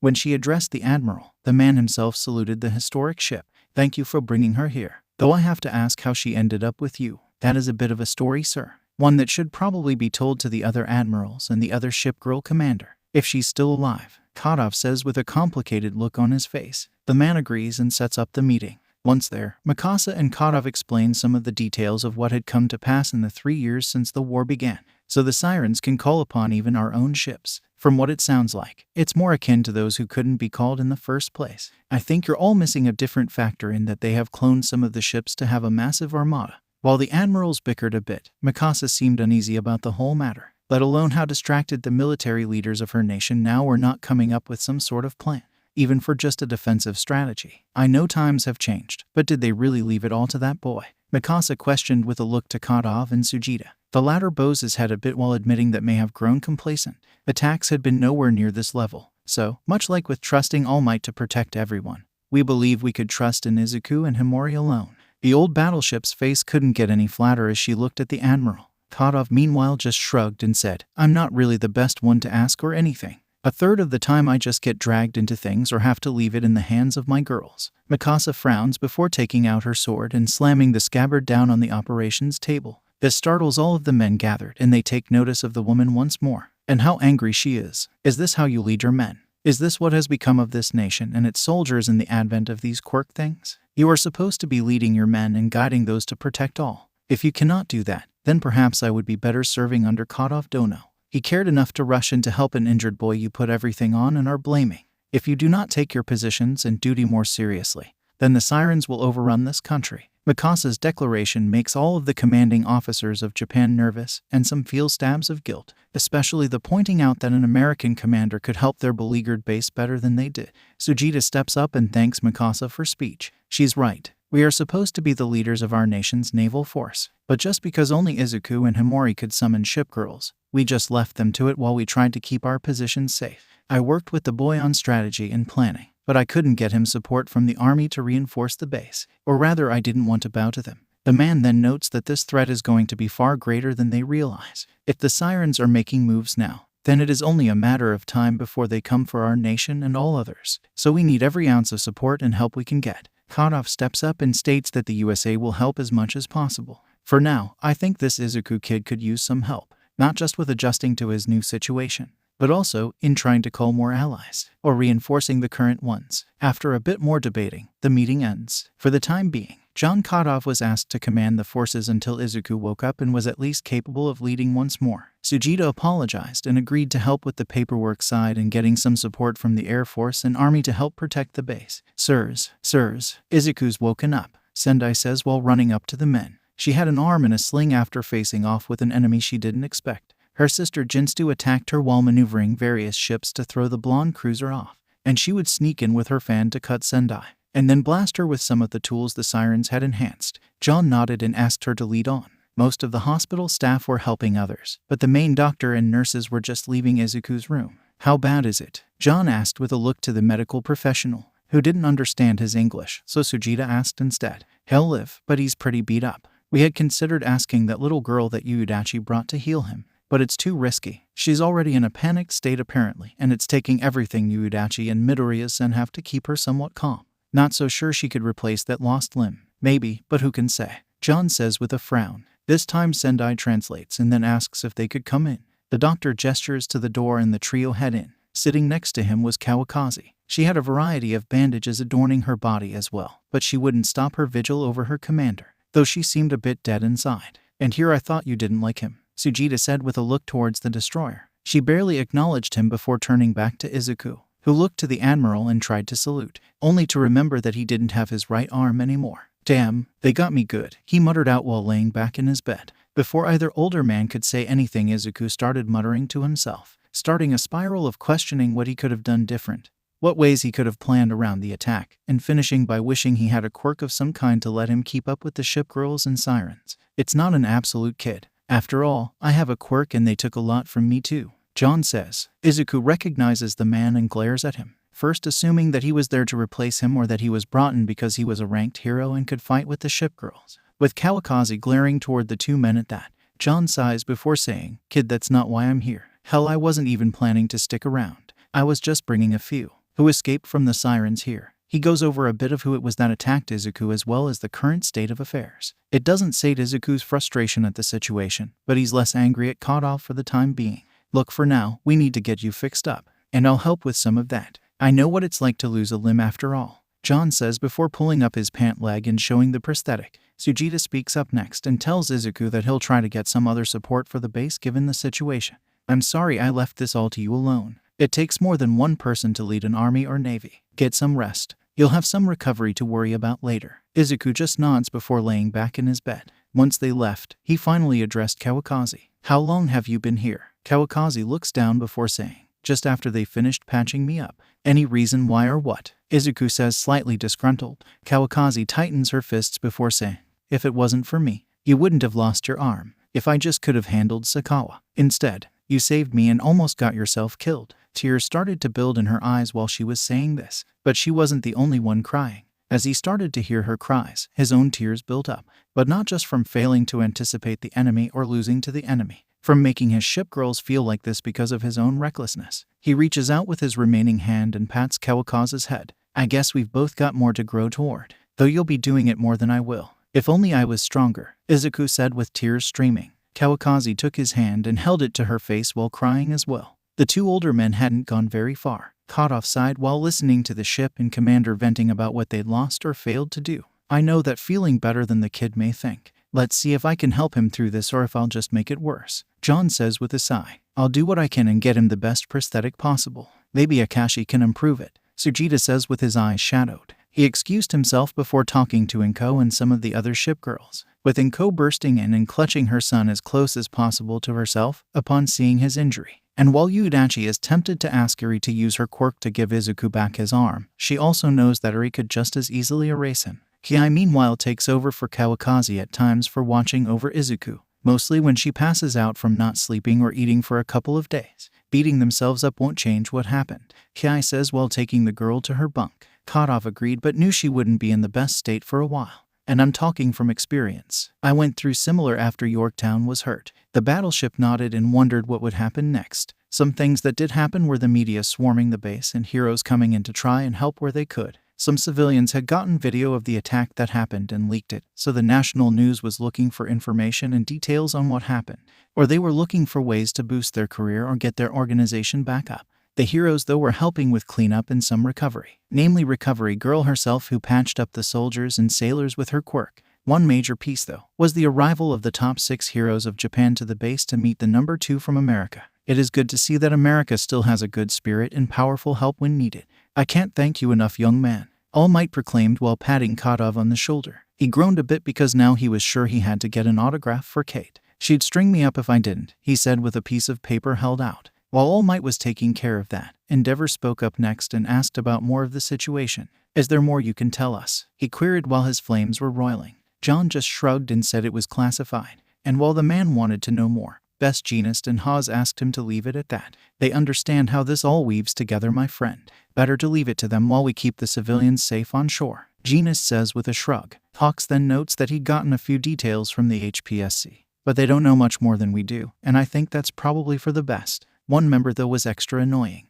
Mirko was tapping her foot while the others were discussing matters, until her impatience got the better of her and she pulled John aside to fight him. But the man refused. Why not? Mirko asked with a frustrated look while Edshot pulled her back. John just rolls his eyes and says he has more important things to deal with. For one, I gotta help the commander of this base, John says before heading to the hospital. A few of the members were curious and follow along with the man, except for All Might, Edshot, and Hawks. They chose to address the media and keep some attention away from the soldiers and sailors. Kadov gave an annoyed glare back to his shadows and told them to wait outside. He let himself into the room where Izuku was staying to try and talk the teen into learning how to use a prosthetic Sujita had ordered him. But Izuku was not very receptive. What happened to that kid? Mirko asked with a tilt of her head. Endeavor, though, recognized the boy as the one who helped them all when the Siren War began. I knew about him helping Midnight and that he was commanding this base, but I didn't think the buildings looked damaged enough to have crushed his arm. That wasn't how Izuku lost that arm. He lost it in a fight with the enemy, Kai says with a look towards the heroes. Jeanist and Endeavor look at the woman with some incredulity and ask if she was serious. Very. One of our own was backed into a corner and he stepped up to try and save her.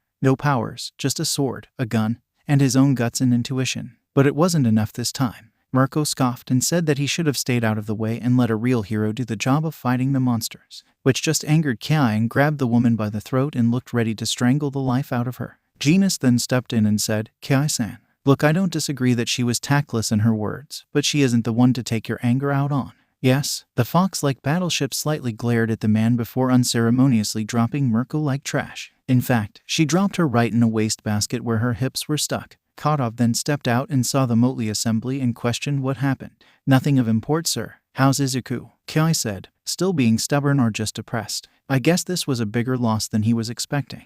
And I don't just mean losing his arm. Kai nods and goes in to talk with her commander. Over the next couple of days, Kai and John try to convince Izuku to try and learn how to use his new arm and get back out in the world. But to no success. Even Inko could barely get a response from her son. After a week had passed, Kai had taken some command and was sending out fleets to patrol and attack any stray sirens, with Kadov doing much the same with his ships, but still no luck in getting Izuku to try and get Izuku to stand again. I'm not sure if I can say much to him on the matter either, Sujita says with a sigh. He was discussing matters while walking around the base, including checking in on Akashi and someone she was working with, Kadov's self-proclaimed sidekick, Reno. So with this, that arm should be even better than before and just what your commander needs, Reno announced from the computer next to Akashi. The Minty Cat was quite excited and happily finished some of the improvements the US ship had suggested. It doesn't do us much good when he won't even put the damn thing on, Kadov said with a grumble. That is when a new voice speaks out. Perhaps he needs someone else to speak up and try to help him. All Might announces from the entrance to the lab, with Mirko next to him and asking Kadov for a fight again. He denies and asks if the #1 of Japan really thought he could get through to the kid. I'm willing to try. He helped me and saved many lives the day this war began. I owe him more than I want to admit. John groans a bit before saying he could try. Good luck though. He barely been responding and it's just been getting worse. All Might nodded and made his way over to the hospital. When he made it to Izuku's room, he saw the boy's mother talking with him and trying to get the boy to do more than just eat and move around his room. He knocked before asking to come inside. It's good to see you again, young man. You've done quite well for yourself. All Might starts with his trademark smile. A few weeks ago, Izuku might have been freaking out or extra excited to see his hero. But now he felt the man was more of an unattainable sight for someone like himself. He bluntly asks, "What do you want?" To try and convince me to command the ship girls again. To fight once more. Maybe I'll lose another limb. Or worse. Inko scolds her son for his tone, but All Might takes no offense. I know what it's like to be where he's at. How could you know? Izuku roars at All Might. He then vents about what he'd been feeling ever since he was diagnosed quirkless and the hell that brought about because he always wanted to be a hero just like All Might. And then he had to become the commander of a group of warriors who could fight against monsters beyond what most could handle. Just when I think I can handle all of this and I can truly be a hero, we get attacked by renegade ship girls who do even more damage than the sirens had, and cut off my arm. All Might was wide-eyed at hearing this and sighed before closing the curtains of the room. He then eased up his state and showed his true form to the boy. And while he and Inko were shocked, All Might explained some of what happened to him, from his injury to the dwindling of the length of time he could be active as a hero.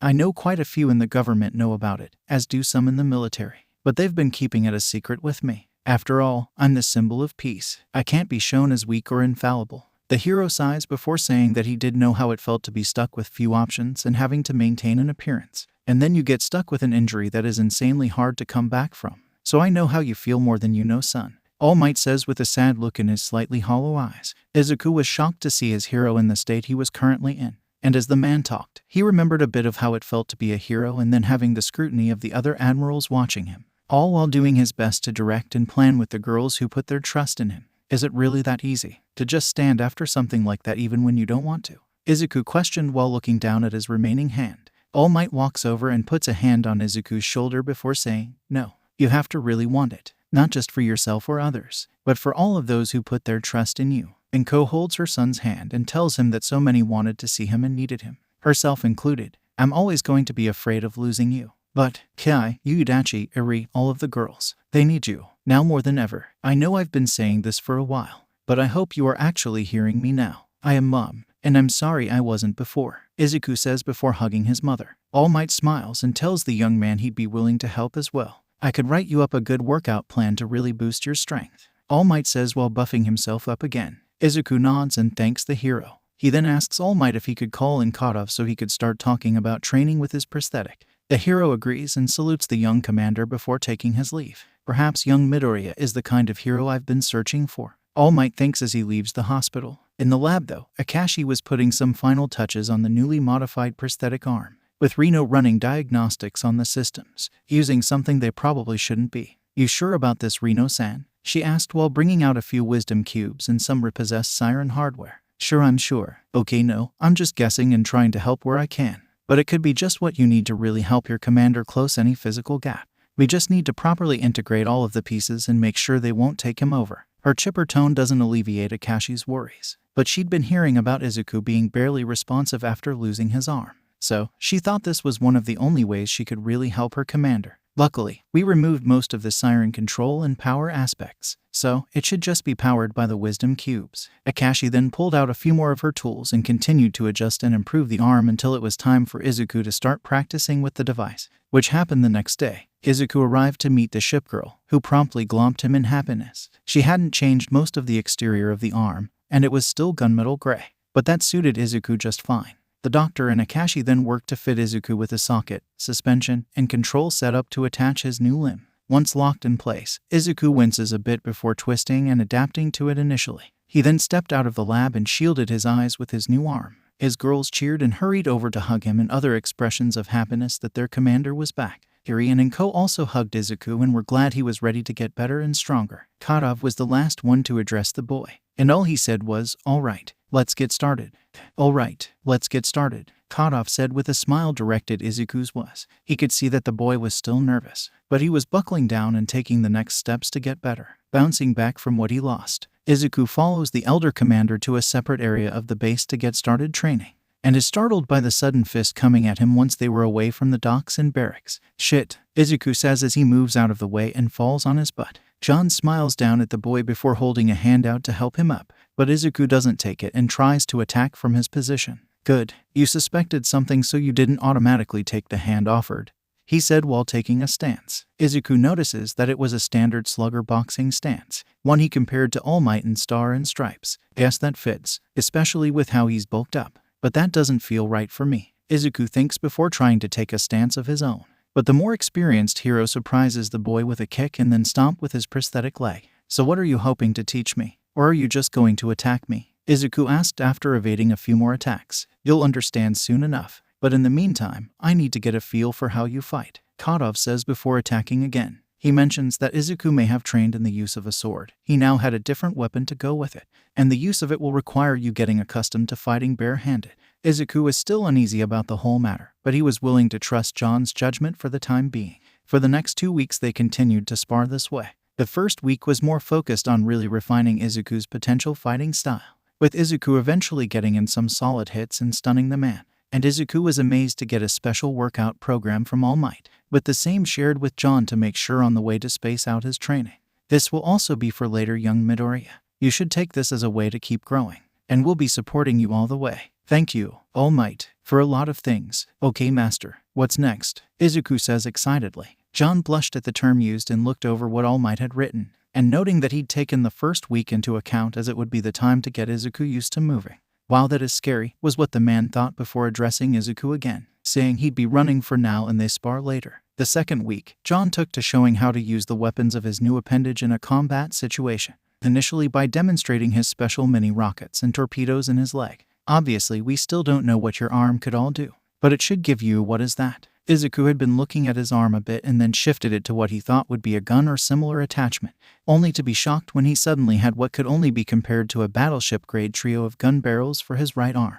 He was even more shocked when he could fire them for a trio of heavy shell impacts. John meanwhile was shell-shocked, and it continued as Izuku seemed to change his arm into a few different guns, from quick-firing light-caliber guns of a destroyer to some heavier firepower of a cruiser with the potential to set things on fire. He even launched a few rockets and torpedoes while testing it out. "REENNNOOO," John shouted after finally shaking off the shock. Hey, Commander. Ooh, I see the upgrades Akashi and I put and worked out for you," the perky cruiser said with a bounce in her step, and a bounce elsewhere that drew Izuku's eyes. "What the heck? You think I'd be used to that after dealing with a Tego?" Izuku thought while shaking his head. And then he saw Kadov behind her, and he was now grinding his knuckles into her head while chewing her out for experimenting with tech she didn't understand and could lead to catastrophic danger. Reno meanwhile was crying a bit as he was doing that and calling out uncle after uncle to hopefully get him to let go. Akashi then runs up and asks John to ease up on her friend. "She just thought that we could help Shikakin to get better," she says while her eyes tear up a bit while looking up at him.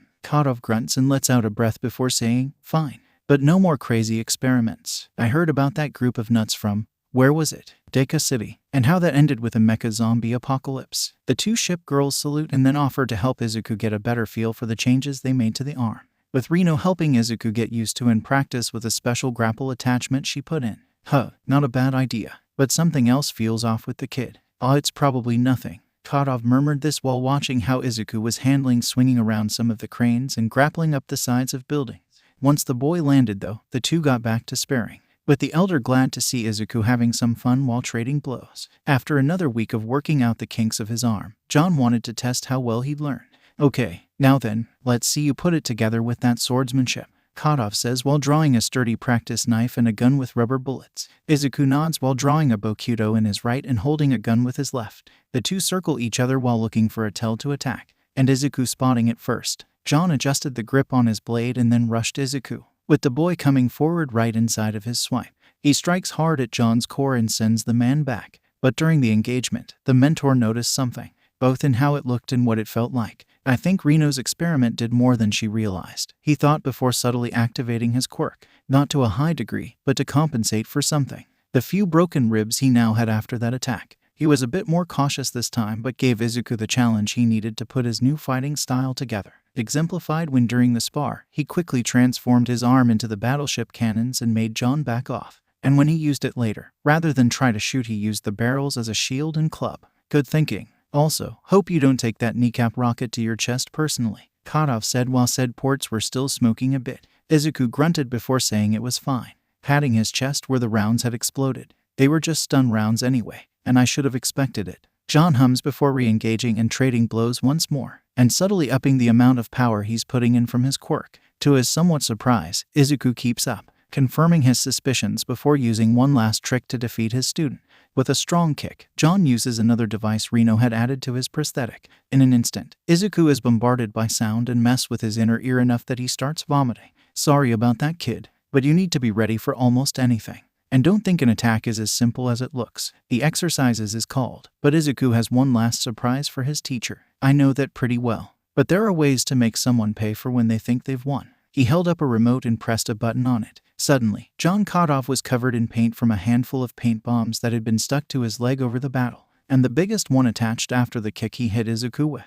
Well done. Ugh, guess I deserved that. The ship girls applauded and congratulated both of the fighters as they went to clean up or recover. A few heroes had been watching as well, All Might being one, and he could tell something else was up. Kadov used his quirk during the fight, and yet young Midoriya wasn't falling behind at all. Hawks meanwhile clapped at the way the two worked with everything to get a victory, while Best Jeanist and Ryukyu were both looking at Izuku and considering how they could give him a costume to go with his station and possibly being a hero like they were. Though I doubt Kadov-sen would approve. I agree. I hear he isn't a big fan of the pro-hero system, period. He was basically forced to become one into becoming the new number 2 hero, Ryukyu said while looking over the two. Endeavor listened to this as well and laughed at some of the irony, comparing it to him who wanted to earn the number 1 place on his own merit, while Kadov was pushed to the position despite protests. Mirko, though, was annoyed and tapping her foot in a bit of excitement and anger. She'd been trying to face off with Kadov for the last 2 months, but he kept brushing her off or denying her, with 1 month him using the excuse he was helping Izuku get used to him new limb and state.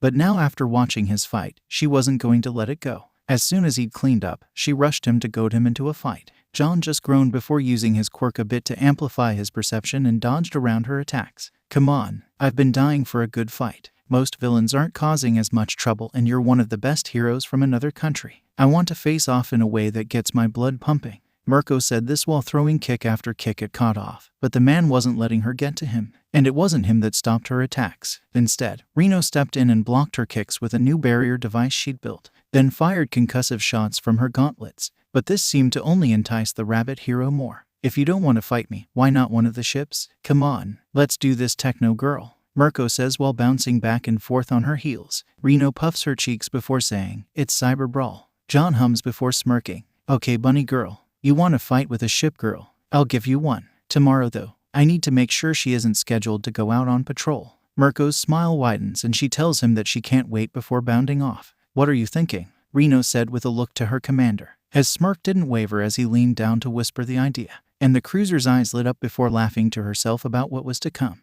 The next day, Mirko was back and bouncing with excitement at fighting a ship girl. I'd wanted to fight them for a while, but they kept saying to leave them alone since they were defending against the sirens. But now I can face off with one from another country, she thinks while going over the ones she'd seen. Her initial thoughts went to Reno, who proclaimed herself the sidekick of Commander Brawl, but she denied that as it wouldn't be much of a fight the same way. Her mind then went to New Jersey and Ticonderoga, imagining the fight those two ships could give her. I can't wait to face off with that New Jersey girl, Mirko said as some reporters were taking pictures or video of the fight to come. Did we need to bring the leeches? Kadov asked while shooting a glare towards the members of the media. Sujita shrugged and said the HPSC asked them to allow it. I guess they're hoping a friendly match between a hero and a foreign ship girl might bring up some spirits, the admiral said before asking who Kadov had in mind for the match. He smiled and said he'd see soon. Mirko stretched once again and then asked John who it was she'd be fighting. Come on out, he said towards the lab hangar. And the one who walks out isn't who Mirko was expecting or hoping for. Yawn, Commander. Is this funny bunny Laffy's opponent? Laffy asked while yawning. And then she pulled out a flask and took a drink. Mirko, though, looked dumbfounded and then enraged. You've got to be kidding me. Someone this small. Bring out of the real ships. Like that girl from yesterday. I can't. She's on patrol with New Jersey, Ticonderoga, and a few of Izuku's girls. Besides, I doubt you'll make Laffy sweat. The blunt way John phrased that was like a slap to Mirko in more than one way. She snarled a bit before acquiescing, saying, once I beat her, you'd better call one of the bigger ships. The media gets their cameras ready and focusing on Mirko and Laffy, with some wondering if this was going to be any kind of fight at all. Laffy yawned again before rolling her neck a bit and subtly taking note of her opponent. Mirko meanwhile wasn't taking Laffy seriously and thought this would be over with one attack. "I don't need an ultimate move to finish this. Going down, little girl," she said before rushing Laffy with a kick aimed at her head. But right as she was sure her attack would connect, Laffy easily dodged, with a gentle lean that put her right under Mirko's kick. The rabbit hero was wide-eyed at this, mostly because Laffy had her eyes closed as she was attacking, and her shock grew as Laffy eased into a kick of her own, one that sent Mirko spiraling almost 100 yards. Most of the civilians and some of the heroes were shocked by the turn of events. Never underestimate a fighting ship, Kadov says as Mirko shakes her head and realizes how far she was kicked. "Okay, didn't expect that. Guess I shouldn't underestimate her that much, but I still don't think she can really give me much of a fight." Mirko rushed in again and struck at Laffy as rapidly as she felt was needed, but the little ship easily dodged and blocked all of the blows coming her way, even countering her more than once and turning some of her attacks against the hero. "This is crazy. Are you seeing this? What kind of ship is that girl?" He called her Laffy, I think. "Wonder where all this is coming from," the reporters say as they continue to film the match between hero and ship girl, though some were wondering if it was really much of a match. Mirko meanwhile was panting a bit and nursing a few probable bruises. Laffy meanwhile wasn't even scratched. "Okay, now I'm pissed. I have to get at least one good hit in," Mirko thinks while watching her opponent. Laffy yawns again before bringing out her flask to get a drink, and this is the moment Mirko pounces on. She goes at full speed towards the distracted ship girl and kicks with everything she has. Laffy's eyes go a bit wide as she blocks but gets knocked back hard. She takes another hit before sending Mirko back with a solid punch.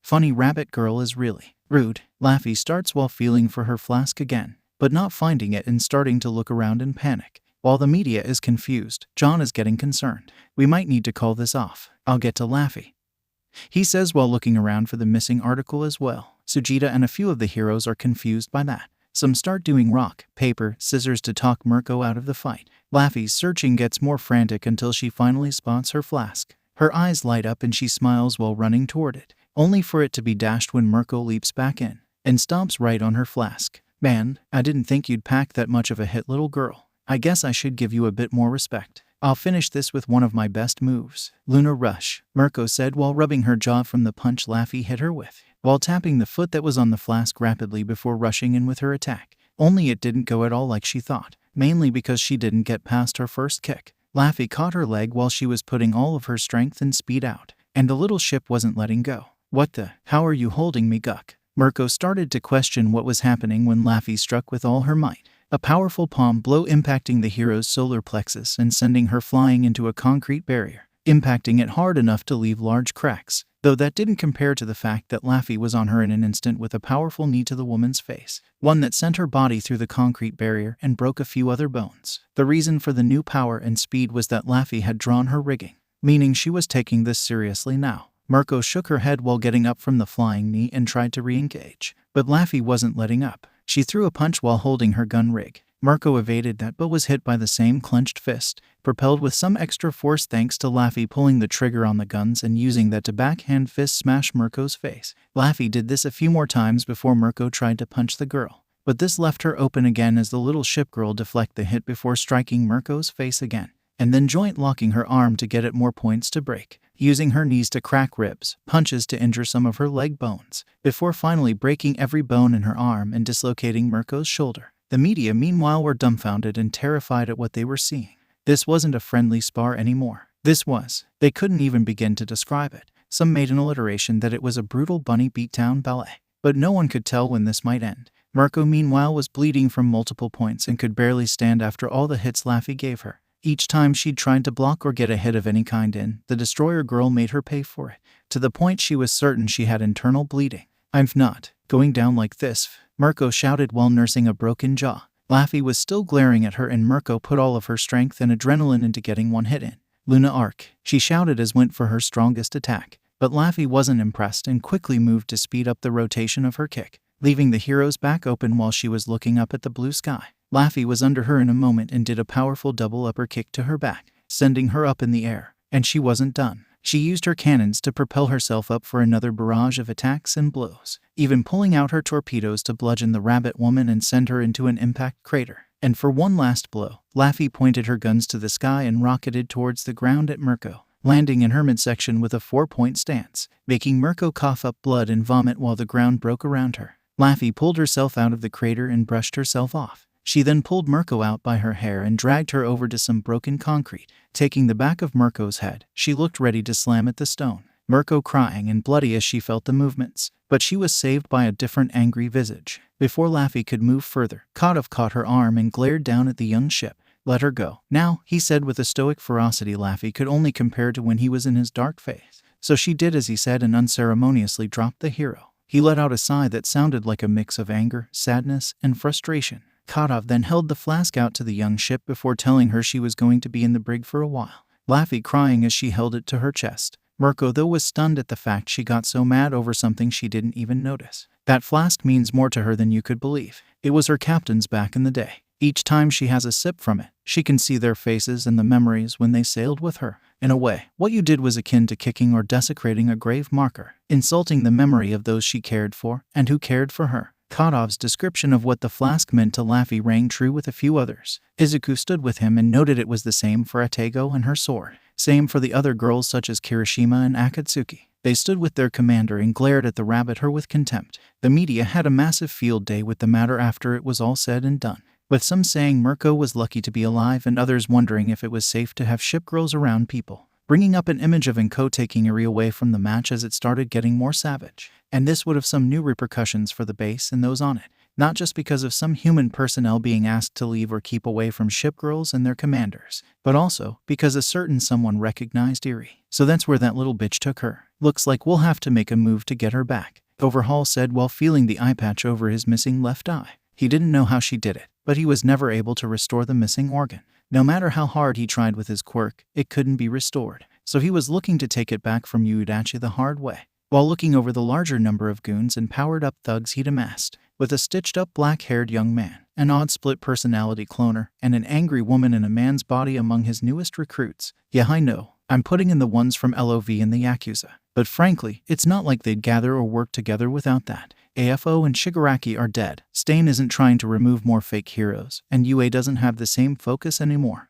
Mirko was groaning while in the hospital on Mongol base. Recovery Girl had fixed her up for the most part, but she was still hurt and couldn't move too well. Man, what the hell? I get being attached to someone or grieving in weird ways, but leaving me like this for a stupid flask, it's overkill. If you thought that was bad, you have no idea. Mirko looked to the door of her room and saw New Jersey standing there, but she was not smiling. In fact, her usually happy face had a look of cold anger, and it was directed right at Mirko. The Black Dragon stepped in with a few other members from the U.S. fleet following her. Ticonderoga, Reno, San Francisco, and Boise, the last of whom subtly closed the door and locked it, while Reno set up a device and SF closed the blinds. Mirko panicked a bit more before asking what was going on. Oh, nothing much. We just think our fellow rabbit needs to be taught some manners, San Fran says while pulling her bat from somewhere.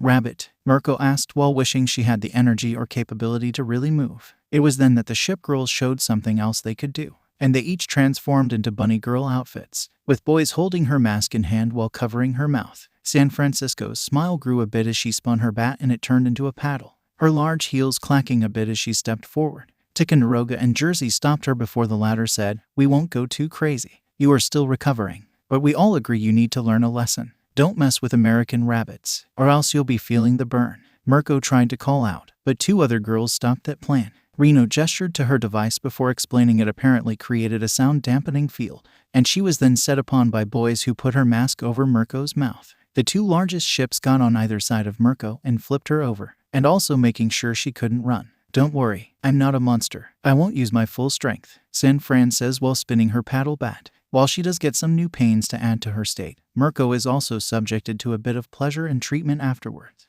Like we said, we aren't monsters, but you crossed a line with crushing Laffy's flask and treating it like it was nothing, and we look after our own. Ticonderoga says this while rubbing some cream on Mirko's sore backside. The woman groans before asking, "You couldn't have just said that." San Fran steps forward while spinning her bat a bit before saying, "Pudden wanted us to. Told us not to get rough with you. But when you called Laffy's captain's flask stupid, well, that crossed more lines." She brought the bat down roughly into her hand and Mirko flinched at it. Still feeling the strange places the crazy California girl had stuck it. New Jersey though got after San Francisco and told her to put the bat away. and we leave her be after this. Got it, she said with a flash of her blue eyes. The heavy cruiser gulps before agreeing to the battleship's terms, and following the jerk of said ship's head to leave. She and Reno leave a bit after while boys and Ticonderoga help with getting Mirko comfortable again. The Japanese rabbit sniffles a little as the fire on her rump is eased and some of the other aches are dealt with by the ship girls. Trust me when I say you might have gotten off easy with us if you did something like what you did to one of the Sakura girls. Well, you might be lucky if you'd still be moving.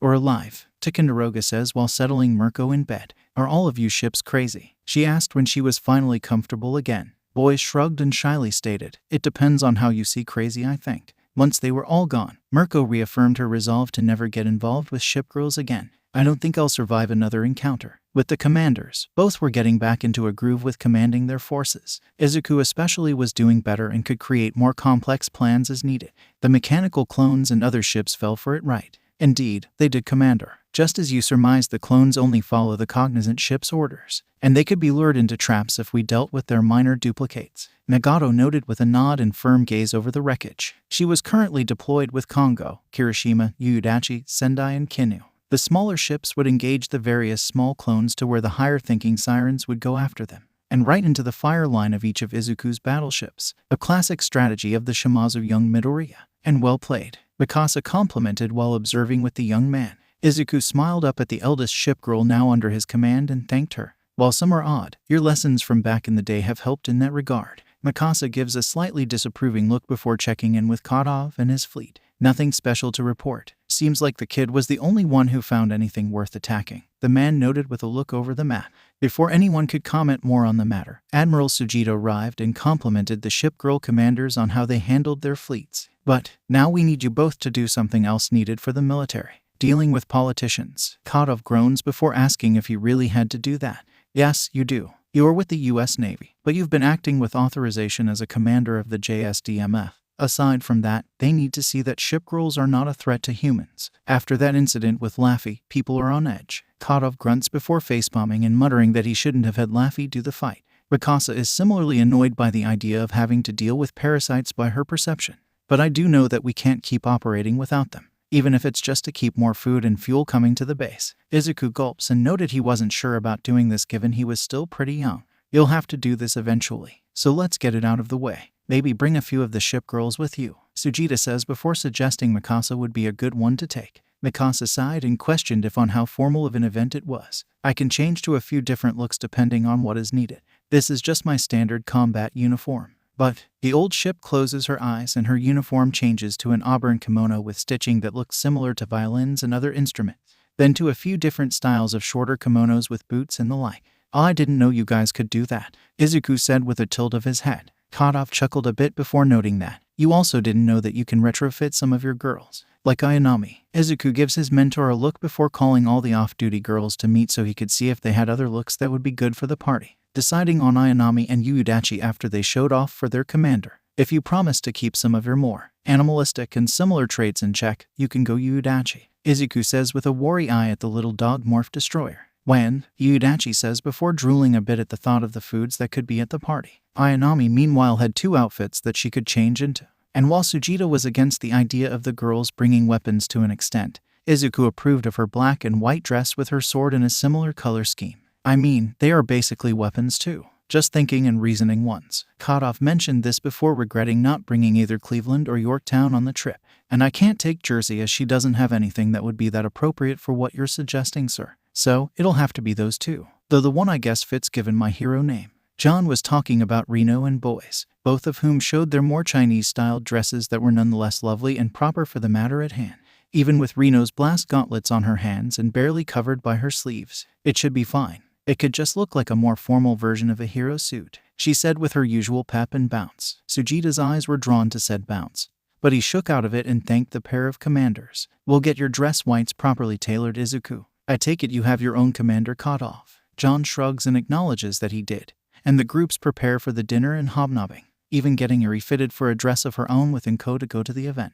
Once they arrived though, the commanders felt a bit uneasy at all eyes being on them, though some of those eyes were directed at the ship girls, with a mix of everything from distrust and arousal to respect, reverence, and civility. Yuri held tight to Inko and Uyudachi's hands as they made their way into the hall. Izuku, good to see you in person. Not to mention you, Commander Kotov, Himori says, her red skin and horns greatly clashing with her dress white uniform. John nods and addresses the commander of Photo Base. Hirano Himori, right. I've seen some images of your ships and I'm slightly concerned but still impressed with your work. The American commander's eyes are drawn toward Tehu and Ushio, both of whom had quite nice evening wear on. A brilliant crimson dress for Tehu with black garter stockings and red heels. The one minor problem though, it have a very, very deep neckline that clearly showed she was not wearing a bra underneath her dress, and her breasts were drawing all eyes to them. Ushio was much the same with her green dress, bows, and black garter stockings. Okay, do you have a thing for large bosoms? Because it kind of seems like you do.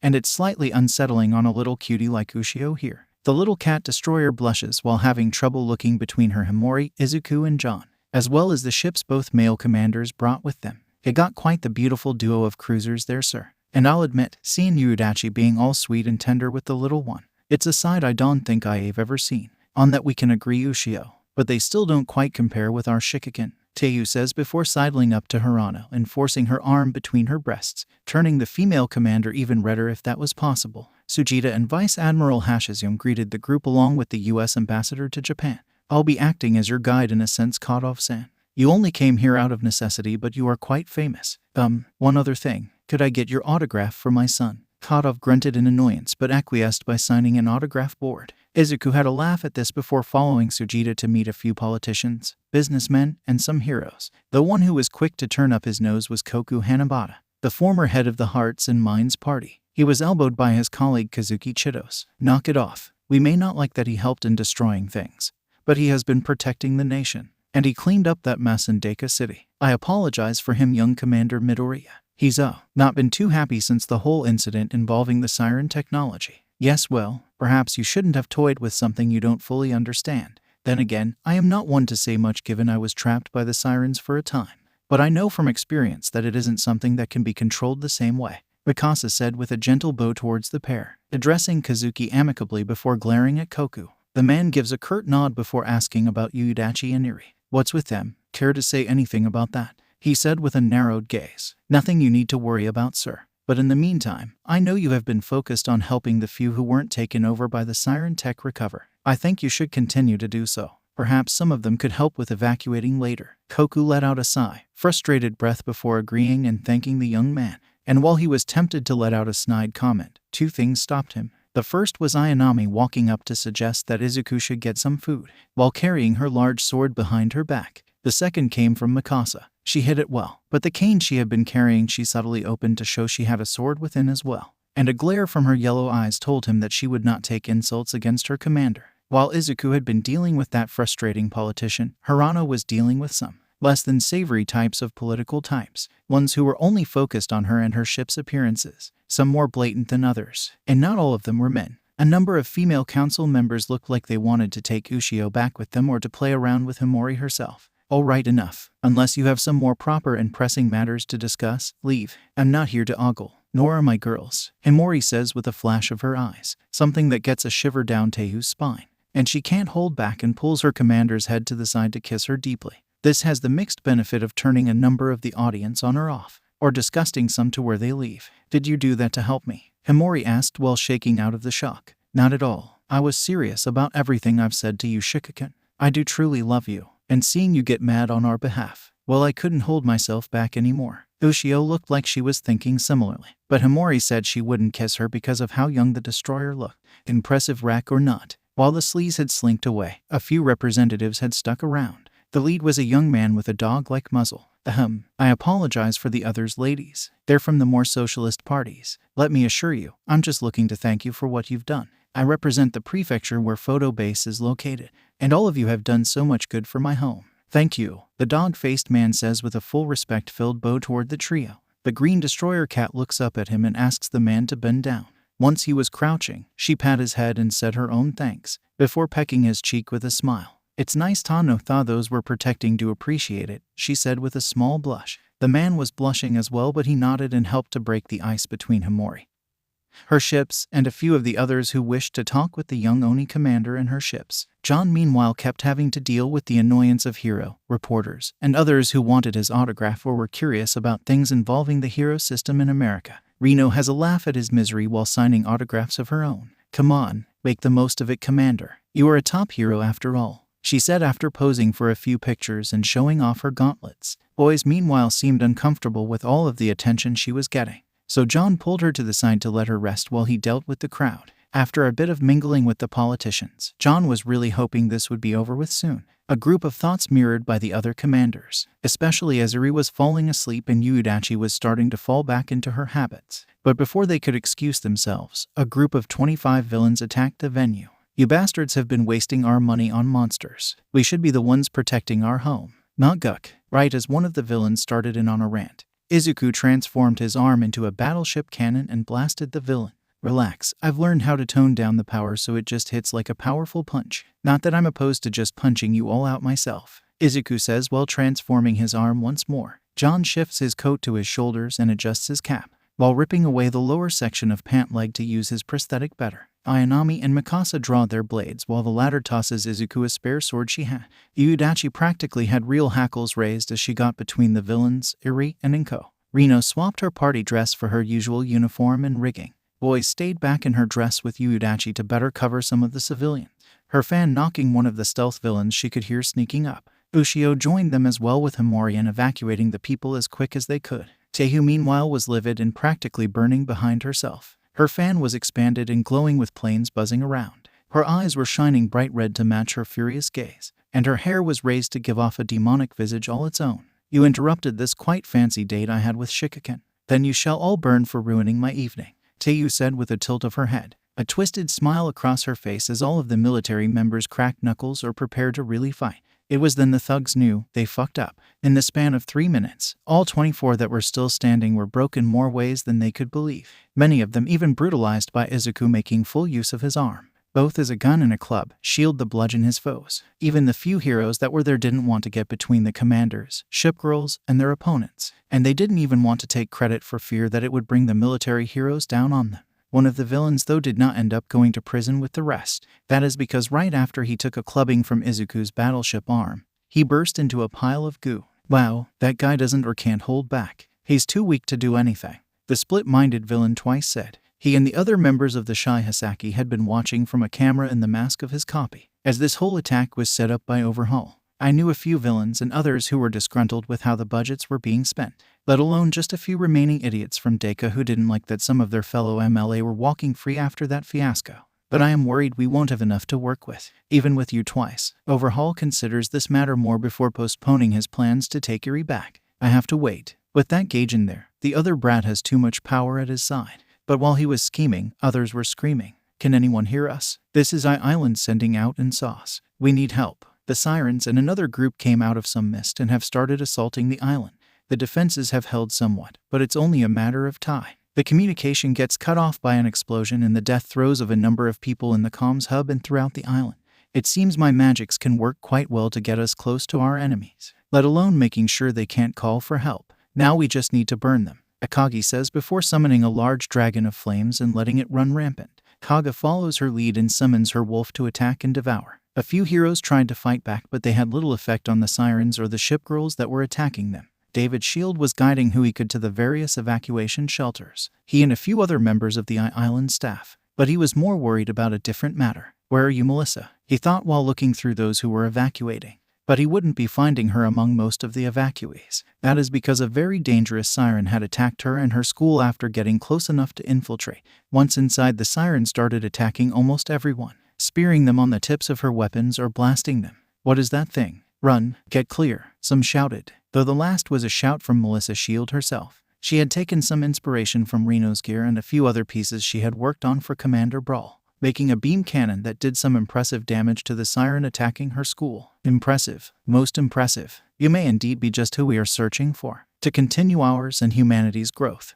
But first things first, I am the Arbiter Temperance, and you will not be getting away from me." The jellyfish-like siren's tentacles raised and lashed out at Melissa. She dodged a few of them and managed to fire back, but eventually her cannon ran out of power, and she was stabbed through the side by Temperance. The girl collapsed and tried to get away, only for the siren to leisurely float over to her and pull the young woman to her with her tentacles. "SHH, this will be over soon," Temperance said as her appendages wrapped around Melissa's face and the rest of her body. with more of the island being destroyed as the others evacuated, leaving all of the facilities and any unscrubbed data for the sirens to build upon.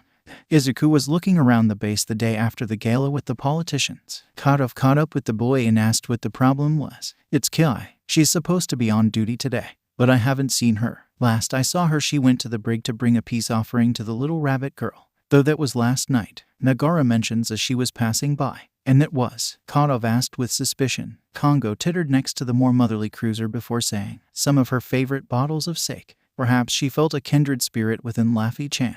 The commanders shared a look before shrugging and going to check on the battleship.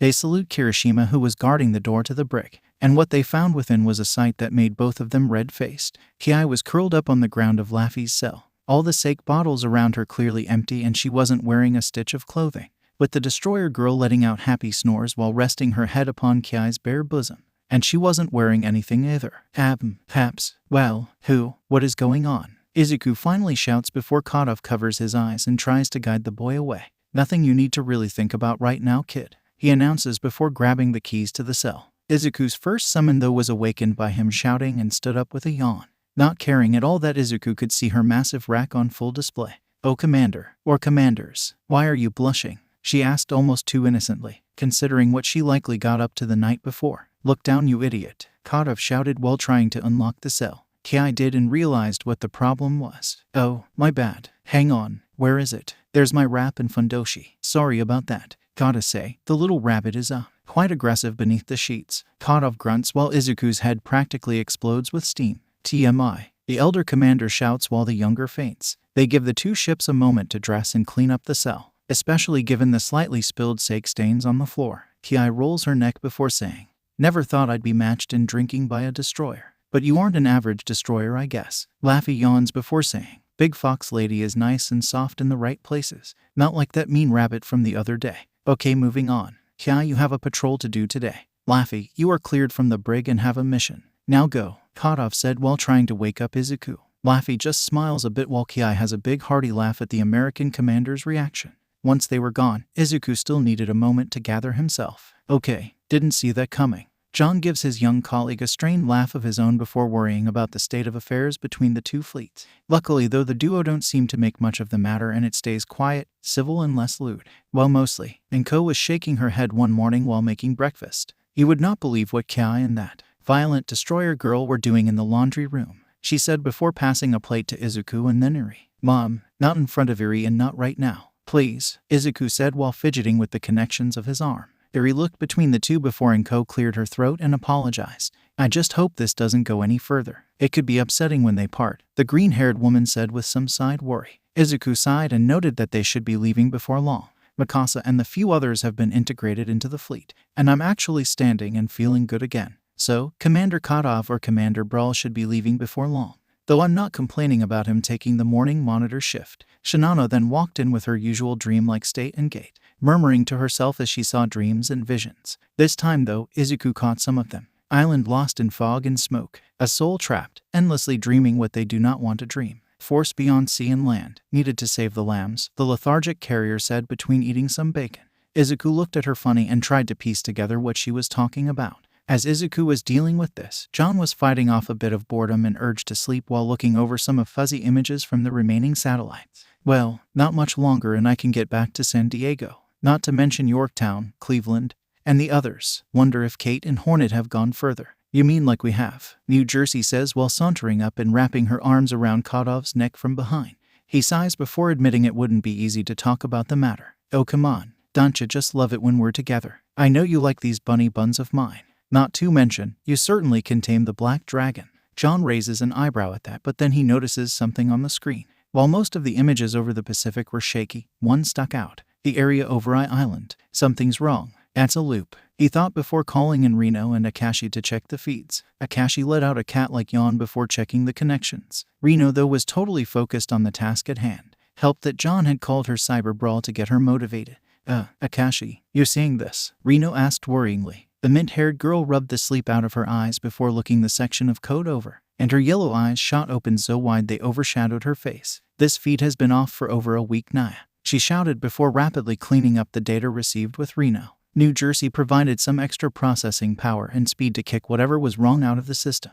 and they saw the new scary state of Island. Sections of it looked like it had been blasted away or sunk. Others looked like a chaotic mix of Sakura and Siren designs. But one thing was abundantly clear: humanity was no longer in control. As Siren clones and fighters buzzed over the island, "Son of a bitch," Kadov said quietly. No one else could disagree, and a bit of panic was building. But John refocused before giving his orders, including sending Jersey to get Izuku as fast as possible. Get a line to Hawaii and Mara. Photo 2. We need all hands on deck for this. When Jersey arrived with the green teen, he was dumbfounded to see what had happened to the research island. Before he could get lost in his shock, the boy slapped his cheeks, with one hurting more than the other. Can we get any details? Any survivors? I've sent the assault fleet out with some rescue ships, Commander Midori. But we also have to focus on keeping the islands protected. They'll likely be targeting here before long, Rasmussen said, while Miller noted that his defense fleet was on high alert. We can't make any moves as is though. How the hell did they take over Island? Miller asked while shaking his head. Mikasa stepped up and noted the probable cause. A number of Sakura ships had been summoned by the Sirens. Many of us possess unusual abilities that have been enhanced by the Sirens. They could have used that to get close and disrupt comms. This makes all of the humans' blood run cold. Those stationed in Hawaii primarily. Luckily, we can advise you on what to look for and what to expect, Mikasa says before stepping forward to explain the Sakura tactics. Izuku, though, was barely listening. What could they be after? And are we sure that all the people got out? If they didn't, then we may not have either the fire or manpower to save everyone, he thought while looking down and then up at the image of Island. On Island, a myriad of construction was happening. Half of the island was being allocated to the Sakura, while the other was where the Sirens were focused, and the few humans who were still alive and didn't get away were being used to build much of it. Finally, we will have a true sanctuary of our own, and we will have plenty to offer to the Sakura trees once the roots take hold. Right, Kaga? Akagi said with a twisted gleam in her red eyes. Her white-haired sister sighed before reminding Akagi that they shouldn't be too hasty. While I do look forward to our home here, I'm concerned about the matters with the Sirens. What could they possibly seek to gain from that cluster of machines? It's something to do with their research, Akagi-sama. They wanted the technology to make some better predictions for the future. And some other matter, the destroyer, Nowaki said next to Akagi. Kaga is curious about this and decides to investigate the matter. Though investigate in this case being walking into their section and asking Temperance and the others what they were doing. Don't worry, we're just running some simulations through our newest advanced processor. Took a bit of extra work though, Observer says while smirking up at the tube before her. And inside said tube was Melissa's shield. Her limbs had glowing lines running along them, as well as a number of scars adorning where the technology in her body had been implemented. Her once long blonde hair was gone, shaved off, and ports were implanted in her skull to feed her more data. She had a scar over her right eye, and when it opened, it was clear that a Siren Tech eye had replaced the original. Now then, let's see. Oh, not again. Tester, she's messing with some other systems, or call for help. Do you mind? No, the Siren calmly said before causing some shocks to fill Melissa's body, shifting the focus back to what the Sirens wanted her to do. Kaga was disgusted by this but knew she couldn't go against the ones who summoned them. If she gave you that scar, you should respect her by finishing her off, the snowy kitsune thought while glaring at Temperance. Back in Japan, the commanders were discussing matters going forward to retake or destroy Island. Or more accurately, they were arguing between themselves, mostly about the way to go about attacking the man-made station. Kadov and Rasmussen were both of the mind to use their carriers to get the job done. But Mara, Miller, and Himori disagreed on outright destruction. We don't know for sure that anyone is still alive there. So, what? We should just send them to the bottom of the ocean. We don't know how much the Sirens have gained from the data stored there. Izuku has enough and turns his arm into an anti-air gun to fire off a rapid series of blanks. Enough. We all have decent points, but the simple truth is we don't have enough ships to get the job done. So, we get more for the time being. Kadov and I both have 6 wisdom cubes. We'll try to summon some reinforcements to cover our homes and prepare for the attack. The elder commanders cleared their throats before agreeing with the young man. Himori noted she had a few shards that could be formed into cubes as well. But I don't think I should send my girls too far. We can't leave Japan vulnerable. She's right. Same for the US. Luckily, we have multiple fleets. We just need to add to them. That means you 3 as well, Kadov says with an approving nod towards Izuku. The boy returns it and asks that the Pearl Harbor commanders gather what info they can and find any survivors. Please, he said with a bow towards the men. Both looked uncomfortable but acknowledged with a salute of their own. John let out a breath before saying, Goa, you should go summon who you can. I need to make a call back to my base. Izuku nodded and hurried to the depot to get the wisdom cubes that had been built up over a few weeks. I really wish we had more, but this is the best we've got right now, he said while looking down at the blue glowing objects. He sighs before picking one up and focusing on what they could use in the moment. But his mind keeps shifting to a few darker thoughts, not to mention how lucky he's been that he survived the last real fight with the ship girls. Though survive is the best I could do in the moment. I wonder what else could happen and whoa. Izuku's thoughts were interrupted by the cube in his hand lighting up and floating. But the light shifted to black and what seemed to be feathers filled the area. And standing before Izuku was a girl with a cruiser-like rig behind her, noted by the size of her guns and spread of them. She had dark black hair, pale skin, piercing red eyes and wore a sailor uniform of all black and purple. In one hand was a Tengu mask, and in the other was a small Tanto blade. Guess you're the commander? Wish up. I'm part of the team now or whatever. You just mind your own biz and I'll mind mine, she said in a flat tone. The young commander's eye twitched before face-palming, and instantly regretting it because he face-palmed with his right and therefore robotic hand. Oh, okay. What's your name? He asked while rubbing his nose. The cruiser girl chuckled slightly before saying, It's Haguro. I made a few things happen back in the day with some night battles, though I got stuck with a nickname I don't like. Izuku noted this but didn't address the matter right away. Well, let's see if we can get something a bit brighter. Izuku mutters before trying again with a pair of cubes, and he does get something brighter, though the then involves a pair of ships. Heya, third ship of the Akazuki class, Suzutsuki, reporting in. I'll be the one to protect my comrades and you, Commander. Good day, I am Matsu, Nagato's little sister. Are you the commander? Why? How did you become a commander? Our commander's amazing. Tell me. With their names given, Izuku's eye was twitching again, especially because Matsu wouldn't stop bouncing around and asking him questions. She was a bit shorter than her sister and more cat-like in her Miko attire. Suzutsuki, however, was a different story. She was taller than Matsu and seemed to carry herself almost like a hero, though more ninja-inspired. Himori has her thing with fanservice ships. I seem to attract ninjas or heroes. Guess that tracks. Izuku thinks aloud while appraising the destroyer. She had silver hair and had a sparrow or owl-like appearance to her hair, uniform, and fan. Her orange eyes seemed to be appraising Izuku, noting his right arm before saying, Guess they got you good. Well, don't worry, Shikakin. I'll have your back from now on. Izuku is a bit surprised by the statement, but he feels something else while she is saying it. Pushing it aside though, he tries to summon a few more ships with the remaining cubes. The first is another heavy cruiser, a tall rabbit-like ship with a large sword, bust, and long legs. But rather than be intimidating, she smiled gently down at Izuku before saying, I am Chikuma. Pleasure to make your acquaintance. Her pitch was high, and yet Izuku couldn't help but feel Atago was going to be in competition with this new ship of his, aided by the fact that she was currently patting his head.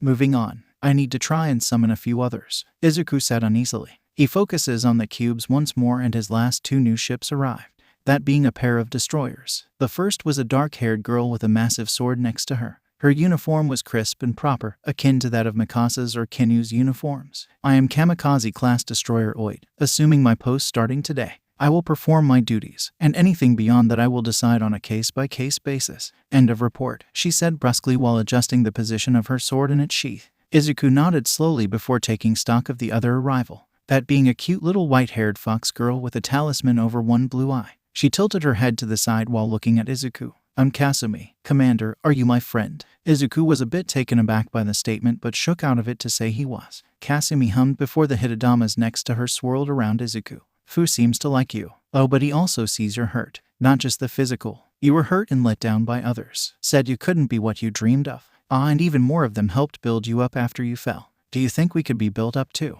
Izuku was surprised by the phrasing of the girl. It almost reminds me of Shinano, Izuku thought and tried to recall what the carrier had said. Island lost in fog and smoke. A soul trapped, endlessly dreaming what they do not want to dream. Force beyond sea and land, needed to save the lambs. The young commander looked at Kasumi who had the Hidadama swirling around her. Fu was able to look in and see what you were forgetting, Commander, she said with a smile. He smiled before patting her on the head and thanking the young fox. Force beyond sea and land. Meaning, maybe we don't do this with just the fleets. Master is a hero after all. Maybe he and a few others are just what we need. I just hope they're willing to work with us, Izuku thought before looking towards the center of Mustafa and the UA school building. I know it's a bit much, but I'm kind of going off of the situation of Echo from the Bad Batch and what the Separatists did to him for Melissa. Or if you know Predator, Concrete Jungle and the Alien series, she's basically mother for the Sirens. And she's going to be fighting that going forward.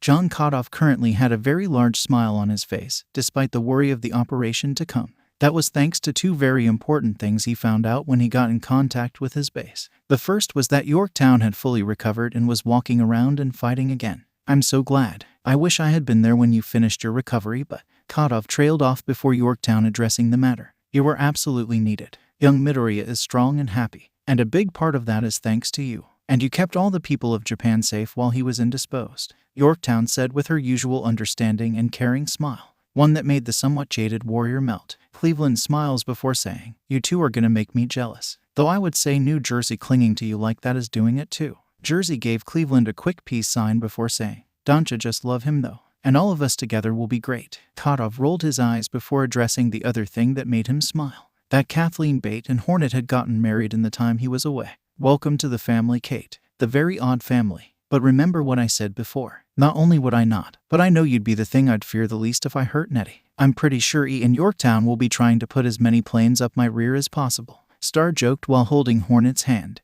and pulling her in close with a hug. The commander of Botwa Base nodded and thanked his colleague and comrade in hero work for the U.S. His smile fell a bit while noting that they would need many of them for the mission ahead. I really hate to ask to do this, Yorktown, but I'd like you and Cleveland to be part of the fleet to meet up at Pearl. Take Alabama and San Diego with you. The rest, stay put. Affirmatives were given while Star resolved to come with them. This isn't just to support you, bro. There were American citizens on my island. It wouldn't be right if I didn't step up as a hero and save who I can, Kate said with a determined fire burning in her eyes. John smiled before thanking the #1 hero of America and telling them all to be safe. Okay, now to get some other reinforcements, he thinks before making his way towards the storage hangar. He'd talked up that he had 6 cubes to work with, but in truth it was only 3, so Kadov would have to make them count. But before he could think about that, he spied Izuku scratching his chin and muttering to himself, while looking up towards where Yue was. Something on your mind, Izuku? Kadov asked upon reaching the teen. Izuku raised his eyebrow before saying, sorta. I was thinking of something Shinano said this morning, about a force beyond land and sea, and that made me think of heroes. He reasoned that heroes would often go to wherever they were needed to save lives. Sky, sea, land, etc. Her dreams and murmurings often come with a grain of salt. But she's not been wrong yet, Izuku said with a shrug before saying he'd talked to the Commission and the Admiralty. Kadov nodded before trying to summon a few new ships. Unfortunately, the first one was influenced by his worry for Yorktown. Hey, don't stare at me like such an idiot, you pervert. I'm cute. Did you really think just complimenting me would make me happy? You moron, the little cat-like destroyer says to her commander while pouting at him. He clears his throat before asking who she was. The destroyer's frown grows bigger before saying, what are you looking at? Hammond is Hammond. John recognized that name and said, the little destroyer who tried to save Yorktown, right? Hammond's eyes were wide before acknowledging it was accurate. Why, you want to pity me? She said while looking at him in annoyance. Not at all. I'm hoping you'll still be willing to protect her. Now more than ever, John says before explaining the situation back in San Diego and where they were now. The little white-haired destroyer grumbles a bit before saying, okay then, I guess I can work with a pervert like you, if it keeps Big Sis Yorktown safe. John nods before patting her head and getting scratched for his action. He pulled the next 2 cubes out and got another destroyer and a heavy cruiser. Fletcher-class destroyer, Smalley. Interests, kickboxing. I did radar pickets, patrols, rescues, diplomatic functions, and basically a bit of everything. My hobbies. Do I really have to repeat what I said before? The little blonde destroyer says while taking a kick stance. No, I get it. And you are, he says while looking at the scantily dressed sandy-haired heavy cruiser, who looked him over while licking her lips. So you're the commander. You're looking at me almost like you want me to feel you up. Things will get fun starting tomorrow. I'm Chicago, 4th ship of the Northampton class. Kadov's eye twitches before bringing the two up to speed on the matters of the world and threats going forward. I do have to wonder if the Hero Commission will really be up for helping us with this mission, John says with a sigh. Turns out they were willing to hear them out, despite what Mirko had gone through and how the heroes were made to look. You sure you want to do this, Izuku? Kadov asked after talking with the teen. Izuku's gaze remained firm before saying, we need the help. If what the refugees said is accurate, we need help in rescuing the people trapped. John nods before suggesting that they bring a few of the ship girls with them. In his case, he brings New Jersey, Reno, and Laffy. Now Laffy, you don't move unless I say so, okay? We don't need them more afraid of ship girls. Okay, Commander. Yawn Laffy will just do something if you say my name, Laffy says while rolling her neck a bit. Kadov lets out a groan while Izuku calls in Shinano, Haguro, and Kawakazi. You're not taking Atego or Ayanami? The elder commander asks. Izuku shook his head before saying, Atego is training and working to improve her skills with a few of the others, and Ayanami is undergoing the procedures you brought us up to speed on. The procedures in this case being a full retrofit to bring Ayanami up to a similar level to Laffy, her as well as Kinu after getting their hands on some extra parts and blueprints to improve them. And Haguro? Kadov asked while looking over the new girl. Izuku shrugged and said, I don't know. I just thought she might have some insights given her history. That and I thought some of the other ships should get some public exposure. Kadov returned the shrug while noting that Reno had been acknowledged as his sidekick, so that's why she was going. With their bodyguards, escorts, representatives chosen, the two commanders made their way to the main HPSC office building. I'm still not sure about this. Surely we can get support from the other fleets, Kadov said while adjusting his dress uniform. Izuku grimaced slightly before reminding the American about the renewed attacks on Pearl Harbor. Rasmussen's girls managed to find the refugees, but since then, the Sirens have been upping their attacks. We can't count on them being at full for this. Besides, if we're doing an infiltration mission, then I'd like some others along who specialize in sneaking and underwater attacks. John sighed while agreeing, and they all tried to put their best feet forward for getting hero support, though a number of them and the heads of the commission were not willing to give much aid. Look at what happened to me. Twice. What chance do we have against Sirens? Mirko hotly demanded while drawing away from Laffy. The main marine hero Selkie agreed with her, noting how he and Gang Orca, the two who actually had water combat skills, were of almost no help when dealing with Sirens, both during and after the first attack. I lost my arm for crying out loud and Orca got his guts blasted open. That's something we have in common, Selkie, Izuku said while adjusting his own prosthetic. He then acknowledged that it would be difficult and possibly suicidal, but in many ways that is what heroes do. You run into the fray to save lives, no matter if it costs you your own life. It's not as though you'd have to fight a large number of Sirens, though. Izuku then outlines the plan he'd built up to get into Island and save the prisoners, as well as accounting for some contingencies and complications that could arise. It impresses a number of the heroes, especially those more tactically minded, but there are others who are not impressed. Do you really think we can trust you? After what happened with Mirko, as well as how uncontrollable your ship girls are? I've even heard a number of them were originally enemies. What makes you think we can trust them or you? The hot-headed Endeavor demanded with his flames roiling. Kadov rolled his eyes while thinking of a few of the other heroes from the US, including a different hothead in the top 10 who proclaimed himself John's rival. Not that the commander cared about that. However, this hothead was pushing some buttons that made John willing to call on his ace. You couldn't even deal with your own ship and keep them from putting one of our heroes in the hospital. How do we know you can keep those wayward wenches in line to OOOFFF? Right as Endeavor was starting in about his girls, John called out Laffy, and the little rabbit leapt into action. Before the hero could react, Laffy had kicked him in the face and broken his nose. Endeavor was about ready to unleash his fire, but Laffy was ready with another crippling strike to start a combo. She ran forward and adjusted the gun section of her rigging to fire backwards, then went down into splits before punching forward with a blast recoil from her guns, right into Endeavor's testicles. Oh, but she didn't stop there. Before he could really begin to crumple from the punch, she used her other gun for a strong uppercut to the same spot. As Endeavor was falling, though, Laffy quickly came up from her splits and flip-kicked the man in the chin, doing multiple critical blows to Endeavor's body and legs. The man tried to get one hit in, though, but Laffy wouldn't let him. Right as he was throwing a punch, Laffy got in faster with recoil punch to the man's right shoulder, breaking part of the bone, before getting in with more blows to the side and arm, then finishing with a grab and suplex that would make a pro wrestler proud. Then holding Endeavor's unbroken arm behind him while keeping two guns trained on his butt and nuts. Laffy, Kadov called out while glaring at the man and the rest of the gathering of heroes, many of whom were now afraid of the idea of fighting with or against ship girls or Sirens. Mirko herself was currently cowering in a corner. I think you might have screwed up any chances for support their master, Izuku said with a flat face, though he didn't disagree that Endeavor deserved some of that.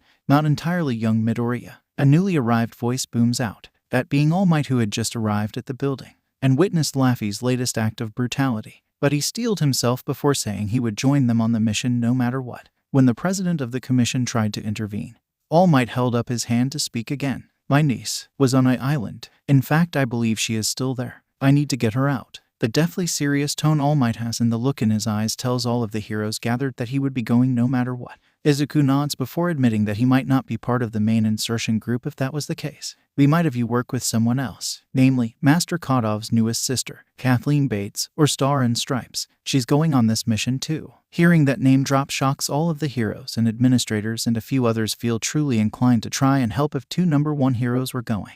But Kadov cuts them off. You didn't want in when this was just a crazy rescue mission, so you don't get to have any say in the matter, he said with a cold glare back to the heroes. But a few from the top 10 don't buckle, those being Best Jeanist and Ed Shot. The former notes that he could possibly restrain or try to counter some of those they would be up against in the mission, and the latter said, this is a mission that requires some stealth. As one who has dedicated to the way of the shinobi, it would behoove me to take up this task. Okay, that's at least 3. but I guess the rest are out. Sorry for taking up your time, Izuku says before putting on his cap to leave, and the heroes follow behind. While No makes a rather crass and rude statement and pays for it. Laffy, Kadov calls out before the ship girl gives Yoroi Musha a broken body. Once outside, the two thank the other heroes who were willing to work with them. But it's still going to be difficult to do more with just these numbers, even with any reinforcements from the US, Kadov noted with a grimace. Then perhaps I can get you some other support and aid Commander Brawl. The voice that called out was the principal of UA, Nezu. I can't promise much, but perhaps a few of the teachers and students at UA might have what you need for this mission. A number of them even have provisional licenses, even the first years, though not all. Izuku and John share a look, as if questioning if they could really entrust this to them. Not to worry you too. I can vouch for a number of the students and teachers. I believe they will be just the extra oomph we need, All Might said with a thumbs up. They hummed before agreeing to at least meet with the people Nezu had in mind. And the next day, Izuku was standing at the front gates to the top hero institution in Japan. I always wished I could go here, though now, I guess it doesn't matter too much, Izuku thought with a smile. Shinano and Kawakaze rested their hands on his shoulders to encourage him, gently pushing him forward to go into UA. Couldn't wait, could you? Kadov asked as he caught up with Izuku. The boy blushed before admitting going to the school was a dream. Difference is, now you're a pro hero seeking help from them. You kinda passed them by, John said with a smile and wink. Izuku looks up at the man in surprise before acknowledging the accuracy of his point.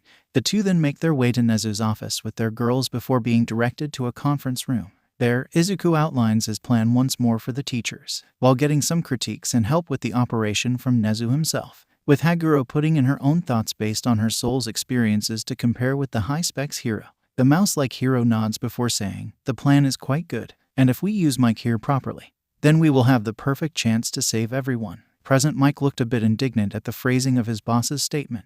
"But I'll do all I can to help those folks, and give those sirens a headache like they've never felt before." Of the other teachers, Hound Dog, Cementos, Snipe, and Power Loader had also agreed to go and help. "My quirk is obviously useless in this scenario, as is Kayama's and Kan's, so we should stay back," the scruffy-looking hero Aizawa Shouta said while resting his eyes. Midnight meanwhile looked over Izuku and admired what an impressive young man he had become. "Hard to think he was that little kid who gave me orders back in the day and saved us from a villain," she thought with some mirth. Nezu then brings forward that they could use a few of the students as well for this matter. It's true they haven't been fully trained in something of this magnitude, but if the sirens are increasing their aggression, we need to be ready. John thinks to himself that it was like a lion tossing the cubs off a cliff with what Nezu had in mind.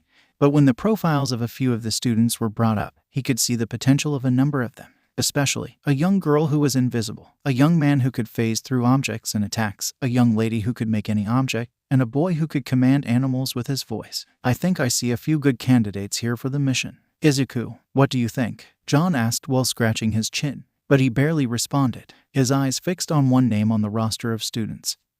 "Bakugo Katsuki, Kaken," he muttered almost bitterly. The American didn't fully understand and asked that they meet with most of the teens listed to talk about the strategy involved. "Of course, Vlad, Eraser, please bring your students to the auditorium," Nezu said before Izuku could stop anyone, and he was quickly swept along to standing before most of the current hero classes of UA High, something that actually incised his former friend and bully as he recognized Izuku right away. "The hell is that damn Deku doing here, and standing with that hero from the USA?" he thought while grinding his teeth in annoyance. But he wasn't the only one frustrated. His pugilistic rival in Class 1A, Kamakiri Tagaru, was glaring at the pair because of how the focus of being a hero had shifted thanks to them, even if in a roundabout way. Most villains were not fighting as much, and as such combat heroes were less needed. "I've been stuck doing assignments and working with heroes who don't fight anymore because of them," the Mantis-headed boy thought while looking the two commanders and their ships over. Speaking of the ships, a number of the students were admiring the girls' appearances, some more blatantly than others, and even more were feeling a bit overshadowed or outclassed by the look of some of even the younger-looking girls. Though a certain raven-headed teen had his eyes drawn to the cruiser with Izuku. Izuku was still nervous, but Kawakaze took his hand for a moment to calm him down, with Shinano coming behind him to let the young commander rest on her breasts, and drawing the ire and jealousy of many of the teens. The green-haired teen takes a breath before thanking both of them and starting up the screen behind him. "All right, I know many of you know who the ship girls are at least, as well as Commander Brawl here. On the other hand, I'm less known. My name is Midoriya Izuku and I am the commander of the ship girls of Mongol Base. It's a pleasure to meet all of you." Izuku gives a light bow before bringing up the main plan he, Nezu, and Haguro had put together. We'll have roughly 3 fleets assaulting the island at once, one full from myself and Commander Kadov, as well as a combined fleet of our girls to fight as needed. Not only that, but we will have a few pro heroes on board the flagships to draw some attention, namely All Might and Star and Stripe. Jaws dropped hearing the 2 big-name heroes that would be participating in the attack on I Island, and murmurs of excitement were quickly spreading. But then a student raised their hand. If you're planning to attack the island, then why do you need heroes? It seems like a bit of risk, no? The engine-legged teen Ida Tenya said with a flash of his glasses. The truth is we aren't going for a full assault on the island. The attacks will be to draw attention for a special operation, infiltrating the island to rescue the people trapped inside. Izuku then shifted the image of I Island to show a somewhat graining picture of a few people who appeared to be captives within the island. Kadov stepped up and noted he and Izuku would be leading a team to infiltrate the island and extract who they could. But we need more to work with. And, well, this sounds weird, but Izuku's carrier girl Shinano has some visions, and it pointed to needing forces beyond land and sea. Izuku pipes up with, and to me that meant heroes. They are supposed to go where they are needed and save who they can. And that is what we need you to do for this operation. We have some maps and routes for getting in and out, and we have a few ideas on who would be best. The screen then shows the few who were greenlit for participation in the rescue, and 2 were especially annoyed about it. Hey, I've got a quirk that causes explosions. I can dish out enough firepower to cripple these bitches, Bakugo shouted after not seeing his name listed. The Mantis teen also asks why he couldn't go to as well. I can cut through plenty with my quirk and cause all kinds of chaos. Izuku sighs before saying neither of them would even be close to enough. Trust me, you don't have anything we need. You're useless in this situation. That incises both of them to the point the 2 leapt at Izuku to attack. Laffy, Kawakazi, Izuku and John shout and the 2 girls jump into action. Laffy blasting in and intercepting Bakugo's punching arm before blasting him back with a recoil-boosted punch of her own. Kawakazi meanwhile drew both of her blades to block and then flip-kicked into a downward spike kick to knock Kamakiri to the ground. Bakugo unleashed as strong of a blast as he could. But Laffy was ready and kept both arms in front of her to block and dissipate the heat, then taking advantage of another wide swing to slip behind the brat and starting with some heavy hits to the body, and then breaking his right arm. For the other pugilistic teen, he brought out as many blades as he could to intimidate Kawakazi. Her disinterested look though didn't falter as she took a somewhat lax-looking stance while facing the boy, which made Kamakiri furious as he tried to attack, only for his own blades to get in the way, while the destroyer easily deflected any attack and cut back with a few of her own. For the explosive fool though, he refused to give up and held up his hand to fire a series of shots from left hand. But Laffy took an idea that Izuku had about other weaknesses of quirks and quickly gripped a pressure point that stopped the boy from causing an explosion. Hey, let go, he demanded before Laffy looked back to her commander. It was clear the boy wasn't going to stop, so he nodded to say she was okay to do what she needed to, which in this case first involved slowly breaking all of the fingers on Bakugo's left hand. And when she still refused to back down, Laffy threw him to the ground before using a special barrage of punches, using her cannons to rapidly pummel Bakugo's face until it was unrecognizable, only stopping when John called out her name again. Kawakazi, on the other hand, used the back of her blades to break a few bones herself, right down to cracking off one of Tagaru's mandibles before stabbing both of her blades through the boy's legs, making him cry out while gesturing to both in a panic. The destroyer then kicked him in the stomach to knock him back before punching Kamakiri to knock him to his back, stomping on his groin while pulling out her blades. As she was sheathing them, the angry green teen brought out another blade on his arm to get one hit in. Izuku shot her a glare, and Kawakazi understood what it meant, right as he tried to attack. Kawakazi quickly drew her blade and struck faster than anyone could see. She was behind Kamakiri as she started to sheath her blade once more, and upon fully sheathing it, all of the blows caught up with him, including the fact that she had cut clean through his blade with her own, let alone cutting off his other mandible and using the back of the blade to brutalize his body. The 2 then call off the ship girls before Recovery Girl was called in. "This is becoming a ridiculous habit with you 2, she said before whacking all those involved with her cane. Bakugo's face had healed up enough to let him see, and Izuku took this time to show them all what they were really up against. He took off his jacket and showed them the prosthetic arm he now had and recounted what had happened and how he lost it. While a pair of students called out manly hearing what happened, it strikes major chords with all of the students, especially those who were asked to participate in the mission. I know you're scared, but think how those people feel. They aren't trained for this. They weren't ready for the fight that came to them. You have had some training, and they need your help. So now you need to take this stand and show if you truly are heroes, Izuku said with a fixed glare to the rest of the students, one that most would compare with his mentor who had his arms crossed in his own determined stance. The oldest, a blonde teen named Tagada Mirio, stood up and said, I'm definitely scared. If that's what a ship girl can do when they hold back, it looks like we don't stand a chance. But I agree, we have to do this for all of them. Or else, what's the point to everything we've been training for? After talking with Nezu and the rest of the UA team, All Might took John to the side to talk with him about some training and prep for the mission to save Island. I may be going with you, but I think the biggest challenges will be the ones you undertake inside. Yeah, probably. But we have to get to the inside and save who we can. So, what did you want to train with me in? John asked while looking up at the older hero. All Might smiled brightly before saying he wanted to work on some variations of attacks with his quirk. The experienced hero noted that Kotov tended to rely on what seemed like bare minimum power and the tech in his leg. I'm curious about that. Also, I'm wondering how your maximize, as you call it, works. The American commander was a bit confused but went along for the time being. Yeah, my quirk works by converting extra stored up calories into strength. I kinda overpushed it though. After Yorktown got hurt, Kotov had a slightly dark look but pushed it aside to explain in more detail. How Maximize worked was that Kotov could convert excess calories absorbed when eating into a type of stockpiled energy. The fat gum guy. You could compare some of it to how his quirk works. The difference is that mine isn't stored the same way, and it can be refined differently. Namely, when I was working out like crazy in my dark phase, my musculature shifted to where, well, I'm like this. All Might appraised the man with a nod, noting that he did have impressive muscles that he could only compare with his own. But I thought you were always like that, All Might said with a tilt of his head. John rolled his eyes and admitted the advertising and toy companies just made him look like that to sell. I wouldn't say I was fat, but I was more barrel-chested before. But I got so pissed and channeled it into bulking up. To get back on topic, Kotov mentioned that his quirk worked by channeling the energy stored up into his muscles. After working with it a while though, I know that I've massively increased the amount of energy I can store and unleash. I mean, it wasn't like I was using it all that often working in Oklahoma, but first training with Star and Stripe, the military, and then pushing himself to crazy levels had made it to where his power let him spar evenly with Star. And that's when she has her quirk making her super strong. Well, that was a lot of information, but it tells me that you truly can learn some of my techniques, All Might said while taking the American deeper into the forest battlefield. It was there. The #1 of Japan demonstrated a few of his techniques and skills with his own quirk. Kotov hummed before asking how the hero used said techniques and began to learn how he could use them. While he could use some of the power of the Texas, Detroit, and Nebraska Smash's force and learned how to do the New Hampshire Smash for mobility, but he still didn't feel they fit for him.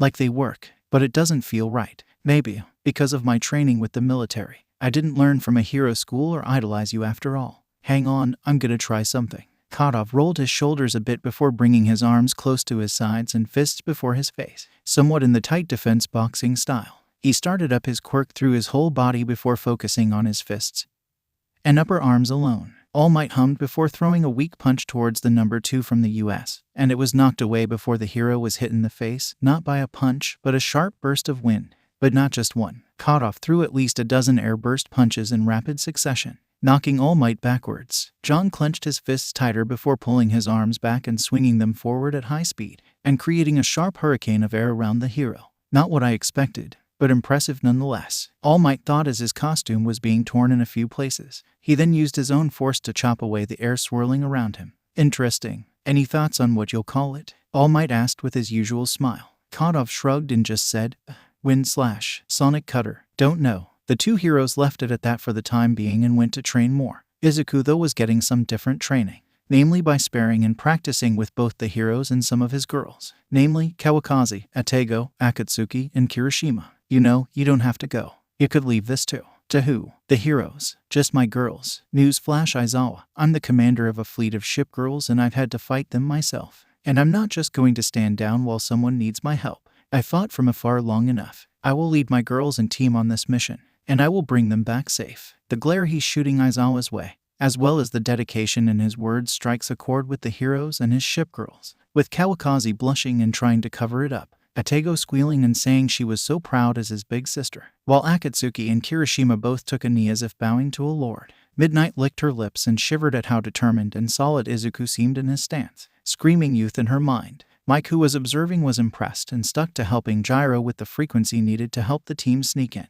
Aizawa grunted before resolving to try and dissuade him more. Fine, if you think you can do this, I won't stop you. But I want to see if you have even some base combat skills to save people, Aizawa says as his eyes flash and he takes the ends of his capture cloth. Izuku lets out a groan before rolling up his right sleeve and rolling his neck. Aizawa then powers up his quirk and charges at Izuku. which confuses the boy as part of the capture cloth is launched at him. He ducks under that and punches Aizawa in the face with his metal arm, breaking a few of parts of the hero's face and sending him backwards. Before he could recover, Izuku led in with knee before putting in some light jabs and other punches. I don't understand. Why wasn't he thrown off when he couldn't use his quirk? Aizawa thought before punching and kicking back at Izuku, though one of those ends up hurting him more, as he put all of his strength into a kick that impacted Izuku's metal arm. As Aizawa was flinching from that pain, Izuku felt something of a flash of inspiration for an attack. He built up some tension in his left arm and burst forward with a strong side jab into Aizawa's ribs,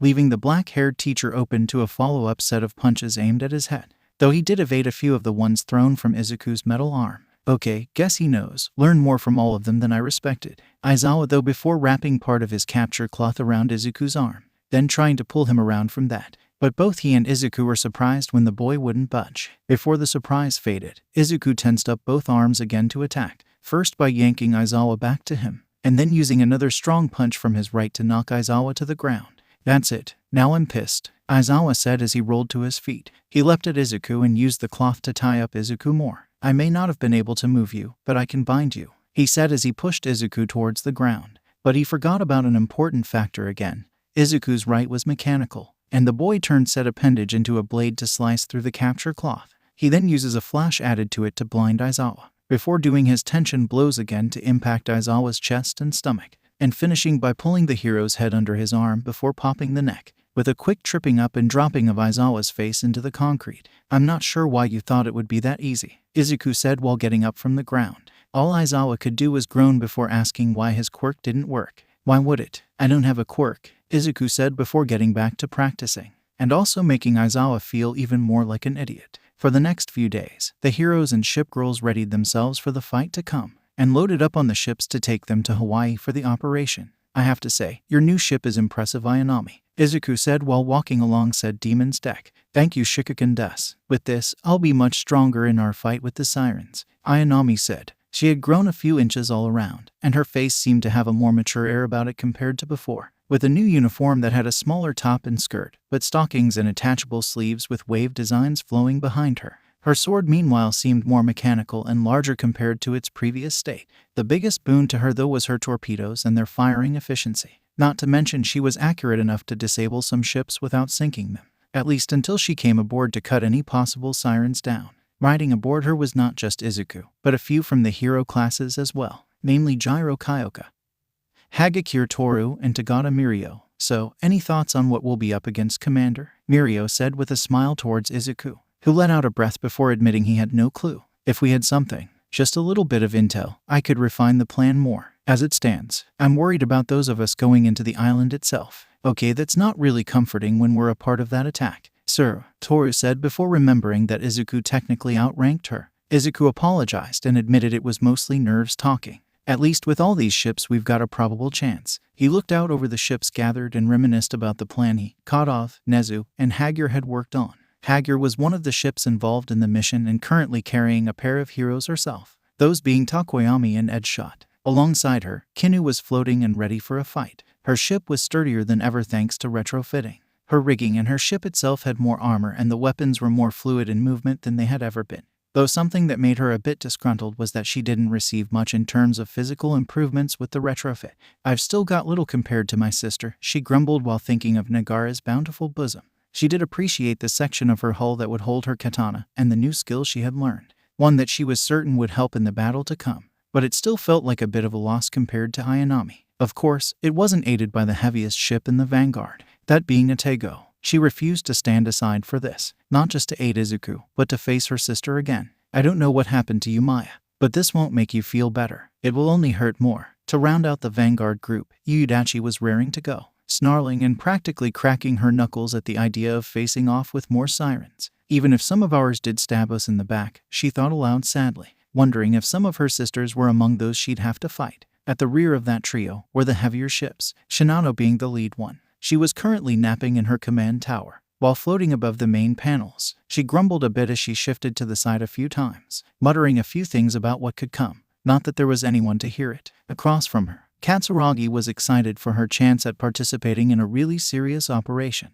I can't believe I get to do this, and I'll have my chance to really be hero this time. she said to her current passengers, those being Nejire and Ruku. While the Dragon Lady had initially been hesitant to join in the mission, some talking and convincing from her favorite hero student Nejire had inspired her to come along. Are you sure these will work? She said while looking over a special vest and armor set she was given before leaving Japan. It was something Reno and Akashi had cooked up, a set of armor that would protect Rukiu when trying to fight against the sirens, as well as some weapons that could leave an impact. Though it is still in the testing phase, it should be enough to help in this battle, ma'am, Reno announced over the comms. The flagship for Izuku's main attack fleet was Kei, who was more than happy to be in command of the group to hit the sirens where it hurt, and teach those traitors a lesson. She said while sharpening her sword, do not underestimate our foe's young Kei. It could be disastrous, Mikasa warned. She was to be part of the combined fleet with some of the American ships, which was where Ayanami and Hagur would be as well. New Jersey had a chuckle before saying, "Aw, come on, Mika. Don't worry so much. We'll be ready when the time comes. Right, honey?" Kadov smiles before agreeing, but was not alone on her bridge, as All Might, Kota Koji, and Nezu were also aboard the American ship. Are you sure I'm right for this job, sir? Kota signed with tears practically pouring out of his eyes. John smiled back before saying, you'll be fine. We need you for one of the most important factors, getting us to the island. That doesn't really help Kota as he runs off to panic in one of the lower deck areas. Ticonderoga meanwhile was ready to unleash her burning planes of power, and willing to protect who she could with her shielding abilities. Too bad we didn't have another carrier to work with, but it will still be a fight to remember, she said while leaning back in her command tower. The last ship to round out the group for the combined fleet was Reno herself, and while she wanted to go with her leader, partner, hero, she also knew that wasn't part of the plan. With some luck, those small shield chargers should help keep the rest of you safe. Probably. This doesn't fully reassure the heroes, but they are willing to go along for the time being, and they had plenty of time to stew on the matter, as the trek to the rough area where Island was would take them over a month to get to, about the same as what it would take for the rest of the San Diego fleet to get there from Pearl Harbor. Baton meanwhile was the air support for San Diego fleet when all met up, not just because of her anti-air and sub capabilities, but because she had the power to empower all of her allies' anti-air and carrier reload. Based on the description, she does seem like quite the strong support, Nezu said while looking at the predicted flow chart of the battle he and Izuku had drawn up. A full assault would be better with those who can put out more fire or air power, but this is a rescue mission. One for All is better used to support and to save lives in this situation. All Might's back straightened upon hearing that. What did you say her skill was called? He asked with a tremble in his voice. Kadov looked at him funny before reiterating the name One for All. The number one of Japan smiled and felt more of a connection with the nervous, but still hopeful carrier at sea. With the Botwa base fleet, Yorktown was the flagship of the group,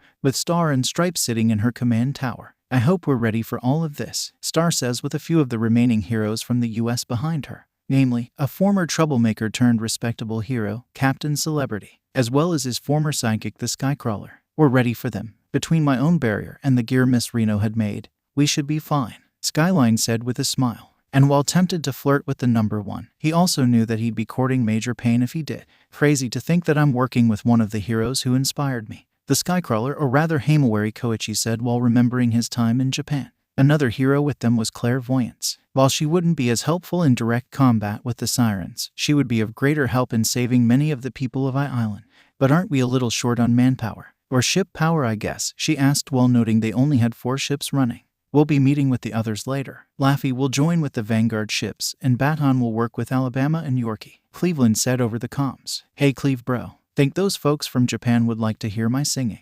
Alabama shot down that thought by saying, if you started singing, I'm pretty sure you could be charged with war crimes, or just general crimes against humanity. Her deadpan delivery of that statement gets a number of laughs from the fleet and heroes, including a certain hothead, namely the former number 3 hero of the US, Red Hot, a red and blue-haired woman with orange eyes. She was shorter than Star and Stripe by a fair margin, only coming to about 5 feet 5, and she didn't have as much musculature compared to the top 2 heroes, going for a leaner type of build as a hero. Much like Endeavor of Japan, she was a special type of fire quirk user, with her quirk being one that turned her into a being of living flame. Her costume was one that allowed her to contain her flame body without the worry of it being extinguished or destroyed, though it came with the caveat that she had to turn back into flesh after a period of time. Normally, she'd be able to be in fire form for 30 minutes and turn back for a similar amount of time. However, in competition with Kadov, she had pushed herself and her quirk to where she could fly for 45 minutes and had to return to human form for 20, only for the current number 2 to outdo her during his dark phase and superseding many of her feats with his strength alone.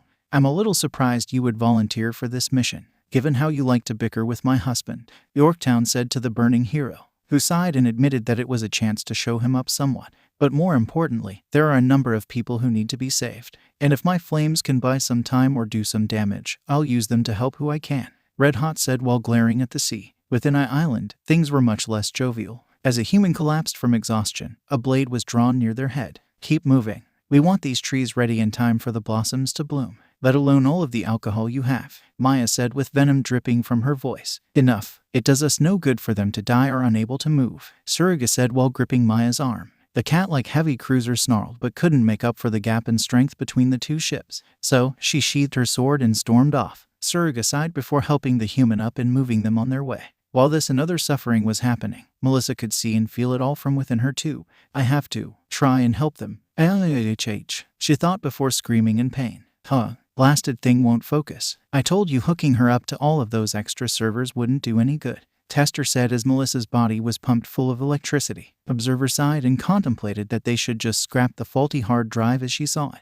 Temperance, though, argued against that. Give her time. She'll accept the reality soon enough, and we can get back to our search. Melissa winced as the electricity finally ceased, and tears leaked from her eyes. As she was forced to calculate for the sirens again, she could vaguely make out a new voice calling to the invaders, just barely seeing white-haired beings talking with them. And then another white-haired entity appeared next to her tube and the console, doing something before zipping away faster than most could see. Melissa felt as though her thoughts were less muddled and started to be able to understand more of the situation, let alone remembering how she ended up in this position. As some of her senses returned, she also noted an important factor. Her captors hadn't noticed she was able to think for herself again. I have to try and do something, she thought before pulling up a few schematics of the changes to Island, subtly so the sirens wouldn't notice, and then send them out to anyone who could help, while also making sense of some other data they had been forcing into her mind.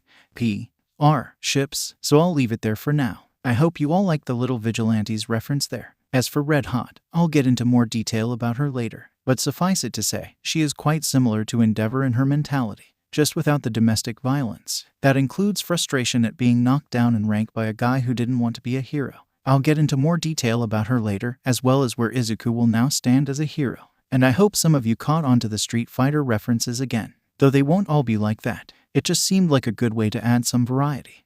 Stand by everyone. Time to move in, Izuku said from Ayanami's bridge. A chorus of Rogers were announced over the radios as the various fleets made their moves. Let us see if I can turn what the sirens sought to use us for against them, Mikasa said while drawing her sword, the edge gleaming in the moonlight as each ship steadily moved in the water. From New Jersey's bridge, John Kodoff let out a nervous breath. I'd ask about cold feet, but you're already married, All Might joked well in his true form. Kodoff slightly glared back at the hero. Not really the time for bad jokes, All Might, Nezu comments with a shake of his head. The number one of Japan clears his throat and apologizes before confirming the flow of battle. Kodoff, though, feels uneasy as he hides something special Abgar had sent him as a just in case. And just as he does, a mist forms around the ships in the night, while also extending out toward the three fleets' target. Island. Well done, Mikasa. If you can maintain this, then we'll be able to get much closer, Izuku compliments while looking over some gear and a battle plan. Just as he is, though, he receives a message on his phone. Please, help us. What? And wait. Schematics. Is this? Okay, this is crazy convenient, so I'm not sure if I should trust it,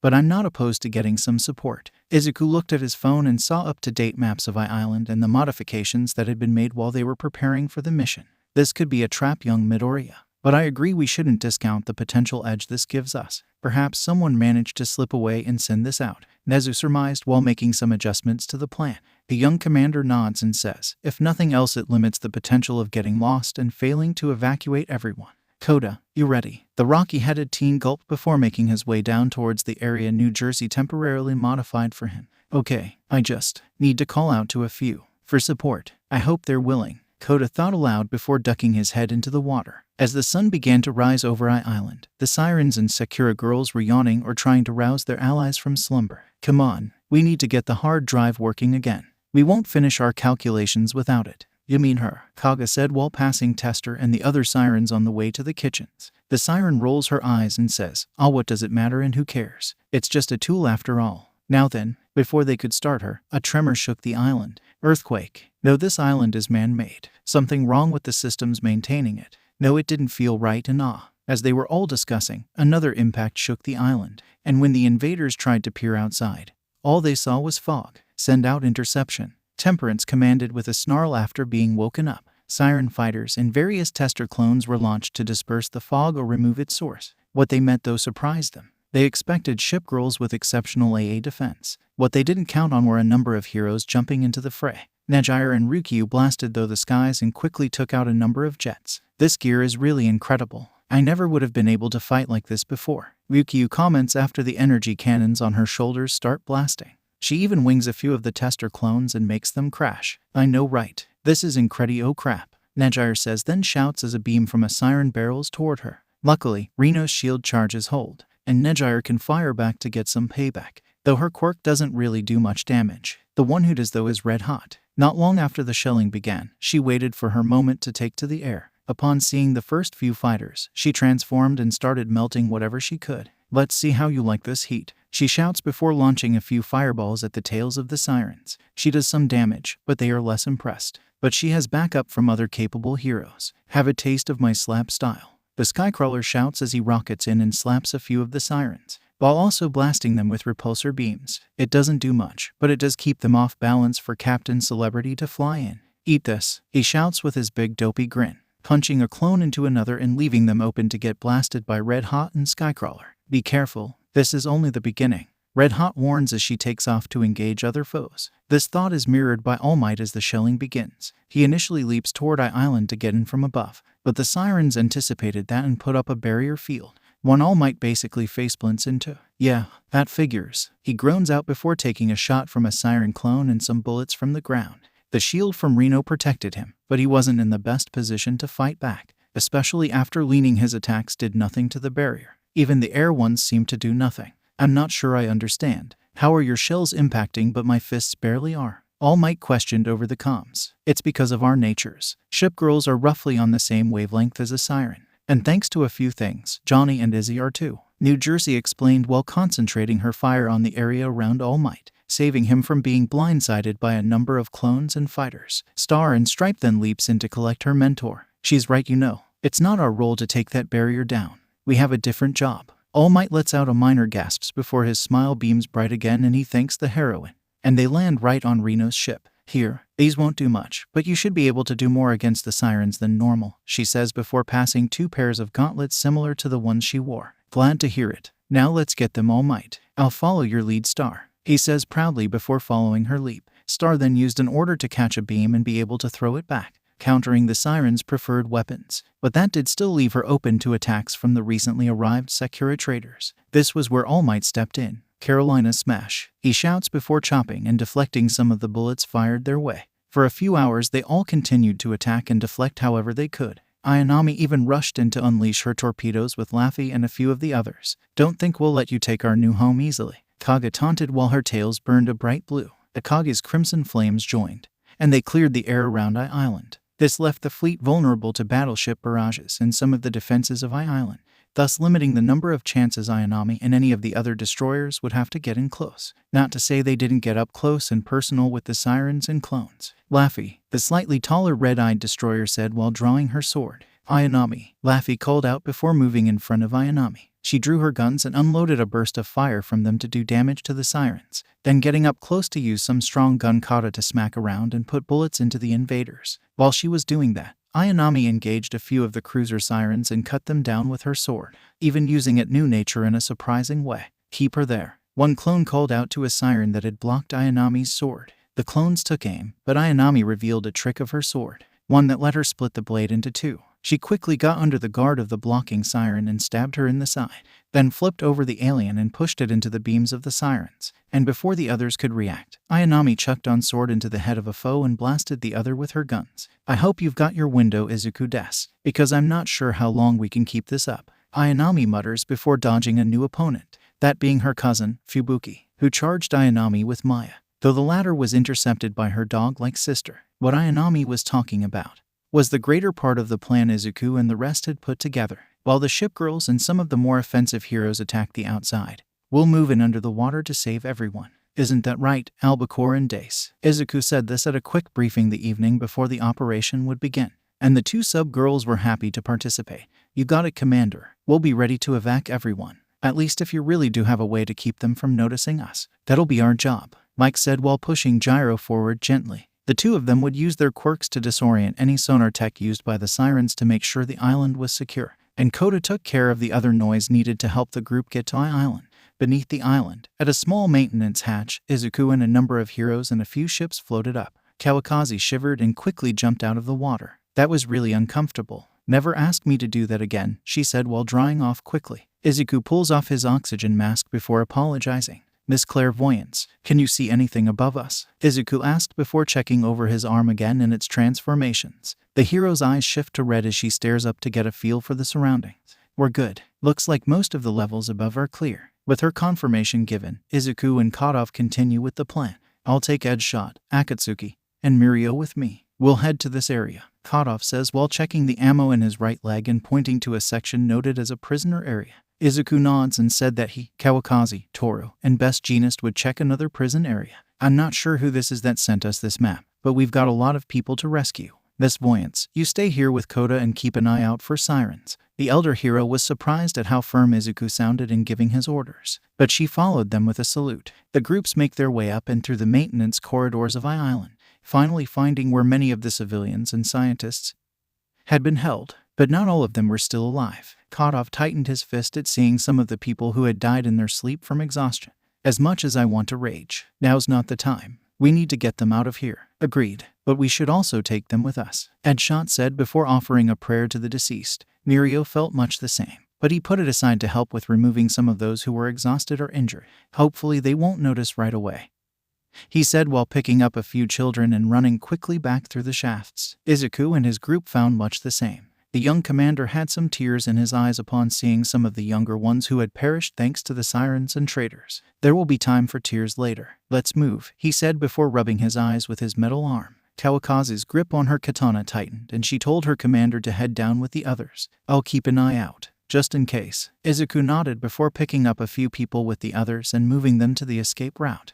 Once most of them were down, one of the sub-girls transformed into their ship. I don't know how long we'll be unseen, but we still need to make this fast, Albacore said while opening all of her hatches to let bodies in. It took some time, but most of the evacuations and recovery was finished with little issue, except for one matter. Wait, there was a classmate of ours. I think they took her, did something to her. She's up in the upper levels, hooked up to some tech. A girl who looked as if she hadn't eaten for days said. Izuku's eyes grew wide at hearing that and asked if she had been attached to computers. The few who had seen it could only say maybe, but that was enough for Izuku. Whoever that was, she's the reason we have this data. I'm not leaving her. Are you sure that's a good idea? We've been lucky so far, but if that girl is in the upper levels, we'll be even more in their crosshairs, Kadov said with some worry. Though part of that was also worry for the people who would be aboard the submarines, given they couldn't keep all of those people there for long. Sooner or later, they'll pick up on there being Gado-class subs beneath them. Izuku refused to listen though as he started up the shaft again. There's someone who needs my help, and she helped us. I won't leave her to die or be a slave to the sirens, Izuku said before checking his service weapon again. Kadov let out a sigh before giving some new orders. Once you're loaded up, get out of here. Don't worry about coming back for us. Just get these people out of here, he says before checking his own weapons. Flare and Koda were surprised by the order but had no choice but to follow it. Back up at the cells though, things had gone slightly awry. As the last few were being escorted out and down to freedom, a few sirens showed up, with a couple of ship girls. We've been infiltrated, Mikuma shouts before running towards the stairs to alert the others. Akatsuki catches up to her though and quickly knocks her out, but that left Edshot and Mirio to intercept the sirens. Whoa, both shout as they each dodge the beams of their enemies. Mirio dives into the ground before using his full speed and strength to punch a siren. But the blow does little more than annoy the clone as she takes aim with her cannons, forcing Mirio to phase again. Edshot meanwhile folded as thin as possible to interrupt the nerves of the sirens, but that also failed as the rigging still operated even with the siren paralyzed. Oh come on, how do you take them down? He shouted before evading again. Two ways. You either have to be at the same level as myself or the commanders, Akatsuki says in an echoey way, before cutting the throats of two clones and shooting another. Or you remember the basics of ninjutsu and martial arts, she finishes before moving one of the dead sirens in front of her to block a beam, and the other to trigger some shots from the cannons to attack the rest. Mirio notices this and realizes what she means. I got it. Come on and get me pasty faces, Mirio shouts before slapping his butt to taunt the clones. This infuriates them and they start attacking wildly. which Mirio uses to make them blast themselves. The ninja hero notices as well and tries something else. He strikes different nerves that make the sirens flinch and then twist their bodies, which makes their cannons fire into each other. I'm so used to fighting thugs and villains that I hadn't considered other options. Not too surprising given our training. But these girls are trained to do what they need to do, Mirio says before wondering what was happening with the other group. The situation was much the same, but instead of a cruiser, Suruga had joined the sirens to check the prisoners, and Kawakaze was engaging her as effectively as she could. Toru meanwhile took full advantage of the sirens' dependency on beam weaponry to turn their attacks back on them.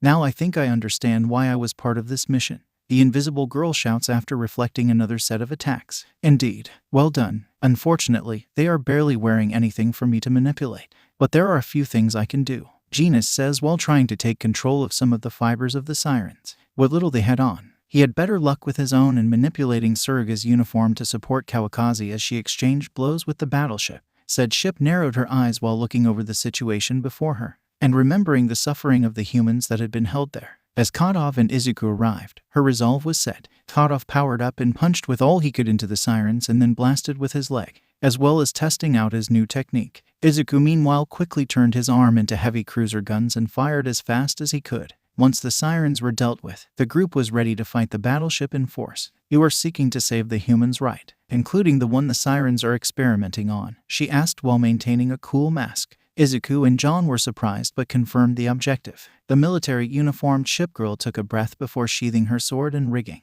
Go, I will not stand in your way, but I will not help you. Her response surprised the humans, but they weren't in a position to refuse her offer. Toru, best Genus, head back down to the escape route and get out of here. We'll find our own way out, Kadov said before taking off his commander's coat. He handed it back to Genus while Izuku told Kawakaze to return as well. Like hell, I'm leaving you now. You don't even have a blade of your own. Izuku groaned before acquiescing and the trio ran past Suruga. They made their way to the upper levels and were surprised at what they initially saw. So this is what they have in mind, Kawakaze thought aloud while looking up at a number of sakura trees, not to mention various buildings that elicited thoughts of the Edo period and shrines with torii gates. The two commanders were surprised at some of the beauty of the rebuilt island but put it aside to focus on a different area on the other side of the island, that being where alien technology ruled and the sirens were living. Let's hope whoever this is we're saving is worth it, Kadov said while the group moved in the shadow of the buildings, as the barrier above flashed with impacts from the battle, until they reached it,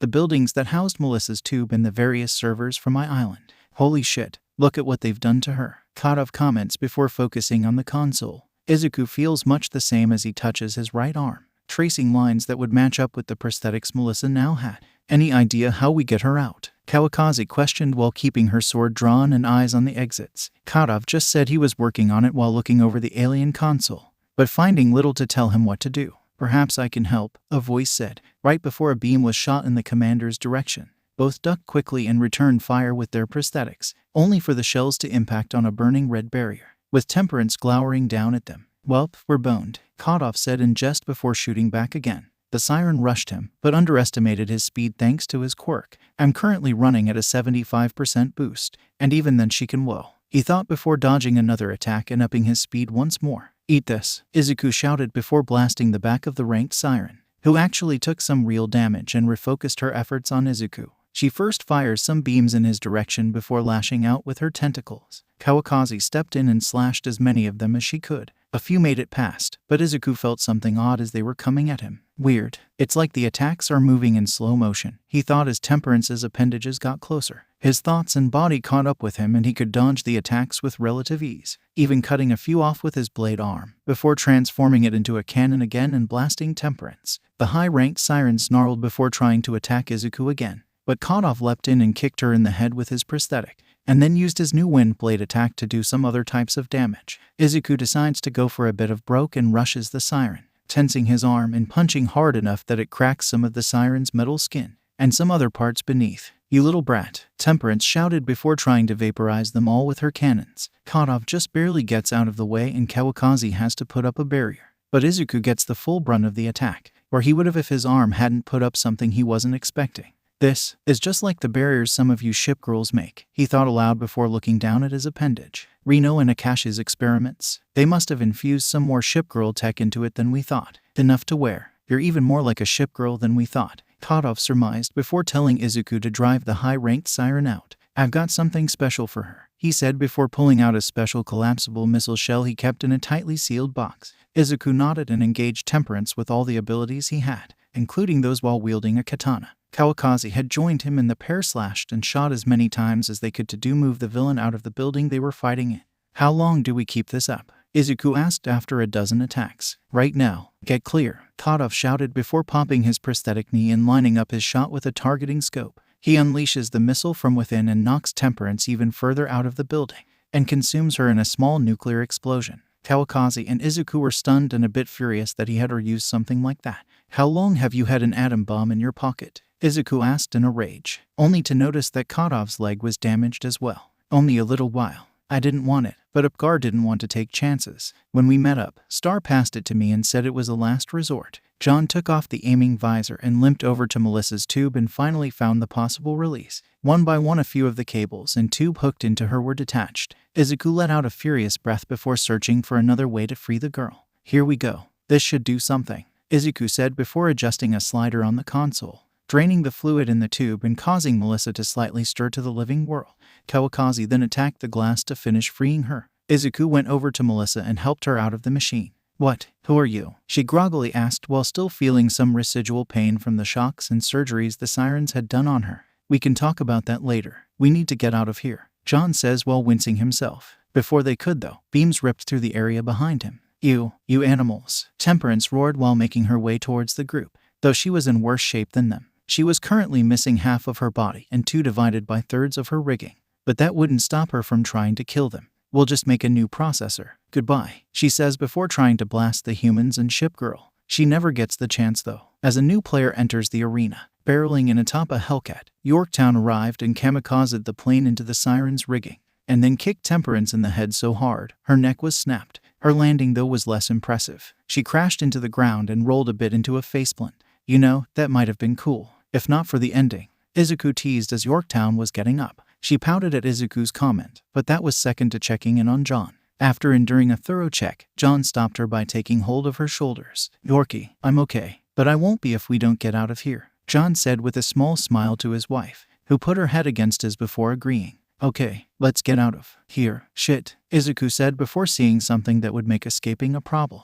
3 more high-ranked sirens. I have to admit, I'm impressed. You managed to take out an arbiter, but that seems to have left you drained, Tester said while glaring down at the group. The observer smiled as her tentacles writhed around her, and Omitter looked ready for revenge. And once again, we're boned, Kadov thought as the beam cannons glowed in their direction. So I'm gonna be a little evil and leave it on that for the time being. Much as I want to put everything out right away, I feel a little waiting would be good. Besides, it lets me get some more ideas in line for the final stage of the fight.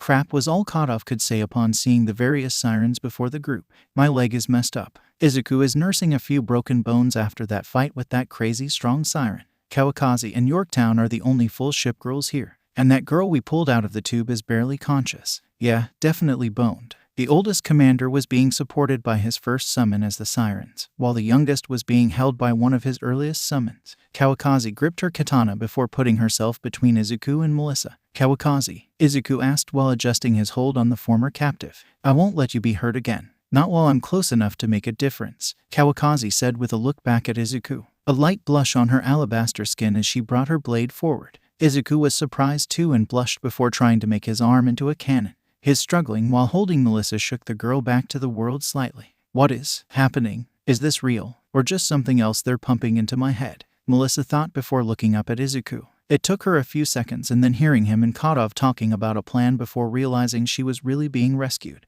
Melissa adjusted her weight and opened her cybernetic eye to better survey the situation. Okay, 3 sirens at the door to this room, 2 ship girls, a hero, myself, and a male semi-ship girl. Weird. If only I had. Wait, those ships. Melissa's mind returns to when she was slightly aided by either a traitor or infiltrator, and the same letters and words play in her head. TR.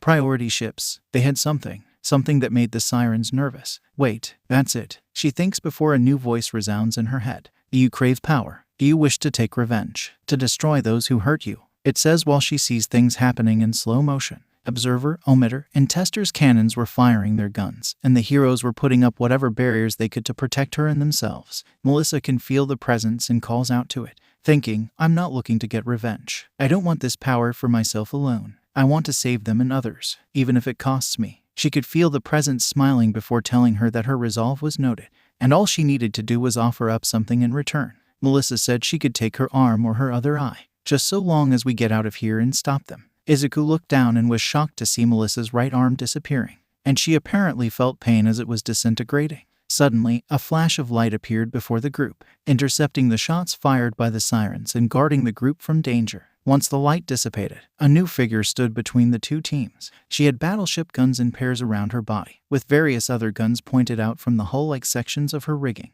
One of her battleship guns was moved in front of her to act as a shield, as well as her barrier. The ship had black hair with an unusual blue triangle section over her forehead. The uniform she was wearing had a very short skirt and cupped her breasts to where they were very much on display, while also having jacket-like sleeves over her arms. She had one blue eye and one yellow eye, and they were both glaring at the sirens. I am the Eagle Union battleship Georgia. My main guns are bigger than those of my distant cousins. Yes, indeedy, these guns of mine take all the bad guys in front of me and blast them all to hell. And to prove that point, Georgia took aim with her guns and quickly fired off a barrage from her rig. The sirens panicked slightly and put up barriers, but they weren't enough as Georgia's first shell impacted and broke the shields, and the second from her guns landed true on the sirens, cutting Omitter in half, destroying Observer's left arm and much of her side, and decapitating Tester, the siren's body dropping to the ground limp while her comrades backed away to lick their wounds. Georgia had a proud smirk on her face before turning back to talk to her commander, only to be shocked by the state Melissa was in. What's going on? She asked while running back to the other ships. Izuku shook out of his shock and just noted that they weren't sure how to explain it, and we don't exactly have the time. Take her. Izuku passed the barely conscious Melissa to Georgia and took aim with his cannon arm, blasting a few of the clones that were now arriving, while Kawakaze engaged with blade and gun, and Yorktown covered both with her planes. I don't get it, but I can at least follow that you're her allies, Georgia said before taking aim with her guns and blasting as well. Melissa grunted while looking over the battlefield. The little one needs more help. I don't care if it costs me more. Just help her, she said before feeling her leg disappear. And another new ship appears and stabs some of the clones with a trident, before firing away with her cruiser guns. Unlike the other girls, this is my maiden voyage onto the battlefield. Royal Navy's large light cruiser, Neptune. I shall see to it that you will never forget my name. Izuku and Kadov were shocked by what they had seen. Not just Melissa apparently dismembering herself to summon ships, but I don't think there have been any others who have been able to summon ships from other nations, John said before advising where to shoot next. I don't know, but I hope we get another Deus Ex before long. I'm running out of steam, Izuku said while unloading rapid-fire destroyer rounds, before his arm wouldn't fire anymore and he went down to a knee. Kawakaze slashed through a few of the clones before kicking them to Neptune, who speared and then blasted a few more. And when the clones got past the front-line ships, Yorktown and Georgia would intercept however they could. Georgia would blast away with her guns while covering Melissa, though that ended up with the girl in a bit of a marshmallow hell, as Georgia was pushing the girl into her cleavage to protect her ears and cover her. I'm fine, Yorkie. Just give him hell, John said before limping a bit back to give the ship space to work. And work she did. Between launching ships, Yorktown used her legs to kick and block the attacks from a few of the clones. Such sad, mindless things. I'll make this quick, she said before breaking a few necks with both kick and her hands. All the while her planes were dropping bombs, rockets, and bullets to cut through the alien. After 5 minutes of fighting, all of the combatants were exhausted, but they had stemmed the tide of attacks and there were no more clones coming. Please tell me you have an escape route, Neptune said while wincing from the few explosions she had been caught in. Izuku grunted while acknowledging that they did, but the trick will be getting there. They obviously know we're here and won't be letting us go easily. To prove his point, a new group of attackers were heading towards the testing room, but it seemed like Deus was looking out for them, as a cluster of arrows were shot down from the sky and created a barrier between the two forces. It seems you have more to offer than I or any of the sirens would believe, let alone the fact of how willing you were to stand with them. Sister, floating above the group was who Yorktown could only describe as a darker version of her sister, Enterprise. Izuku eased forward to look at the woman in question, while Kadov limped up to see her. Who are you? Why are you helping us? He asked as Yorktown helped him again. She smiled before saying she was Code G. Let's just say I was curious on how well you would handle this matter, and I wanted to see how far the girl would go. Modified or not, you still felt pain in those limbs as they were consumed to make your ships, and these two put everything on the line to save you. Code G then raised her hand, with John and Izuku putting themselves between their ships in worry, and that seemed to help her relax. I am not going to harm you. Instead, I bear a gift. Use it well later. From her hands, Code G created a pair of oddly colored mental cubes and sent them towards Izuku and Kadov. She then fired an arrow at the wall and advised them to run. I'm curious to see what you can do next, Code G said before fading from existence. The commanders all shook their heads before the eldest agreed that they should run. We'll worry about these things later. We've got to move. Yorktown had to put Kadov on her back so she could run at greater speed. It did look a little funny with him having to be thrown over her shoulders. Not a word, Izuku, John said while trying to hide his blush. The other ships had a chuckle or two at his expense but moved past to get down to the underwater access hatches of Island.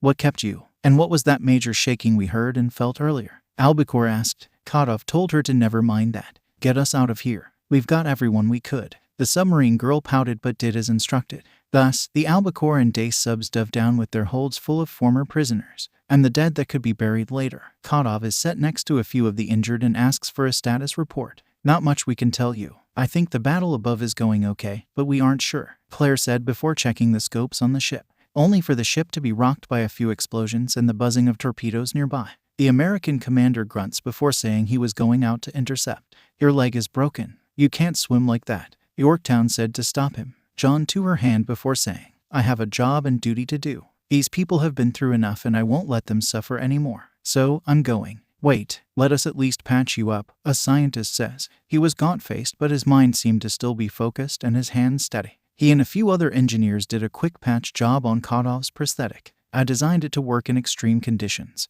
But this wasn't quite what I had in mind, the scientist said. John thanked the man before collecting his oxygen tank and aquapack. That's when Izuku steps forward and says, You're not going alone. I've got your back, master. He shifts his arm into a torpedo launcher before picking up an oxygen tank and pack of his own.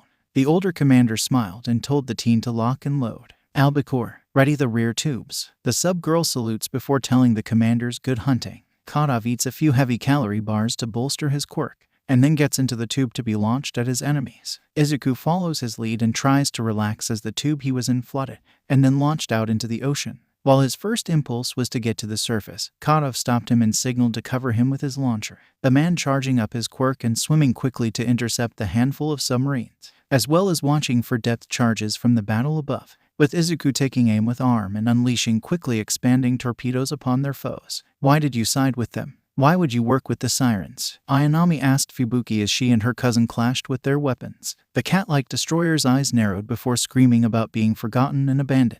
You were brought from the depths. You were given a chance to prove you could save our home. I and the others were left in the depths. Fubuki then pushed Ayanami's sword away before kicking her side, and then firing a few shots to defeat her foe. While they did impact, Ayanami reminded Fubuki of something important. I'm not alone, Des. Laffy then rushed in, and recoil blasted herself in close to lock Fubuki's staff in place, before swinging around and throwing her foe away, followed by a barrage of bullets and something the girl had been saving. Annihilation mode, Laffy announced before bringing her hands together, and unleashing a beam of energy that seemed to boil the ocean in front of her. The other destroyer screams as she is impacted and burned by the attack, losing a hand in the process. But she wasn't backing down. Just like I'm not alone. She's not alone, Ayanami announced from the side. Fubuki then realized that the horned destroyer had fired her demon torpedo volley. Fubuki screams as she feels herself taking on water, and starts sinking beneath the waves. Ayanami is crying as this is happening. But she felt, there wasn't a better way. Izuku's other ships feel similar resolves as they engage their sisters. Atego doing her best to put an end to Maya and her cruelty. Sendai keeping Jinsu in place and looking for a chance to finish her.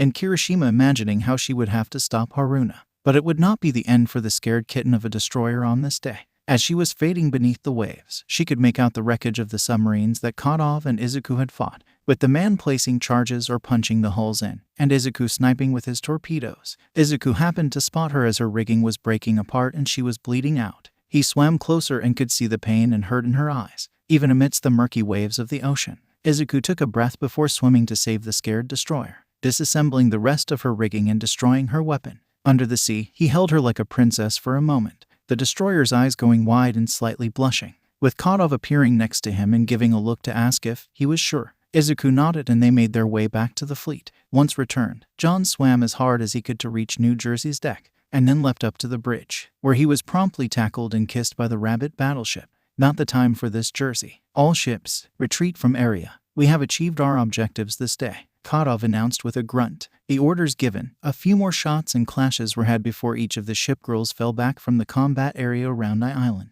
For a number of the Sakura girls, they saw this as a victory for them, as they had pushed those who tried to invade out. But the leaders knew better. This was never about taking the island. They wanted our slaves, Akagi said while biting down on her nail and thumb in anger, causing it to bleed. Kaga, though, was impressed at how they handled the matter. We should increase security and monitoring of the underwater sections. Now then, as she excused herself, Tsuruga and Shimakaze joined her. So, did they get the girl away? She asked with a look to the small destroyer, who saluted and said that they did. It probably helped that we were able to free her a bit. But why did you help her? She is from America after all. Perhaps, but she had the courage to face off with an overwhelming force like an arbiter by herself. I thought she deserved a chance to prove what she can do in the future. It could be interesting, Kaga said before telling Tsuruga to organize the others to repair the island and their homes, as the war had reached a new stage, and a new set of players were on the board. I know it seems like a major Deus Ex Machina, but that was a little of what I was going for. Code G, or the Ashes Enterprise, is something of an enigma that aids the humans and at times puts herself in conflict with them.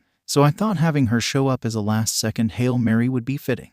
Once the fleet was a decent distance from my island, all the heroes and ships could breathe a sigh of relief. Okay, I don't know about anyone else, but I could use a nap, Izuku said aboard Kai's ship. Unlike John, he couldn't swim quite fast enough to launch himself onto the deck of the ship, so Kai had to pick both him and Fubuki up from the ocean. I think Ayanami and Laffy were fighting her. She betrayed every one of us, and yet you still saved her. Why? Kai asked, roughly already knowing the answer. Izuku looked down at the cat-like destroyer and sighed, before saying, I don't really know. It's just, some part of me said I needed to save her, or at most just bring her back to try and understand more. It seems like you still have some hero types of instincts, rather than just strategy or military ones, but you should be ready for the trouble this will bring, Izuku's first summoned ship said while patting his head. Izuku blushed at the gesture before wondering how the others from my island would take it. Short answer was, not well. He actually saved one of those that held us. Why would he do that? She doesn't deserve it after everything she had a hand in.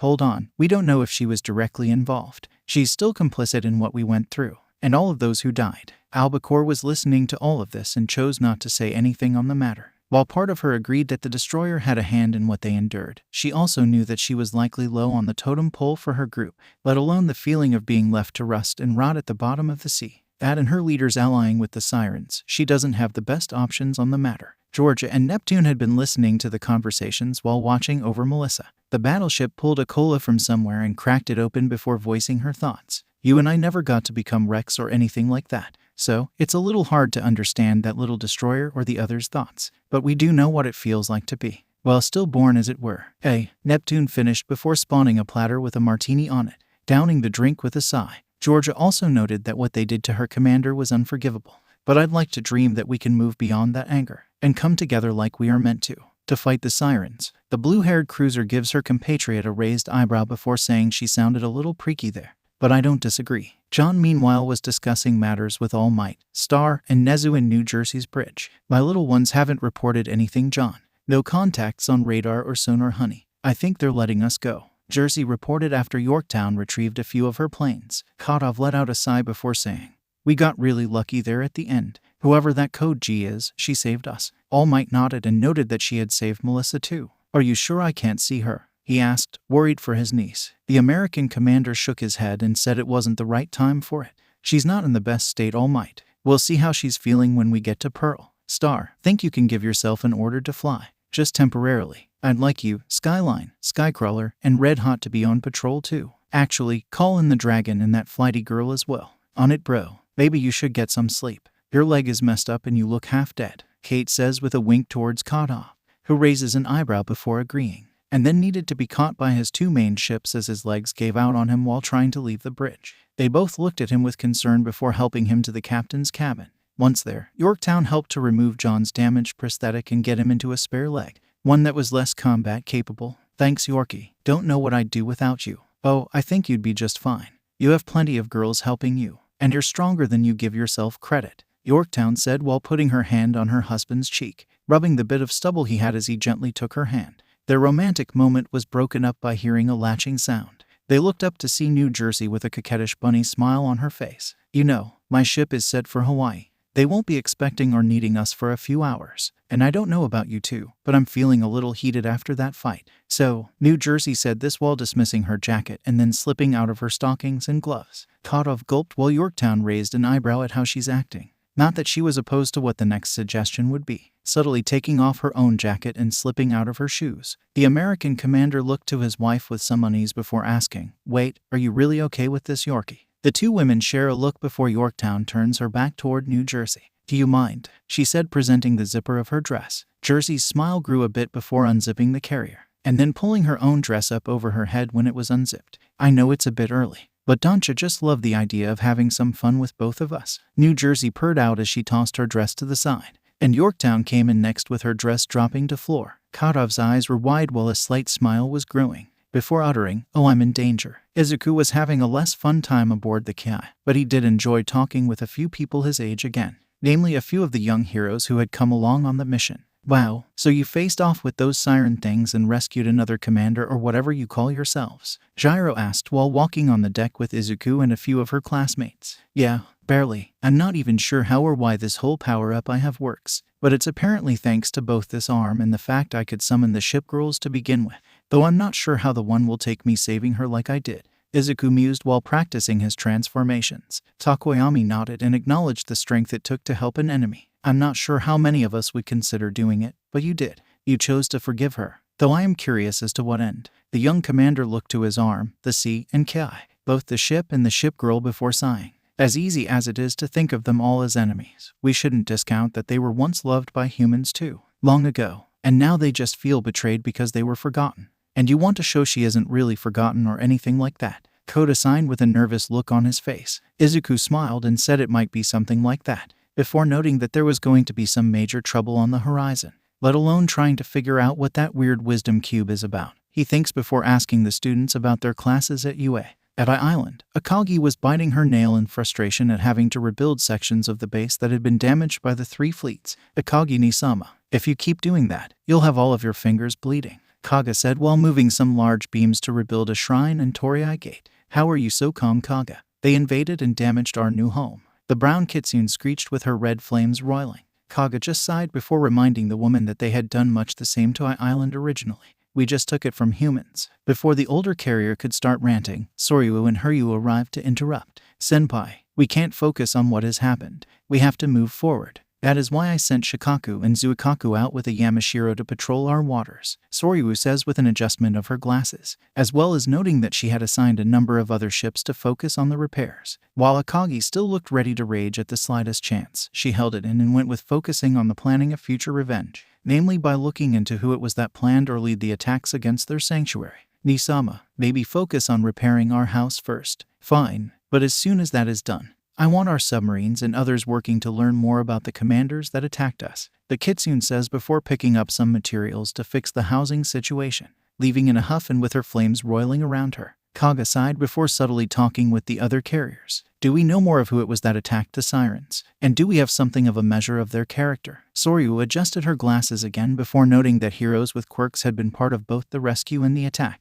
They were mostly pathetic in comparison to what we could do, but they had equipment that let them bridge the gap and provided distractions for the enemy ships to do more damage. Then there were those who went with the siren clones. Soryu relayed that Makuma and Suruga had let the heroes through. Or rather, Suruga let them in. I guess she didn't approve of what Akagi and the others were using the human for. Makuma was just easily dealt with. Kaga nodded and could understand Suruga's perspective. "It was part of the reason I had Shimakaze slip in to help that girl, but I didn't expect that she'd become a summoner. That could prove problematic in the future." Hiryu scratches her head and said she was just lost with what they were talking about. "If you don't agree or whatever, why are you staying here? Why didn't you go with Mikasa and the rest?" she asked while still trying to wrap her head around Kaga's thoughts. The white-haired fox gave her a side glance before admitting that it wasn't that simple and she still had her loyalties. The main one being to my sister after all. But also, I don't fully trust what could come about if we left. Given our actions thus far, we did have a hand in what befell that one ship after all. Both Lapine carriers looked down and thought back to one of their first raids after being awakened by the sirens. At the time, all of their minds were clouded with negative emotions. A majority of them were directed at the USA, and especially a carrier that all of them had a history with. Thus, Sakura Empire carrier groups 1, 2, and 5 ambushed and mutilated Yorktown while killing all of the sailors aboard the ships she was guarding. all out of the vengeful thoughts that she'd almost survived everything they had dished out during the battles they were all a part of. The Cranes themselves taking some extra glee in getting payback for Coral Sea and their eventual loss during the war. With time, however, some of their minds began to clear and felt a measure of shame at how they went about that and other attacks on their homeland, though it was very few indeed. Nisama is still wrapped up in her wish to make the world burn after our loss centuries ago. And both of the Crane sisters have that same drive after being stuck with the memories of the corner the Americans pushed us into. Yeah, and lots of the smaller ships are stuck on those thoughts too. Don't think there's any way we'll get away from it, Hiryu said with a shrug. Kaga glared downward and could still feel the burning from where the bombs impacted on her, and the chain reaction born from the actions of her crew's typical loading and fueling methods. Her fist was gripped tight as her own blue flames roiled for a moment, until she let out a tense breath and refocused. How are the others doing? She inquired. Hiryu mentioned that Miyuki and the other members of the Fubuki class were sad and angry about the sinking of the eldest ship, and it's only fueling their resolve for payback, even against their own sister. Soryu scratched her chin before pondering aloud if that was something that the Sirens were after in all of these battles. To have all of the ship girls fighting each other. Who can say? We should get back to work, you two. We can discuss more later, Kaga said before picking up the beams she had set down earlier. Speaking of Melissa, she had started to wake up after being moved to Ticonderoga's ship, and it started with her screaming before Georgia and Neptune could try to calm her down. And it wasn't helped by the fact that her arm and leg were gone. Suddenly the ship was rocked and a rush of wind blew through the holds of the ship. That rocking and wind was the result of All Might leaping over as fast as he could upon hearing Melissa crying out, "Melissa, I'm here." And, oh my god, All Might started out in his normal bombastic, but still worried, way. But upon seeing what had become of his niece, his eyes were wide and filled with tears. The girl was still panicking as her uncle slowly walked to her, trying to figure out if he was really there or if it was just another scenario the Sirens pumped into her head. The number 1 of Japan started to deflate as he got closer and closer, finally revealing his true form when he put a hand upon her cheek. Despite getting punched in the face by her remaining metal arm, he barely flinched as he reached out to her. "Melissa, I'm so sorry," Yagi Toshinori muttered out as the tears fell. And they increased when Melissa really opened her eyes to see her uncle, not just because she was scared and yet happy to see him, but also because he could see that her former right blue eye had been replaced with a yellow mechanical one with black sclera. Georgia and Neptune stepped back and let the pair embrace, as Melissa now knew she really was free and Toshinori was just glad she was alive. Of course, that didn't keep him from being angry about what befell her or that it was kept from him and the others on the way to Pearl Harbor, with him glaring at Kadov the rest of the trip and then taking him and Izuku aside once they were docked in Oahu. "Did you keep these matters from me because you thought I couldn't handle it, or because you wanted to study her?" he said with an intimidating presence above both commanders. Izuku gulped and noted it was more of the former for him, not exactly wanting to study her, but I will admit to being curious about her whole sacrificing her limbs to summon her ships thing. "That was a little crazy," Kadov said with a shrug. All Might let out an angry and frustrated breath before asking what he was intending to put Melissa through. "Okay, definitely not what you are probably thinking of. We collected a decent number of wisdom shards. We just want to see if she can summon anything else. No offense, master, but what's this wee business? I'll admit to being a little curious, but not enough to put her through more pain," Izuku said with a raised eyebrow directed John's way, who grimaces and just asks that Izuku work with him for the moment. The strongest hero lets out a very angry breath before saying she was in no condition to do anything like that. She still needs to have some limbs replaced after all. And we need to get those port things out of her head. John nodded and noted that he'd already called ahead and asked for Vestal. She can probably fix that problem and get her set up with some good hardware, though I wonder how long it will take for her to adjust to being able to move herself, Kadov said before they all heard cries from the docks and refugees, Toshinori recognizing who was crying out. Dave, his old friend, was terrified to see what had happened to his daughter and had to be restrained by Neptune for a moment, while Melissa was wheeled away to Vestal's hospital to be healed. All Might made his way over to the collapsed inventor and apologized for what happened. "I wish there was more we could do, but this is outside of what any of us know." David kept crying as he looked up at Toshinori, unable to get out any words of what he was thinking as more people and bodies were unloaded from the ship girls. For the next week, Dave barely left Vestal's hospital, sitting next to his daughter with Georgia and Neptune, while Izuku, All Might, and all of the others who participated in the raid informed the other Pacific commanders, heroes, and heads of state of what had happened. "To think our own ships would do this. I can never truly apologize enough," the Prime Minister said with a sad bow. Izuku admits that he brought back one of the traitor ships so he could understand more of why they betrayed everyone. And, well, I'm not 100% sure why, but I just felt I needed to save her. Many in the meeting couldn't fully understand, but All Might had something of an inkling. He, however, was not sharing that sentiment, given he'd already had to help Dave back from drinking himself senseless after Vestal's reports about Melissa's condition more than once, namely, how she was much like a siren herself now, due to all of the technology that had been forced into her body. Izuku and Kadov decided it was time to talk with her and see what she could do. "Hey Vestal, how's the patient?" Kadov semi-jokingly said, but the flat looks around told him that no one was in the mood, and he got a smack from Vestal for it. "Don't push her too much. She's still very much on the mend." In more than one way, the repair ship said with a bit of pouty annoyance directed at Botwa's commander, who let out an uncomfortable chuckle before focusing on Melissa and what she understood about her situation, with Izuku outlining how she had summoned Georgia and Neptune, and John asking what she wanted to do with her new position and power. Or rather, think you can summon a few more like them, he asked before bringing out a wisdom cube. "Where were you keeping that?" Izuku asked in befuddlement. Kadov gives him a flat look before noting it wasn't the time. "Look, I just want to know if you can summon more ships." Melissa looks at him funny before gingerly reaching out to the glowing blue cube, only for it to disappear and part of the girl's arm to reappear. "Okay, didn't see that coming," John said with his eyes wide. Izuku thought the same before humming and asking his ships to bring all of the shards and cubes they had gathered or made.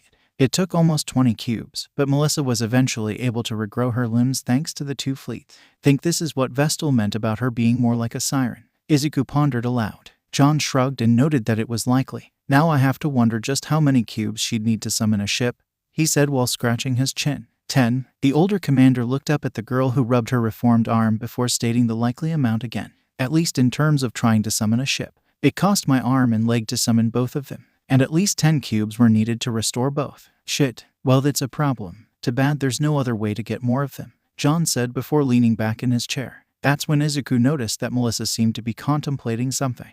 "There is another way to do it, isn't there?" he asked her with a smile. Melissa coughed a little before noting that the information that the sirens pumped into her head had details on all of the priority ships, like Georgia and Neptune. But they required 10 steps of research to do it before. "Since I was desperate to be free and save all of us, I gave up my limbs to get the job done." Izuku questioned what the research was, but Melissa didn't know, acknowledging that she hadn't had much time to trying to figure it out. "Maybe she needs to be on board her ships," John suggested with a shrug. Izuku shook his head at that and noted it probably wasn't that simple. "Besides, she doesn't even have enough ships for a fleet." "Well, maybe we can help with that." Everyone turns to see the 2 commanders of Pearl Harbor at Melissa's door. While Rasmussen makes a call, Miller noted that after all of the fights with Siren clone ships and clone Sakura ships, they had a decent stockpile of cubes, more than enough for you to summon at least 1 or 2 more ships missing. The former inventor was surprised by this, but at the same time a little excited and scared for what could come next. But while she was slightly improving, her father was still in a spiral, and at yet another bar between visiting his daughter. "You certainly know how to put it away. You a sailor?" The man looked up to see a dark-haired woman with turquoise eyes looking at him sadly. She gestured to the bartender who quickly mixed up a large and strong drink for her as well, before asking his story, and her eyes flowing with tears after hearing everything that had happened to his daughter recently. The 2 of them spending hours consoling each other from their own pains. Things were less kosher back in Japan though, namely at Mongol Base, where a number of villains were eyeing up the location, ready to strike the next time the ship girls left for patrols and missions. "I'll have you soon," Eri Overhaul said with a glare directed at the fenced-off military base, and all of his gang with him. "Okay, hold up. What do you mean by reach out for them?" Melissa asked each of the commanders while gingerly moving on her new limbs. After spending 2 weeks in a tube with her limbs replaced by machines, she wasn't overly steady. She couldn't even use a balance bar well because of her arms being mechanical as well. Izuku and Kadov shared a look before the latter gestured with his head. The teen sighed before saying, "Okay, so we all could connect with our ships by reaching out to them emotionally, and the cubes helped them manifest that way. Does that make sense?" Rasmussen and Miller concurred on the matter. "Both of our families have history here. His ancestor deserved a lot more respect than he got, but still, we used that to call to Enterprise or to Arizona," Rasmussen explained before giving a thumbs up to his fellow commander. Melissa, though, couldn't fully follow what they meant, no matter how many times it was explained. She even tried to call to them using just a few of the cubes a number of times, or 10 cubes at once, but each time, the cubes wouldn't really glow. A flicker here, a glimmer, and then nothing. Not like things were much better for the commanders, though. "Wait, she uses what in her design? And how does that translate into her coming into being?" Kadov asked with each finger on a cube at once. Melissa sighed before saying, "Anchorage's hull is of an exceptional build and she has the firepower to compete with a battleship, though she's a little childish. Oh, and she can deploy smokescreens and boost her evasion while using torpedoes." "Yeah, I'm with him," I'm not following how that helps us connect with them, Izuku said with a raise of his hand. He was trying to summon the carrier Hakuryu, hoping to get some air power to match what the Rouge ship girls and sirens had. But what Melissa gave him were statistics and data from what she remembered after being hooked up to the siren simulation machine. And while she did have some personal data, it wasn't enough to let them connect. I'm not exactly sure how a minor note about her feeling naked without her katana or Nadachi is supposed to help me summon her, he said in some frustration. And this was a factor that all of the commanders were dealing with. Not one of them had any luck in summoning a ship that Melissa and the sirens designated as priority or PR ships. After 20 failures on both sides, John decided to clear his head by patrolling the island. Oh, the girls are already out there, so you're better off doing a ground patrol, Commander Brawl, Miller said before chuckling as he saw the military hero slump a little. He cursed before asking Izuku to come with him. Wait, why me? Because you need a break too, kid. And I think we should hash out a few things. Izuku looked between the others in the room before shrugging and jogging a little to catch up to the hero. So they went into the city of Honolulu to make sure nothing was happening. Though that was something of a moot point. I think I read somewhere that Hawaii was one of the safest states in America, along with Kansas, Idaho, and one of the Dakotas, I think, Izuku said while walking through the town. Caught sighed before saying, yeah, limited population helps with those. And not a lot of worth stealing or wrecking. Here, maybe it's just the vibe of the islands. Makes you feel like you don't want to do anything. Izuku snorted at that before asking his mentor if he needed an umbrella drink and a beach to lie on. The older commander gave him a flat look before cracking and laughing with the green teen. Once they'd had their laugh though, Kadov smiled before asking if Izuku was doing okay. Yeah, why? He responded with some confusion. Let's not forget how we technically first met. You just had your arm cut off, your base was wrecked, and half of your ships were beaten down. But you seem better, especially after the panic that was that last mission, Kadov summarized before going to a vending machine to buy some drinks. After accepting the kin from John, Izuku thought a little more about the matter. I guess I got some of what I'd always dreamed of. I think I've mentioned it before, how I wanted to be a hero, but I didn't have a quirk. So for the longest time, I never believed I could follow my dream. The teen continued by noting that his time as a commander of shipgirls was somewhat fulfilling. But it was never quite enough. I didn't really feel like I was saving anyone or helping people. Sure, I was protecting them, but only through my girls. And like with Yuri, the most I could do was hide her away and try to give her a happy life. I couldn't be a hero like you or All Might. Kadov nodded before saying, it's not quite as glamorous as you might have been thinking though, given how many want to challenge you or just looking to cause chaos. But I think I understand. Even if I don't really like it, having me around as the big hero of Southern California with Star made people feel safe. There was a lot of gratitude for us, and directly for us. Yeah, and now, with this new arm and figuring out that I'm not quite human anymore, I think I really can be a hero now. Though it's a bit late to join a hero school, especially when I do have a license. I just haven't used it. Izuku continued before testing out some of the features of his arm. Kadov was about ready to advise against trying to be a more involved hero, when suddenly a few screams were heard. The pair turned and saw a pair of villains roaring and suddenly fighting among themselves near the Kakako waterfront park. One seemed to be made of stone with each portion of his body independently controlled, and the other looked to be four-armed Magma Man. So, it's gonna be one of those days. Izuku, you should, and he's gone. Kadov started before seeing Izuku sprint off towards the battling villains. The Magma Man roared before firing a barrage of lava rocks toward his stone opponent, but not all of them were aimed well. 6 shots were headed towards a group of people and they were about to be incinerated, until Izuku stepped in and created a large barrier to intercept the attacks. I don't think so. You're not hurting anyone today, because I'm here, and I'll put a stop to you, he shouts before shifting his arm into a destroyer cannon, and firing off a quick barrage of shots at the magma beast. As he was about to be snuck up on by the Rockman, Kadov appeared with the air bursting around him and seemed to shatter the villain into pieces. Okay, wasn't trying to do that. You kind of jumped the gun here, Izuku, he said before hurrying over to pick up and save a number of bystanders, while Izuku focused on defense and keeping the villain's attention on him. Izuku snarled a little before asking, what? Did you expect me to just wait and let you handle everything? Kadov tripped a little at that before shouting, no, but you could have waited until we knew everything of what we're up against. I mean, yeah, it seems straightforward on what we're dealing with. It. The rock guy is right behind me, isn't he? Just as Kadov was saying that, he was struck in the side by the reformed rock villain. He cursed before trying to punch out the foe again, even using a lightweight explosive to break apart some of the rocks. But the villain kept reforming, and Izuku wasn't having much better luck against the Magma Man. Most of his shots were just going in and not doing much damage, and even with the increased durability and no pain receptors in his prosthetic, it was still causing damage to the limb. Not exactly a good pair of foes for us to face, is it? At least not in a purely physical fight, Kadov noted after firing another shot and then using his wind blade attack to knock the rock man back. Izuku grunted in annoyance before agreeing. How do we take them out? Or knock them out? He thought aloud before side-flipping to avoid a duo of punches directed his way. Kadov looks like he's trying to come up with an idea when he gets hit by a spare piece from the rock villain's leg, and then trapped in a burning bear hug by the magma villain. While he is screaming, Izuku starts to panic. In that moment of panic, the world seems to slow down. He takes aim with his cannons again, fully intending to unload on his foes. But that is when his rational side takes over. I've been going about this all wrong.